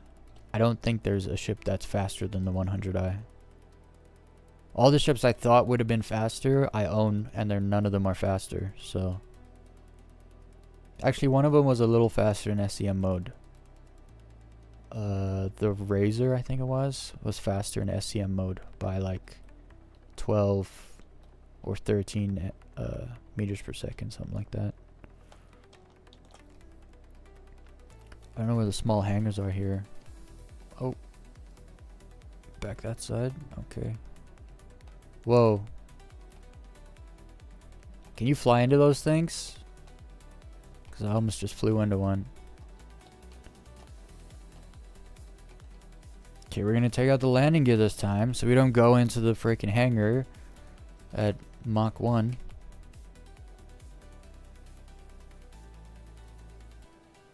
And then reverse, and then overcorrect, and then hit again. I don't know if you guys caught that at Grimhex. I hit the wall, I reversed, and then I hit the wall again.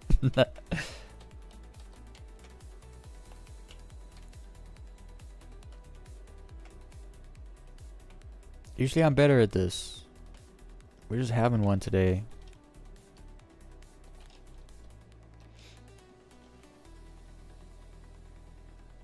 Look at the global chat. Can you guys see it? Yeah, I'm not covering it. What is this in the global chat? Oh no, Kool-Aid man. Oh no. And then it just says, who's gonna fix this hole? Because the Kool-Aid guy always busts in through the wall. What kind of conversation is this? What did I walk into? Where am I?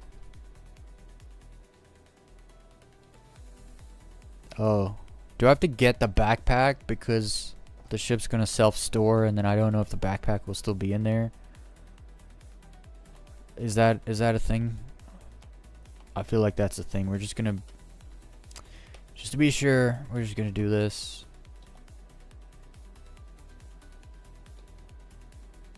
We're gonna store it.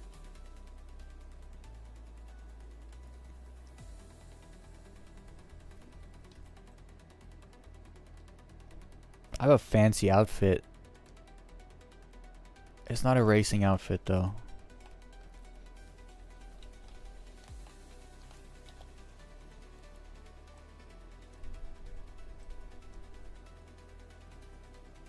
Oh, but it says 0%. I put a thing in there.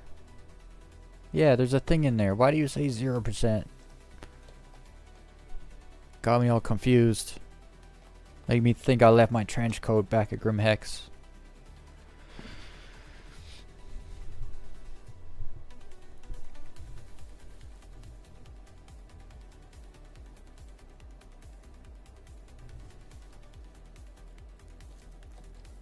Ah! I just got snubbed by my own elevator.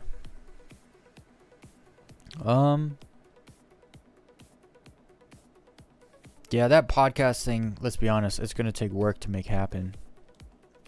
A lot of communicating and stuff. It's just an idea I've had a place, like a direction I could take my channel.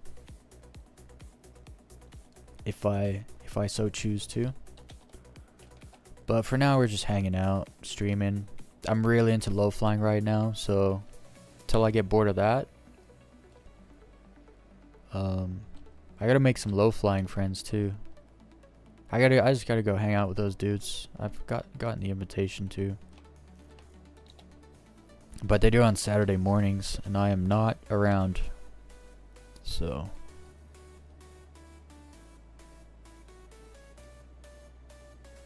Galleria. Yo, this is too EDM-y, poppy.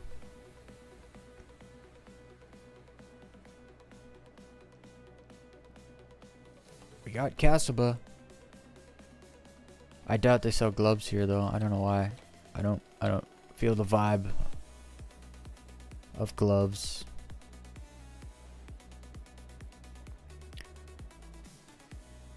Yo, I don't want to feel like I'm at Sensation White. I just want to feel like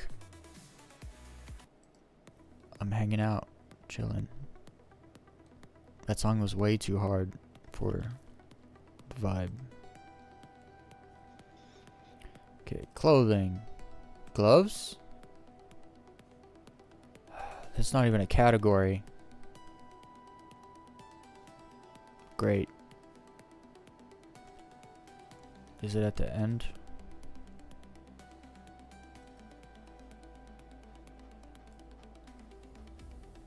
Gloves! Oh, they don't have the ones I want.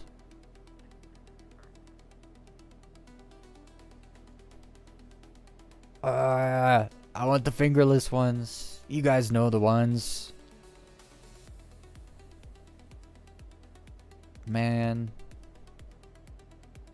It's too much to ask for. Oh wait, page 2. Gloves? Come on. Come on, have them. Oh no. They don't have them. Ah, that's unfortunate. They got some wild clothing here though.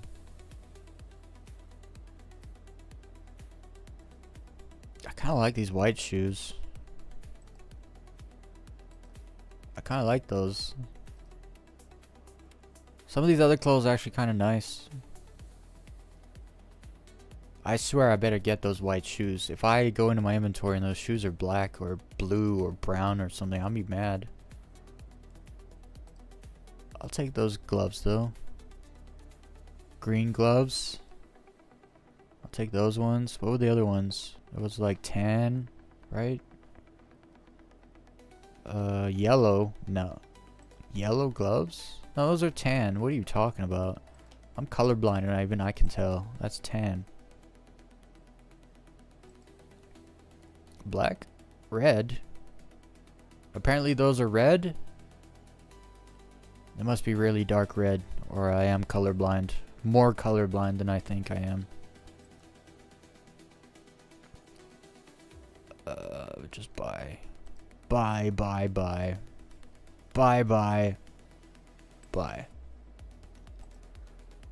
Okay.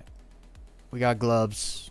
They're not the gloves, but they're okay gloves. They're good. We'll stick them in the backpack. And then we'll go back. I want to get out of here. Back to Pyro. I got half an hour left before I gotta skedaddle. I should probably go to the cargo center and grab a... Nah, I'm not gonna grab a tractor beam.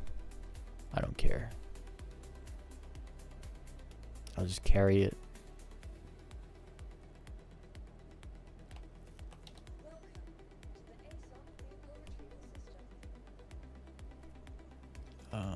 Where are you? There you are.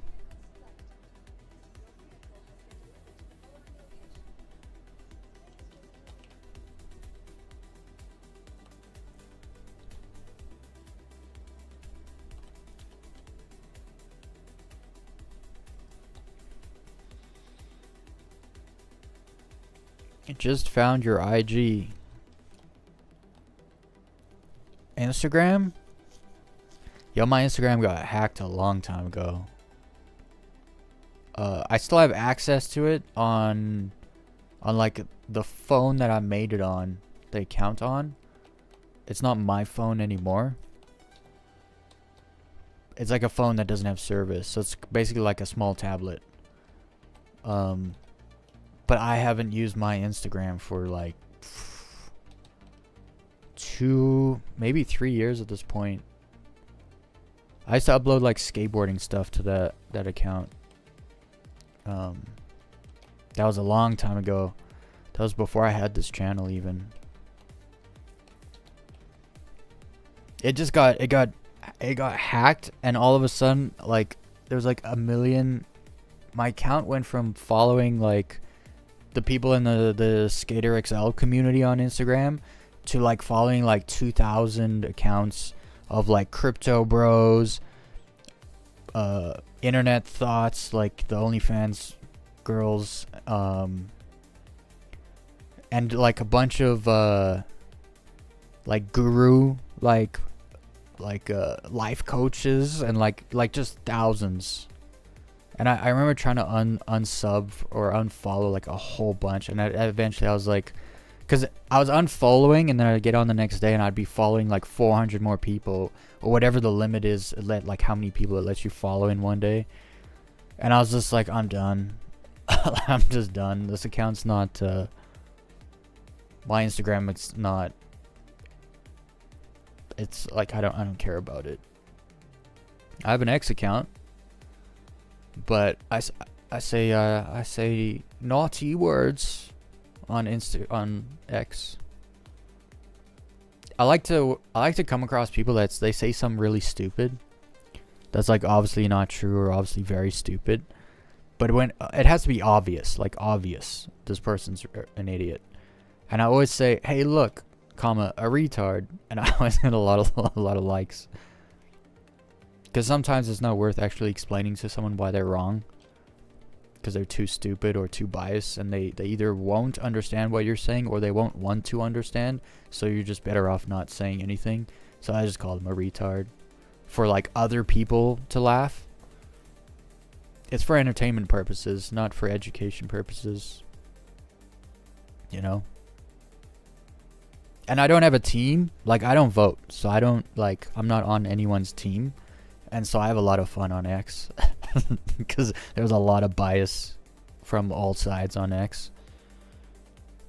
And it's heavily political. Everything gets made political no matter what. But it's also like the raw internet. That's what I like about it.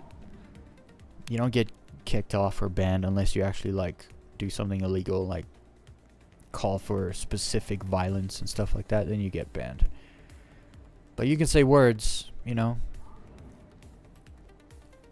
I believe in words. I believe people should use words more often. But unfortunately, people are getting actually dumber and dumber. And so, before we leave, I need to go get my thing. I almost left without my gloves, guys. I would have blamed all of you in the chat, even though it's my fault. We gotta get the backpack and the gloves.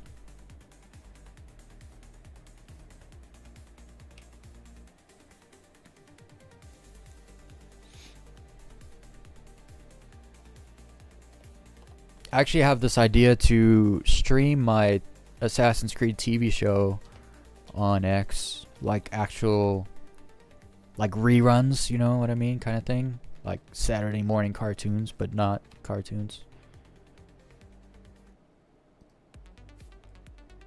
I need to get restream so I can multi-stream to more platforms and stuff. It'll all happen in due time. I figure like over time, I'd like turn my channel into like something great, but over time. Also don't know if I'm gonna stick to it, you know. So far I'm sticking to it. Live stream Sunday to Thursday, 8 p.m. General Mountain Time, North American General Mountain Time. Okay, where's my gloves? And my white shoes. Let's go. Call me Michael.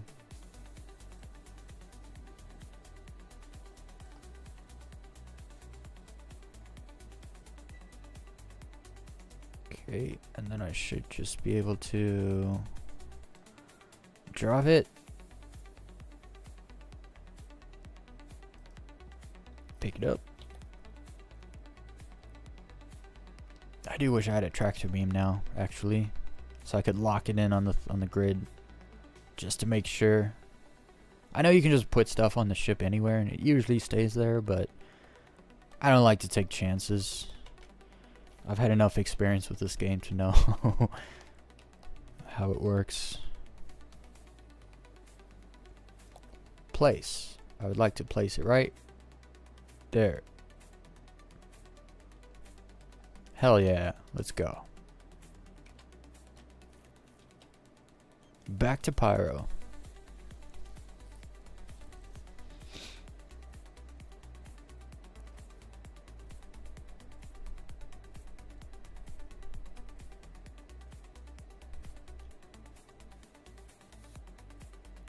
Anyway, back to what I was saying earlier. I find Instagram is kind of more tailored for girls, honestly. It's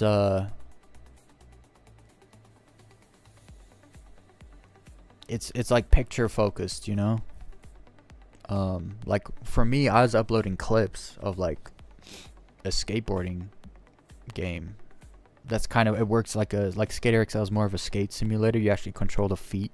You don't push a button to do an ollie and then a button to like whatever. You actually move the sticks, like to pop. You put a stick down, which would put your back foot down, and then your front, you know, like you actually, it's more of a skate sim, but not like you're not standing, you're using a controller.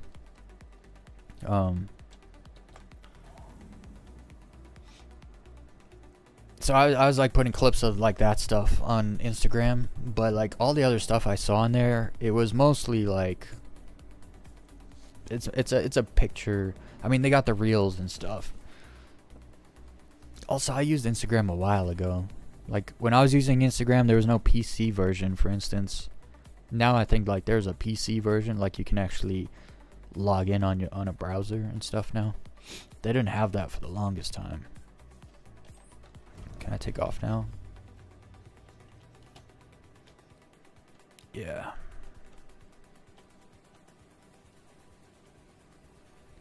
Alright, back to Pyro.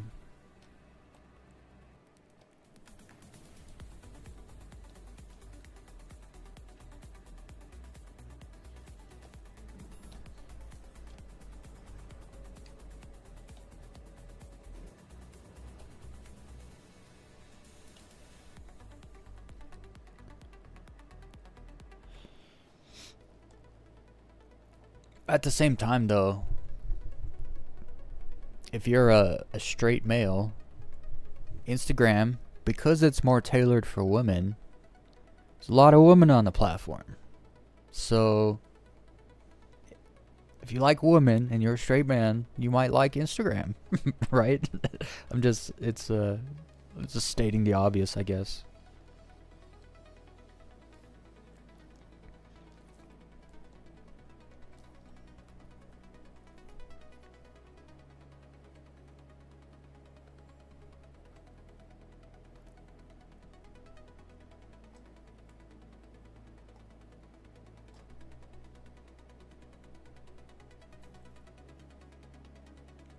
I might need to get fuel when I get to Pyro Gateway.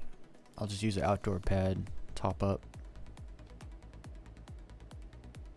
We'll see. Should be good. I can do 100 GM in this ship. Actually, no, I'll need to, because when I get to Pyro, I gotta do a 95 GM jump.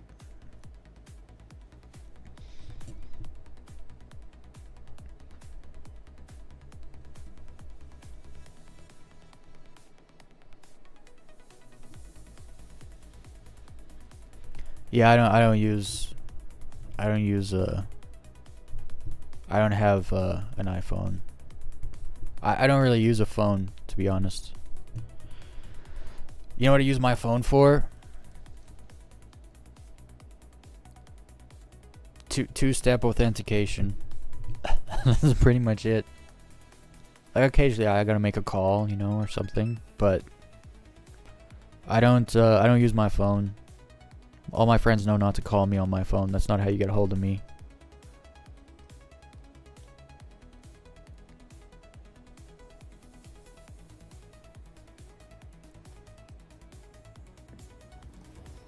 Actually, oftentimes, like, I'll go to the grocery store. I don't take my phone with me. Yeah, I don't I don't take my phone with me a lot of the time, actually, when I leave the house. I'm very old school. I don't really get attached to I'm usually around a computer, and so Discord, my friends know, like I have a friend that lives on the other side of the city to me. He would never call me. Like, me and him are good enough friends. He knows he can't call me because I'll never answer. So he just doesn't call me. But he'll shoot me a message on, if I'm not online, he'll shoot me a message on Discord. And then I'll get a notification and I'll hear my phone buzz. And when I hear my phone buzz, I check my Discord. I don't check my phone. I just realized that's how it works for me. And then when I go out, I don't have a phone.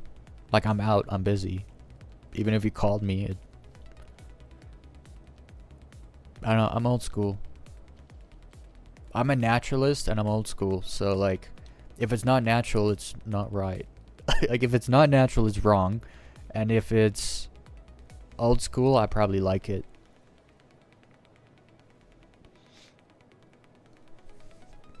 And what you see is what you get, because I can't act. Like, you know those people, like, you haven't seen them in a while, and you see them and they're like, oh, hey, how's it going? What have you been up to? You look great. Like, that's just not who I am. If I see someone like, oh, hey, what have you been up to? Like, I'm not going to pretend to be all excited to see you. I'm sorry, this is not who I am. What you see is what you get. If you don't like it, you can just take a walk, go somewhere else. I really don't care. I'm here to just hang out. And people can say things. Like, here's the thing. YouTube might ban you for saying things, but I won't, because I don't care. Unless you're being annoying. Spammers, like people that intentionally say the same thing over and over and over and over and over and over and over in a chat, it's like, yeah, no one likes you. You're an annoying human being. No one likes you. You can leave. Other than that, you can say everything. You can say a whole bunch of words that I disagree with, and I don't care. Like, you know, people need to be able to say the things they want to say openly. I don't care what they have to say. And if they say something so bad, then say something back to them that makes them realize what they've said is bad. Sometimes people think words are bad, like certain words, and it's like, you've just been trained to believe that.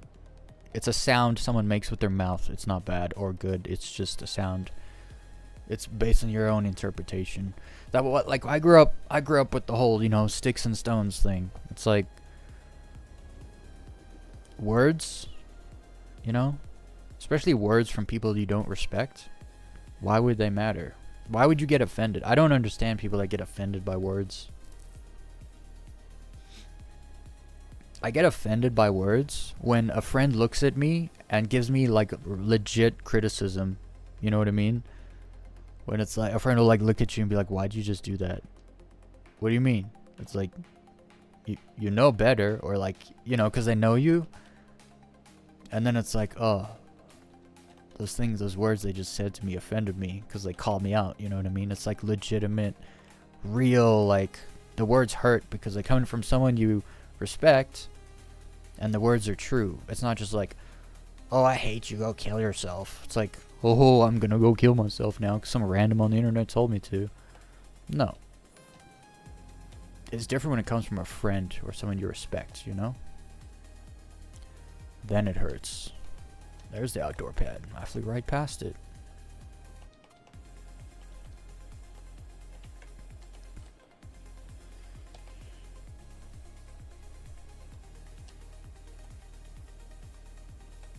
Also, like, I'm not gonna overreact to try to entertain you guys. If you're bored, like, you can go find another stream. There's thousands, literally.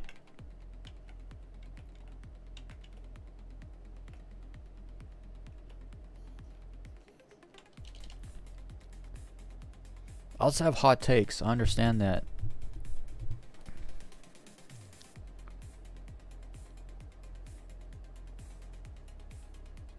What is that? Bully me Kara energy? Is that like an English thing, or is that like a you thing?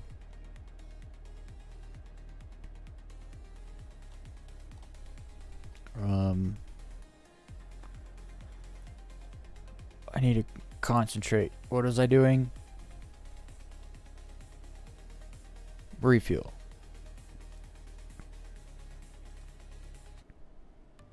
Refuel. Okay, I'm out.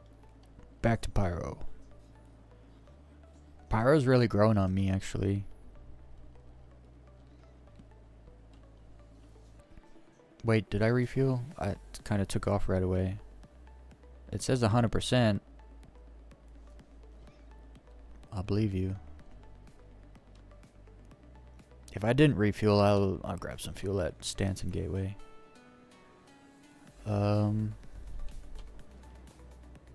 This is the way, right? Yeah.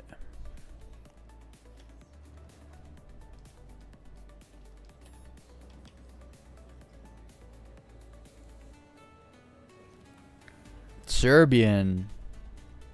Okay. I got a Serbian friend. I live in Canada, so we're here, you know. We're a big old melting pot. I got a couple Serbian friends. Miroslav and Sandro. No, his full name was Alexandro, I think.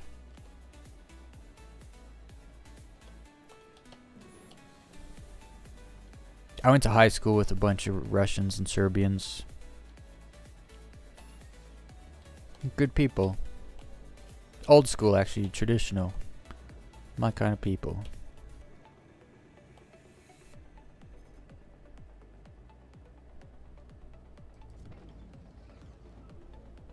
Did someone else open the gate? I don't think I initiated that. Oh, there's a guy behind me.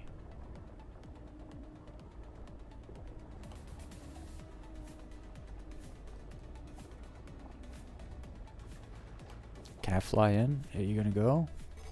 There we go. Kind of takes you in. You don't have to fly in.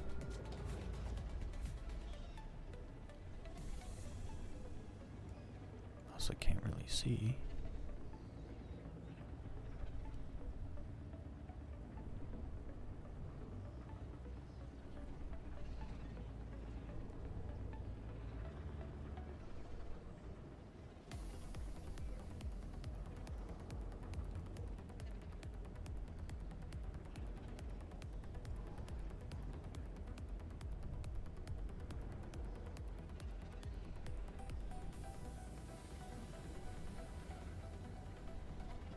I can't see my, what's it called? My velocity. It's so bright. I have my settings still set for Pyro, where it's kind of pretty dim, kind of dark, so kind of have some trouble seeing here, actually.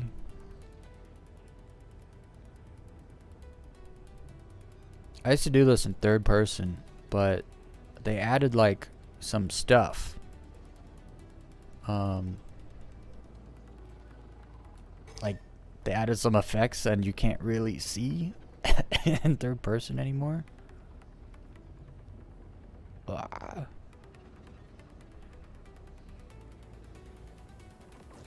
Alright, we made it.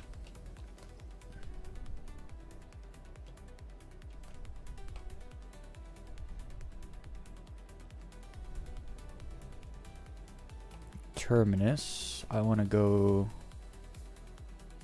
over here somewhere, I think. Nope. Over there.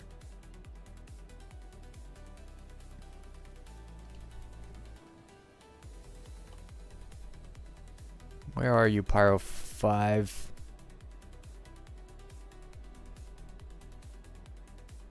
I'm gonna have to do it in the map. I can't see. I don't know if I could jump actually. I might need to go to the... I might need to go to Stanton Gateway. Maybe.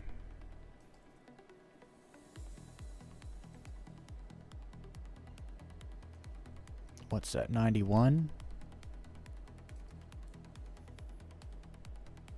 I got 83%. I should be able to jump that.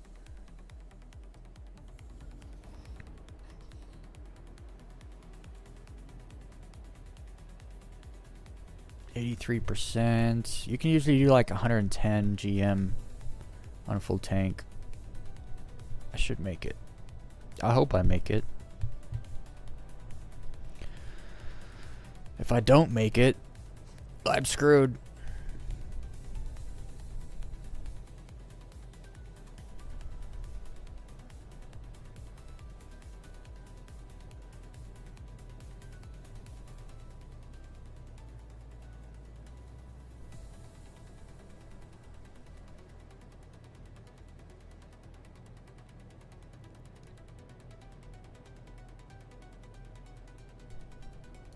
I'll have to actually... Let's make a few songs. Do a little low fly. I have to go low flying. I don't care if I gotta stay on for a bit extra. I will lose half an hour of sleep so that I can go for a low fly run. And I'll do it with a smile on my face. Let's see.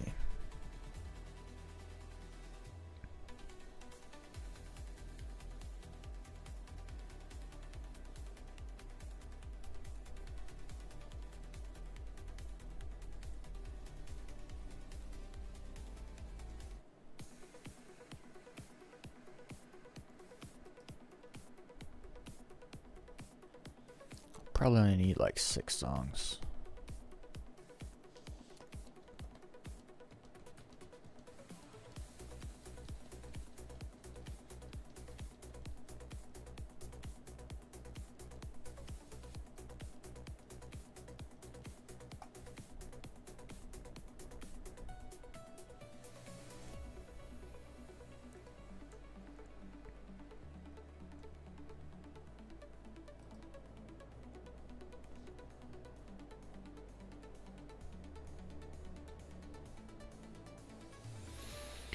$83 is like 41.5.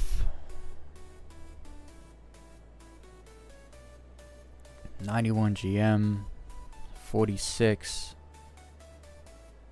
So when I get to 45 light years,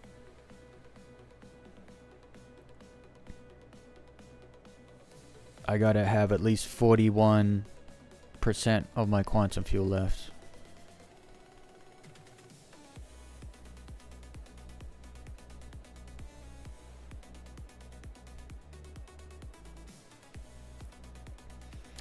Why do I feel like I'm at Coachella right now?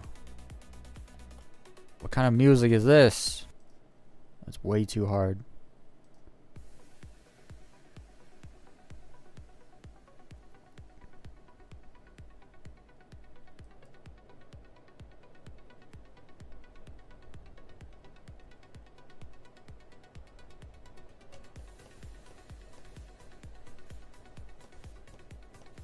I'm actually at the point where like my percentage of quantum fuel and the distance I have to go is pretty much the same. 57. 57, they're the same. It's kind of which one's going faster. I think I'm gaining faster than I'm using fuel right now though. Should be good. 55. Yeah. Yeah. We'll be good. We're gonna make it. I'm just making sure because I also have to jump to Gaslight Station after Pyro 5. So I gotta make sure I have just a few percent left, maybe like 5%. We'll be good.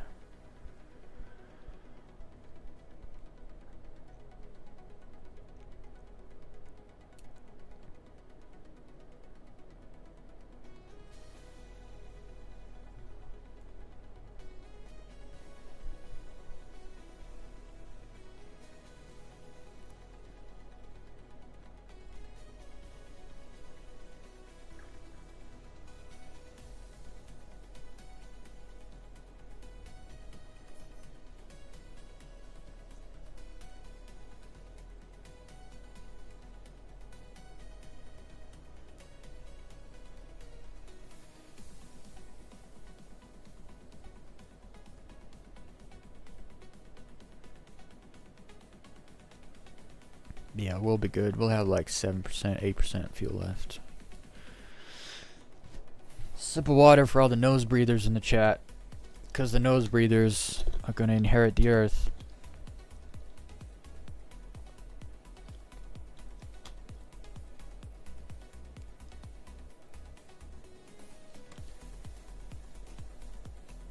And to all the mouth breathers out there, it's not too late to start breathing through your nose. That's all I have to say.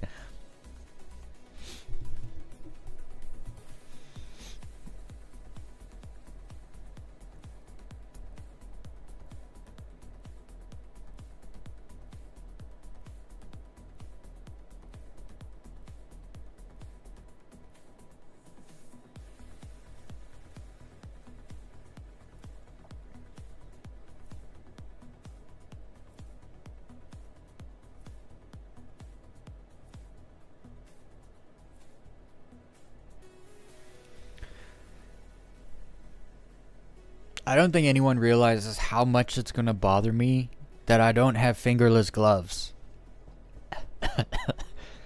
Hey, see you later, the magic doll. Have a good one. Have a good night.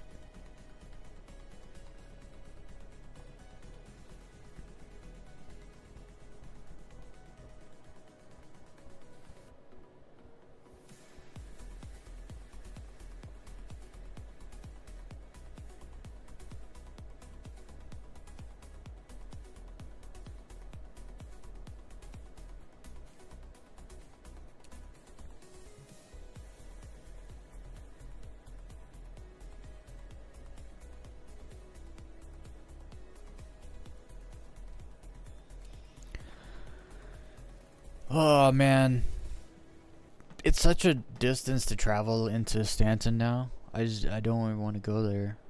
But I really wanted the gloves, and we went there, and we dealt with, what was it, like 4 crashes, just to get the gloves. That's all I cared about, is the gloves.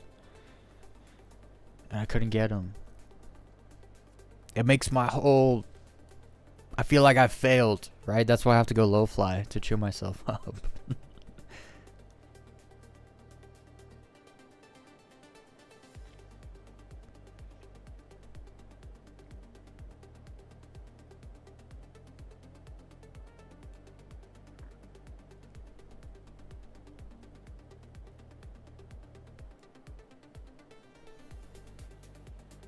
Maybe this weekend I'll jump on the game when I'm not streaming, and I'll get out there, find a bunch of gloves and stuff, bring it back to Pyro. I just want cool outfits for when I go low fly, cause now when you die and you respawn in your stuff, it's like, yeah, I'll put some cool outfits together. It doesn't matter that much. People used to just low fly in their hospital gown, right? Cause you're gonna die in 20 minutes and you can just be right back in that hospital gown. So it didn't matter. Actually, the official low fly uniform was a hospital gown till now, because you're respawning your stuff. And I saw over the weekend, I saw Noob Gaming, who's really good at low flying. He does low flying. Noob Gaming ZA. I saw him, and he was wearing some clothing. I was like, oh yeah, there's clothes in Star Citizen.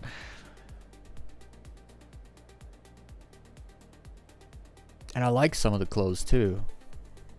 Like, some of them are weird. Like, they try to do some like weird futuristic style stuff. Not into that, but some of the clothes are cool. I always liked the fingerless gloves. Fingerless gloves and like driving or flying or whatever just makes sense. The gloves that I got make sense like for like assassin stuff. Like those are the kind of gloves you hold a gun with, you know what I mean?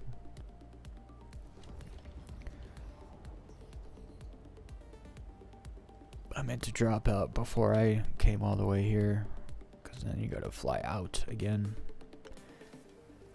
Because they put you too close for OM jumps. Oh wait, this OM might be here. No. Is there one behind me? Oh, yeah, there's one up here. We're good. I don't know what update it was, but they jump you too close to the planets now. I feel like I didn't feel like they used to jump you so close.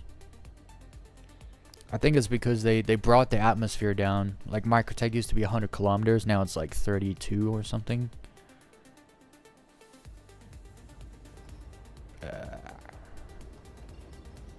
That's a big planet. When your OM jumps longer than a second, that's a big planet.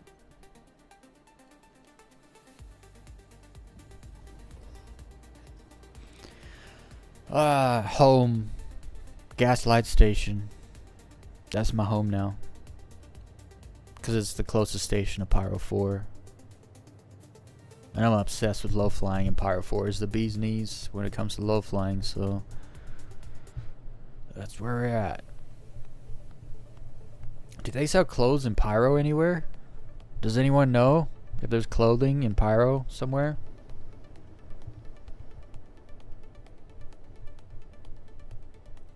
I wonder if they sell fingerless gloves here in Pyro.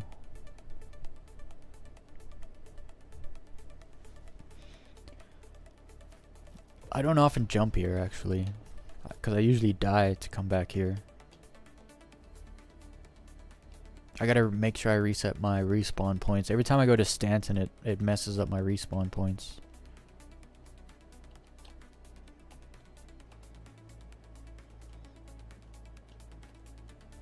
I like this melody. Simple.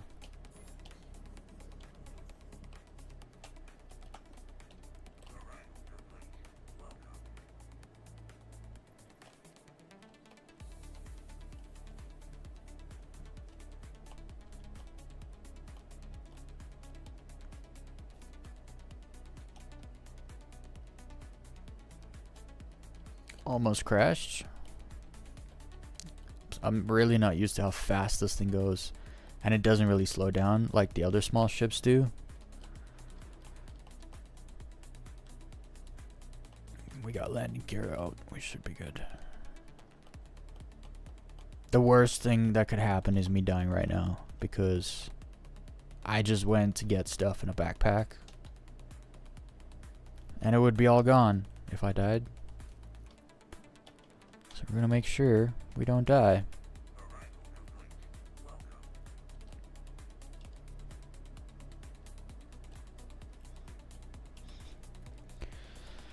Alright, here we go.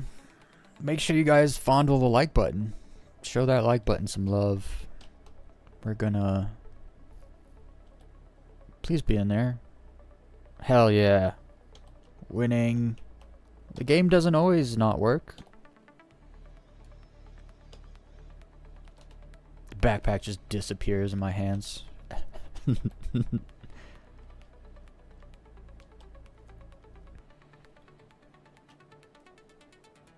Nope, this way.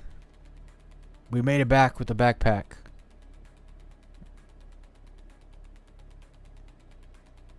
Now I can put the gloves on. Go change my... Make sure my spawn points... What's going on here? I thought this was at a different station. I got some cargo here. Cool beans. Let's get these clothes out. My white shoes. Let's go. We got some stuff at least. A cool outfit is no shirt, this trench coat, some pants and shoes with the fingerless gloves. That was like my go-to outfit when I first started playing the game. Forever ago. Okay, and then those shoes. So, these ones. White shoes.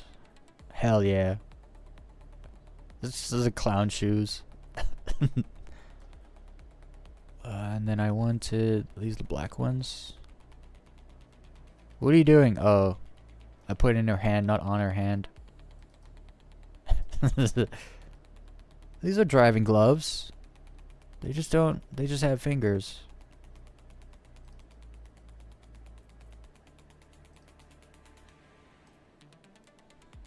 Nah, definitely the black ones. Oh, these are black on the underside. Oh, they almost look like... Nah. Those are the ones. I'm actually pretty happy with those gloves. They're like leather, classic like leather biker gloves almost, kinda. No helmet, so I don't have a headlight anymore. Hopefully that's not a problem. I don't need med guns or food. Should be good. Let's reset the spawn point and then go for a little low fly. I've been looking forward to this all day. That crash, those crashes really messed me up. I would have been low flying already.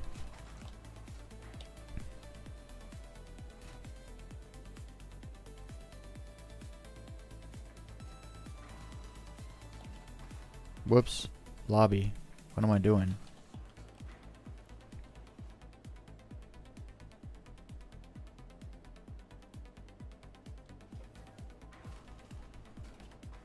Whoa. Why is it so bright? Is the sun coming in here? Yeah, it must be. It's usually not this bright here. I almost didn't know where I was. Hospital.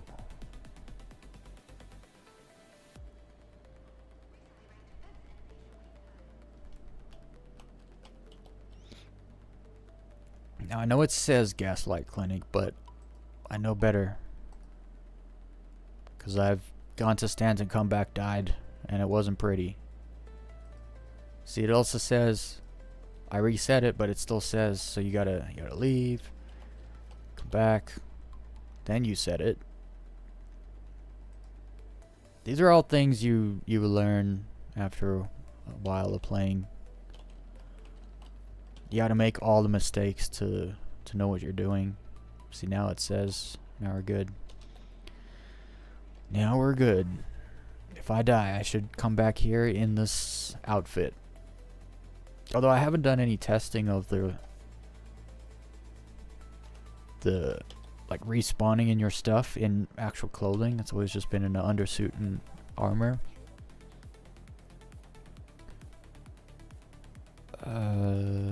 Oh, arrow. My trusty arrow.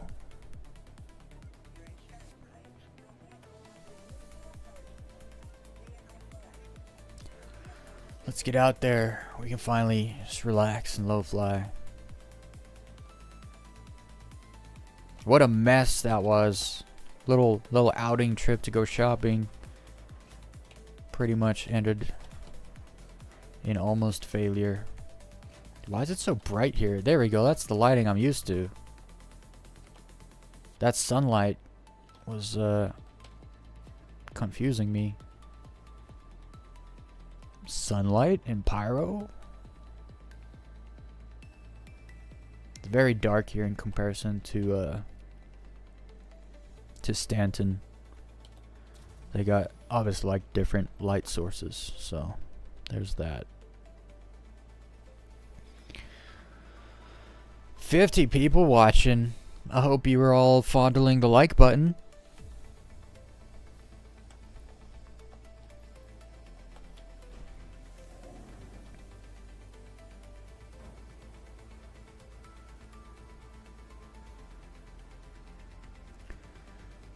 Alright. Let's go for a little low fly. I deserve it. After the headache I just put up with in Stanton. I feel like I'm back in my element here.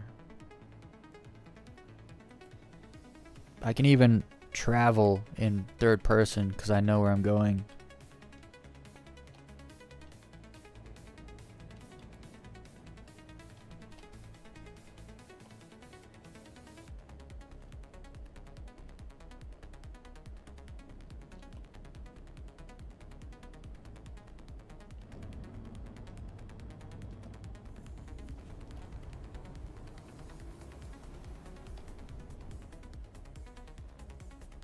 You can see the arrow like embedded. It's like embossed on the arrow. You can only see it from a certain light though. See like that arrow shape on the top around the turret. Ah, now you can't see it. Eclipse time.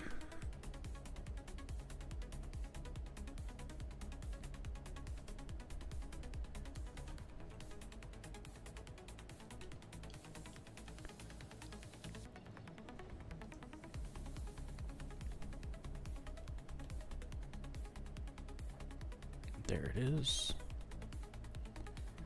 Good old Pyro 4. When base building comes out, this is gonna be my spot. I'm gonna claim an island, and it's gonna be my spot.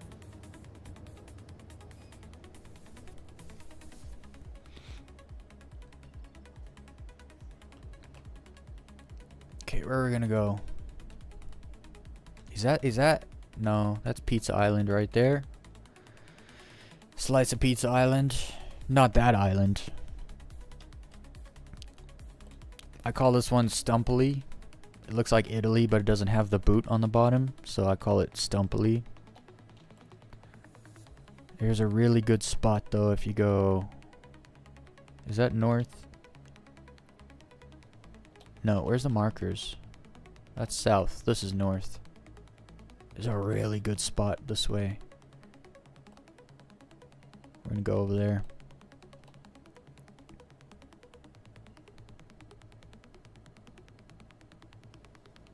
Hopefully there's enough light there still. Else I'll have to fly left.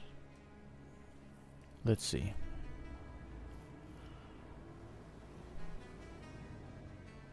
No, that looks like there's light there. We should be good. The sun's coming from there. Yeah, we're good. Right there. There it is. Let's go.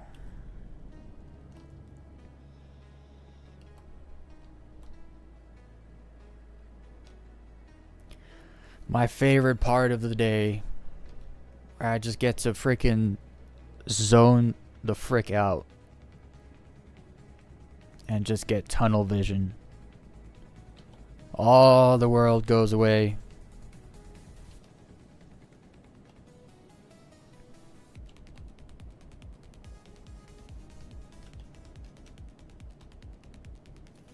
We're actually gonna...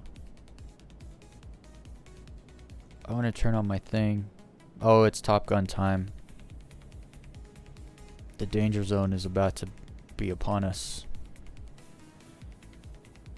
I just want to make sure I'm not gonna die while I do this. Playlists. It's really only 11 songs in here. Let's play this in my jam.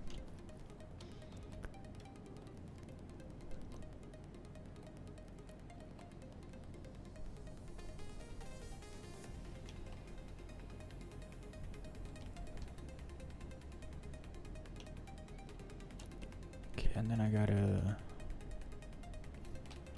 drop out of nav mode. Am I decoupled? Yeah, I'm decoupled.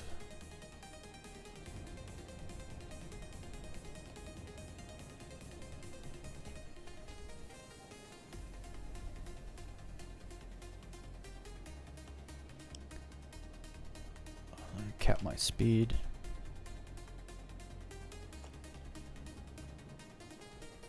Alright. And I am decoupled, right? Must be. Here we go. All the trees. There's a lot of trees here compared to the other places on this planet.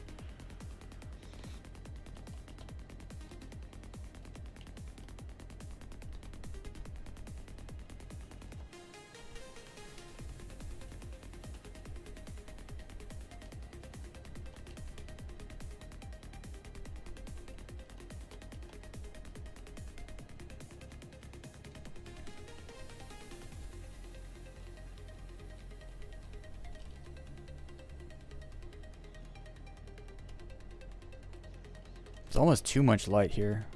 I don't see any shadows. It's a little harder to see objects. Maybe I should head toward the sun, where you can actually see the shadows of objects. Yeah, that's better.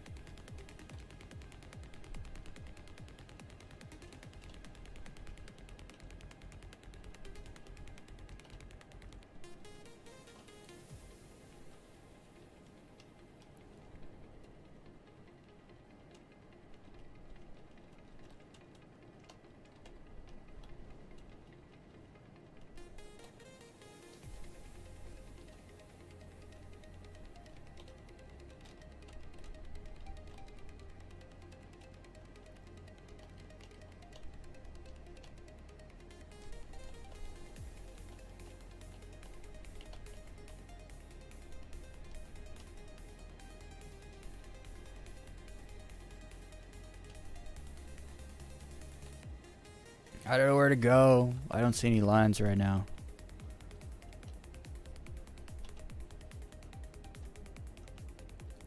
The terrain's kind of funky.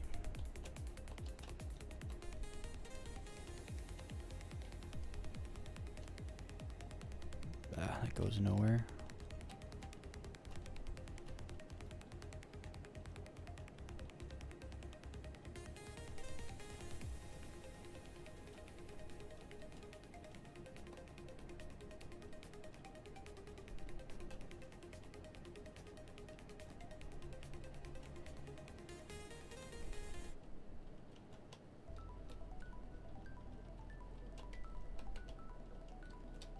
No! Yes, we saved it. I pushed the wrong button. Went the wrong way.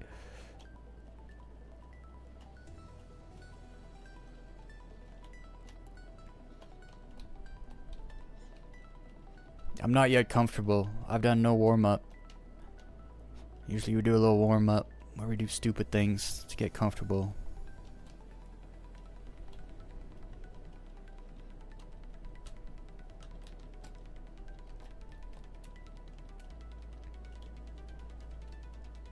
No clouds. No clouds. Thin clouds is okay. You can still kind of see. Thick clouds is a big no-no. What's up here?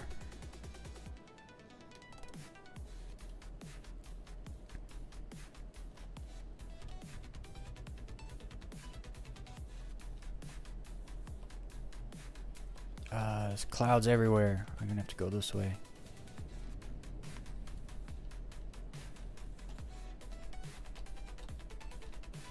More clouds, come on. Why are there no clouds? Let's go this way. Or no, maybe I gotta go that way. Yeah, that's where we're going.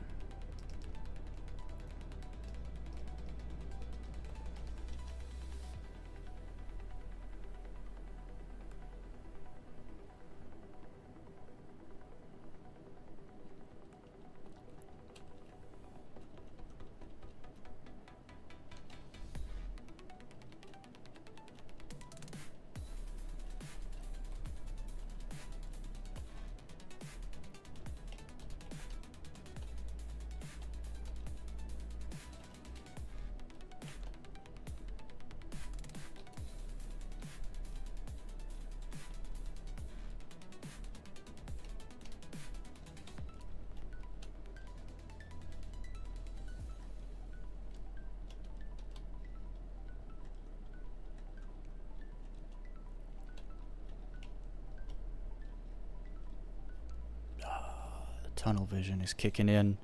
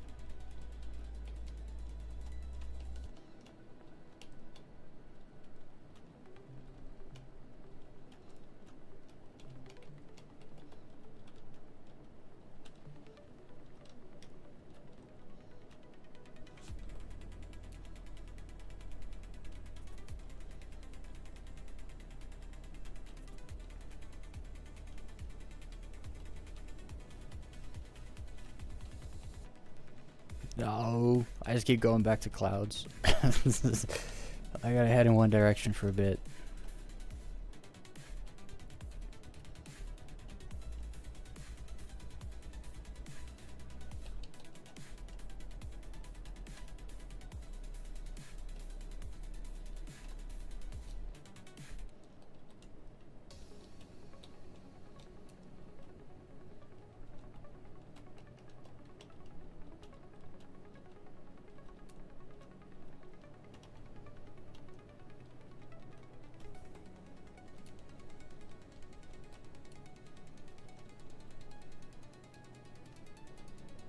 No, there's no slopes. It's just flat.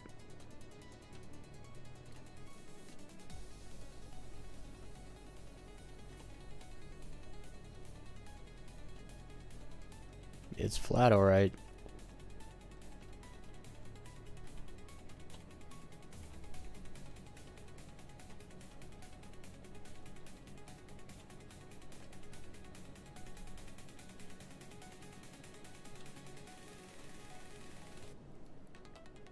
Little crater dip.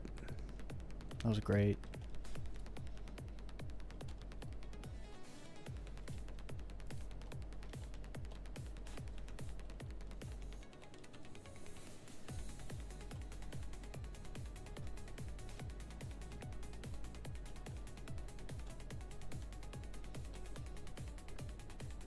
I'm not in a spot I want to be. I went the wrong direction. Whatever direction that was. I think I gotta head toward the sun though.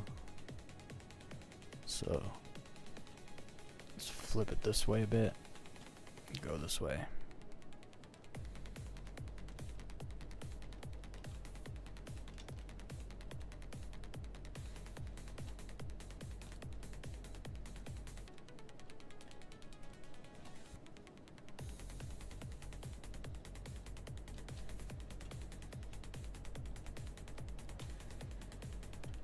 No cactuses here actually. I like that. That's some thick clouds. Super thick clouds. Are they gonna stop anytime soon?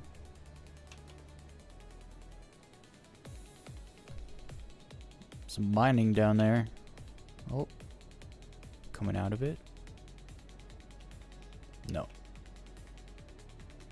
Not yet.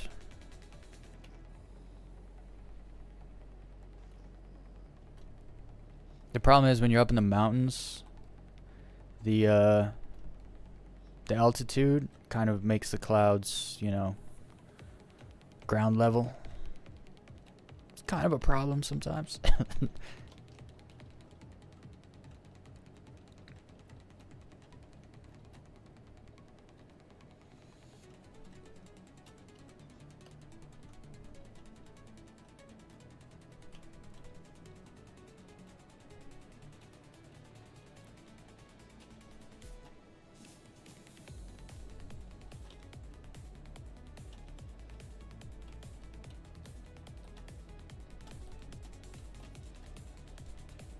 I just can't see.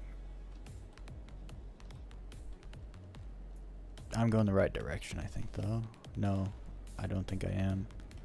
I gotta get it right. I gotta get it right.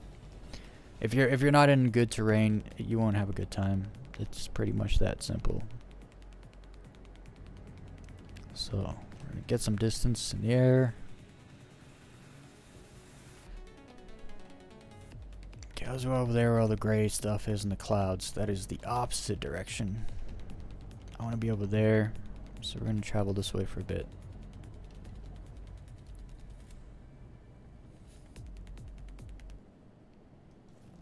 Let me just make sure. Yeah, and then you go that way.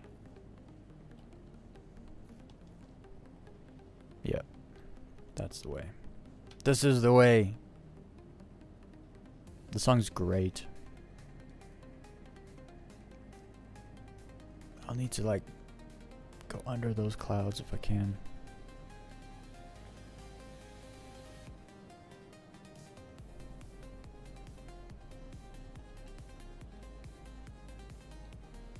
It's crazy how it doesn't feel fast Like, it doesn't feel like I'm flying fast.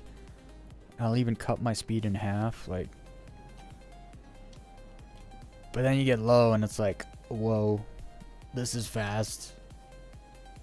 Because 200 meters per second is 750 kilometers an hour.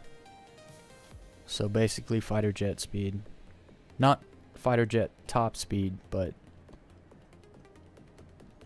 we're going fighter jet average speed. Like a few feet off the ground. Oh, we're gonna have some rocks here. Oh.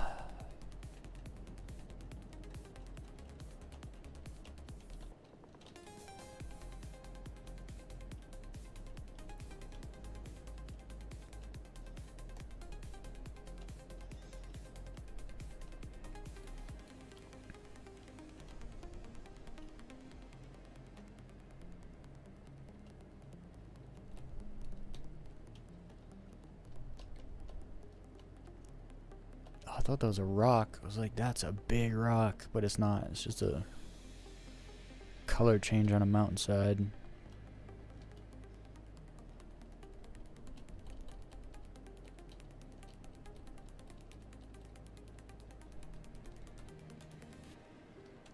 Gotta watch out for the cactus. There's a bunch of little, I don't know why. They look like cactuses when you're going this fast. But whatever they are.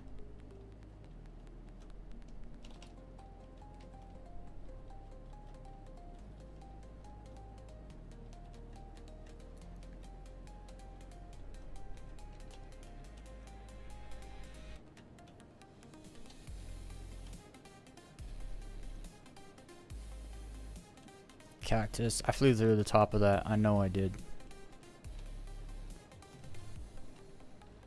It's the base of the cactuses that get you.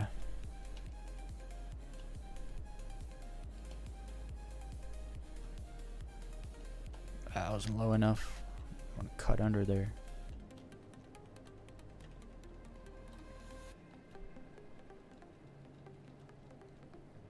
I'm starting to get in that groove where you just feel comfortable and it's like everything's low, no longer skittish. Touching grass. What do you mean?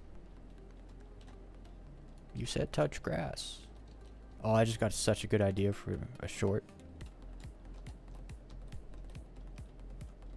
Oh, I just got such a good idea for a short. Touch grass, they said, is gonna be me like nosing into the freaking.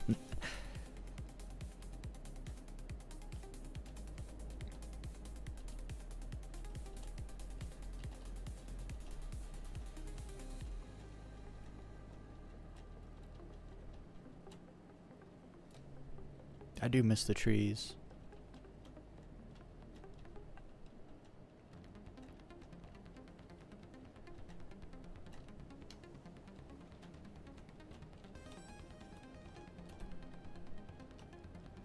I like to go flat, so you don't necessarily always see how close I am, because it's all under the ship. But when you go sideways, you also can't get as flat because your wing's sticking out, right? But you get kind of more of an idea from the peripheral out of the window. Like, I wish I could head look right now and look out my window, but I think eventually I will get head tracking. I just don't think I'm ever going to go for sticks.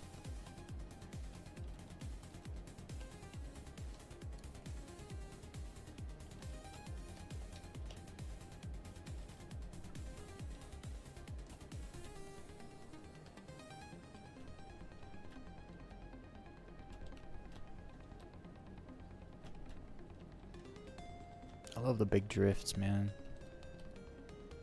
Oh, we got some toys to play with.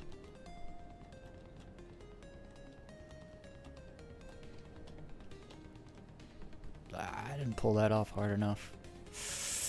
Yeah. Hook it. Do the hook.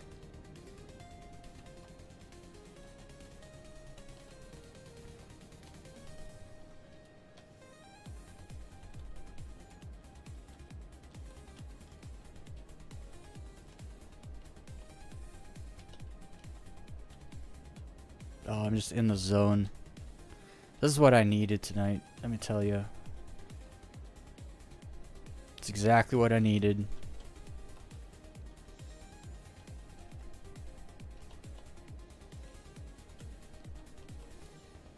Goodness, it just got dark.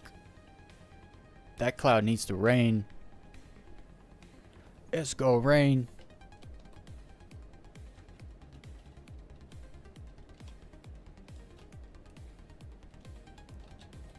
Oh, we saved it.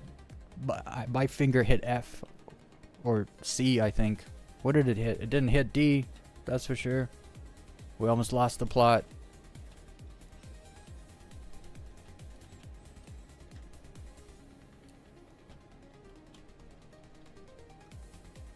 Oh, little cactus flash. Oh.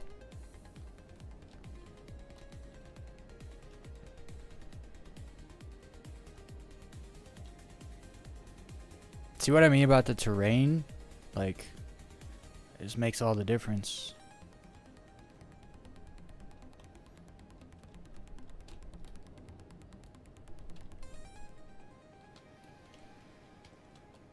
Big old drift.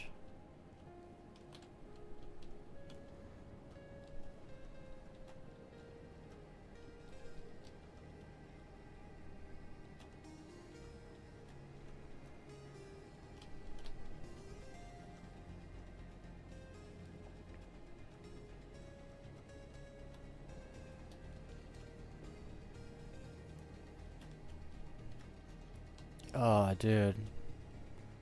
I'm not even recording. I have too much footage of this already. But sometimes you never know when you're just gonna hit such a great line, like you're just locked in. Like I see every rock, every little plant, every blade of grass, I see it all.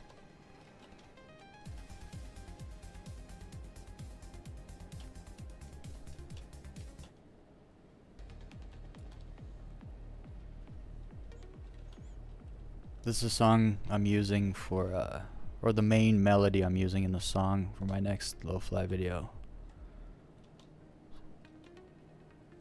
It's such a good melody.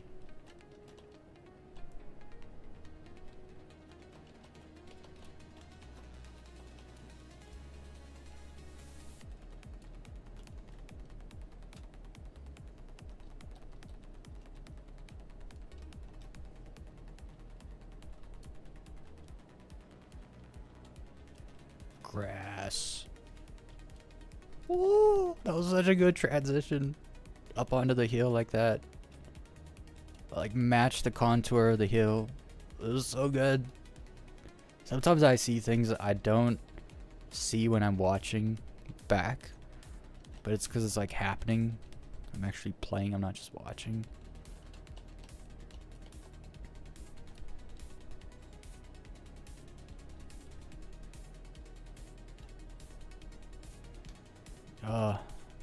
This is what I wanted.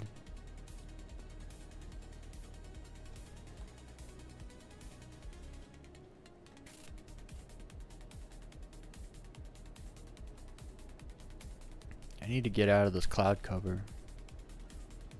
Let's head over that way.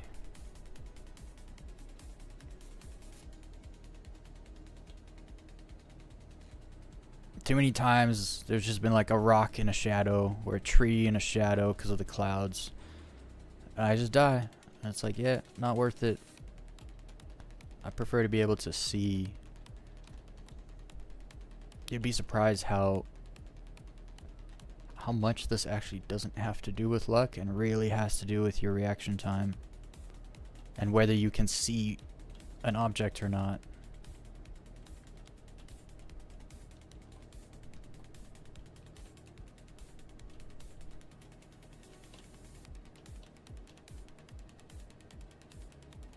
Also, if you're like locked in with me and you're watching, close your eyes and tell me what you see.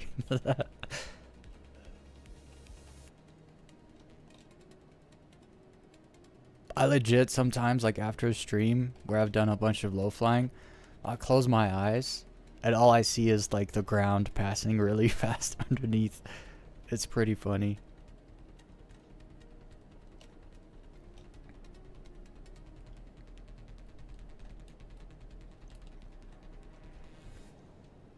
I thought I was going the right way, but I may have been going the wrong way. Is this why I like the islands? You can't go the wrong way, and if there's clouds, they're always over you. You never have to fly through them.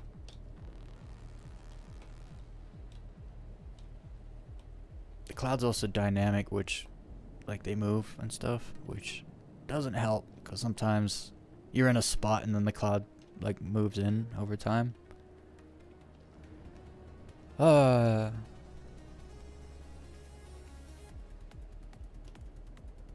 Is that gray, though? That's gray, isn't it? Gray and orange. We need to, relocate. I need to get off, honestly. What's up, Explorer? A little trick I learned when shard locked. Open area, commander. Okay. So, earlier when I was shard locked, it was because I was crashed, and so your character stays in the game so that when you log in, your character's still where they were when you crashed. So, in the case of me crashing, I actually hope I'm shard locked, so that when I go back in the game, I'm right back where I was.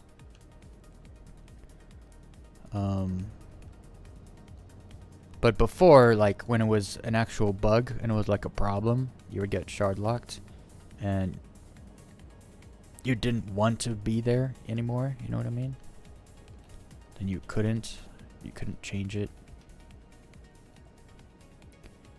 That was a bug, that was a problem. That's probably what you talk about if you could use arena commander to area commander. You got me all confused.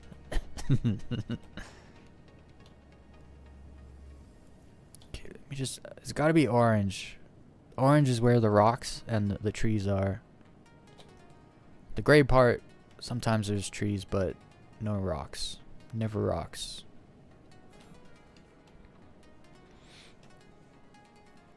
Alright, here we go.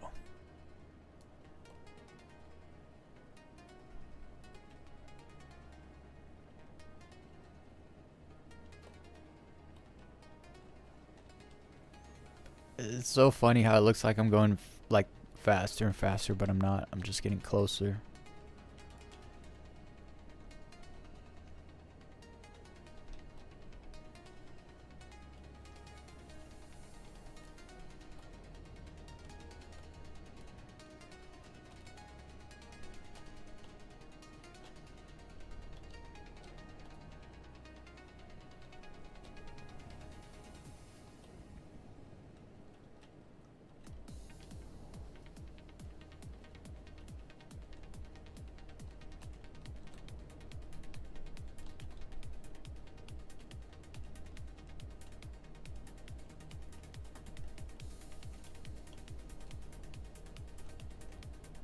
Keep going. I keep turning too soon. Alright, go this way a bit and then turn right.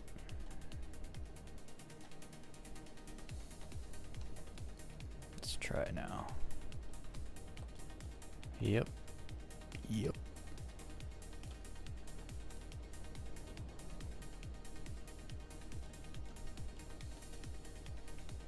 Some trees are back. Let's go.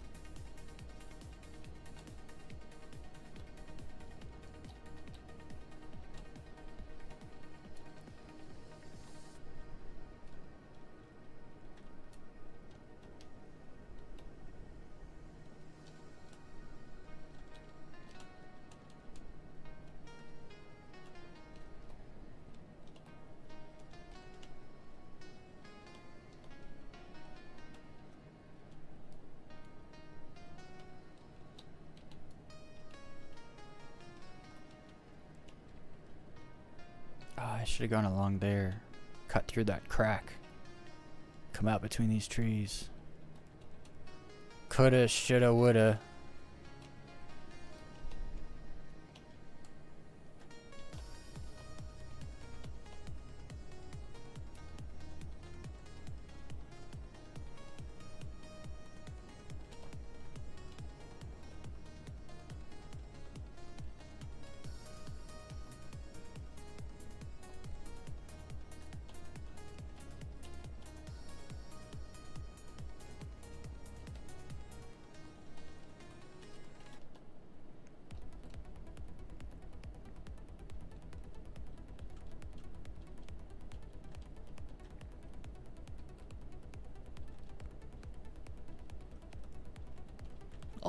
Some of the sideways stuff is crazy because I don't see certain things because the bar will just hide it.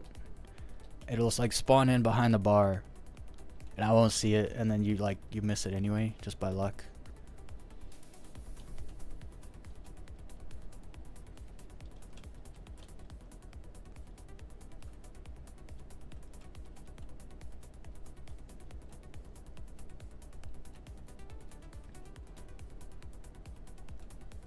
Oh no, did you see that? Did you see that? I nudged something and it changed, it turned my direction.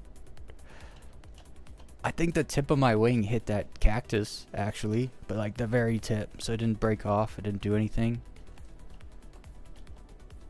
Oh, that was awesome.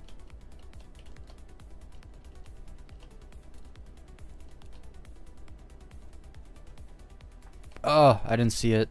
I didn't see it at all. What was it? It was a tree. I hit a tree. That was great.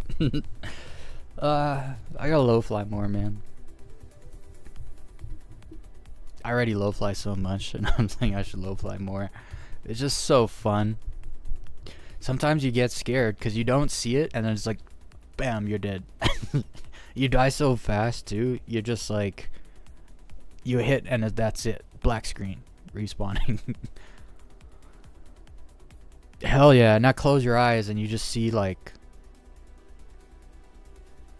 Right now, I'm not seeing it. Sometimes I close my eyes and I just see like the ground, like moving. Oh, that was great. That was great. That was what I was hoping to do to end the stream. And on a good note. Instead of complaining about that I don't have fingerless gloves. Do I have my clothes on? Hell yeah. Let's go. Look at the texture detail on this freaking shirt. Look at this. Actually, I could just look down, right? Look at that. You can see the stitches.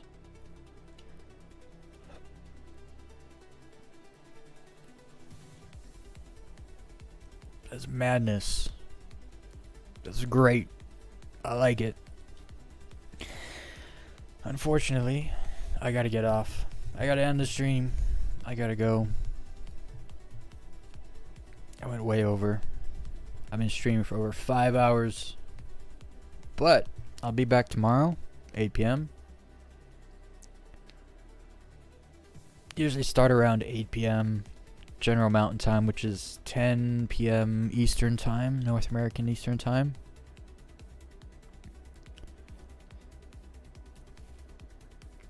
I should have actually just quit game. But it's been good. Hell yeah, I went to Mista. See you tomorrow. I'll be here. Tomorrow, we're gonna make a little money. Do a little low flying. We're just gonna hang out. Anyway, that's gonna be it for today. And as I always say, don't fake a smile. Do something that makes you smile. That's what I say. Anyway, see you guys later. Have a good night, day, wherever you may be. Bye.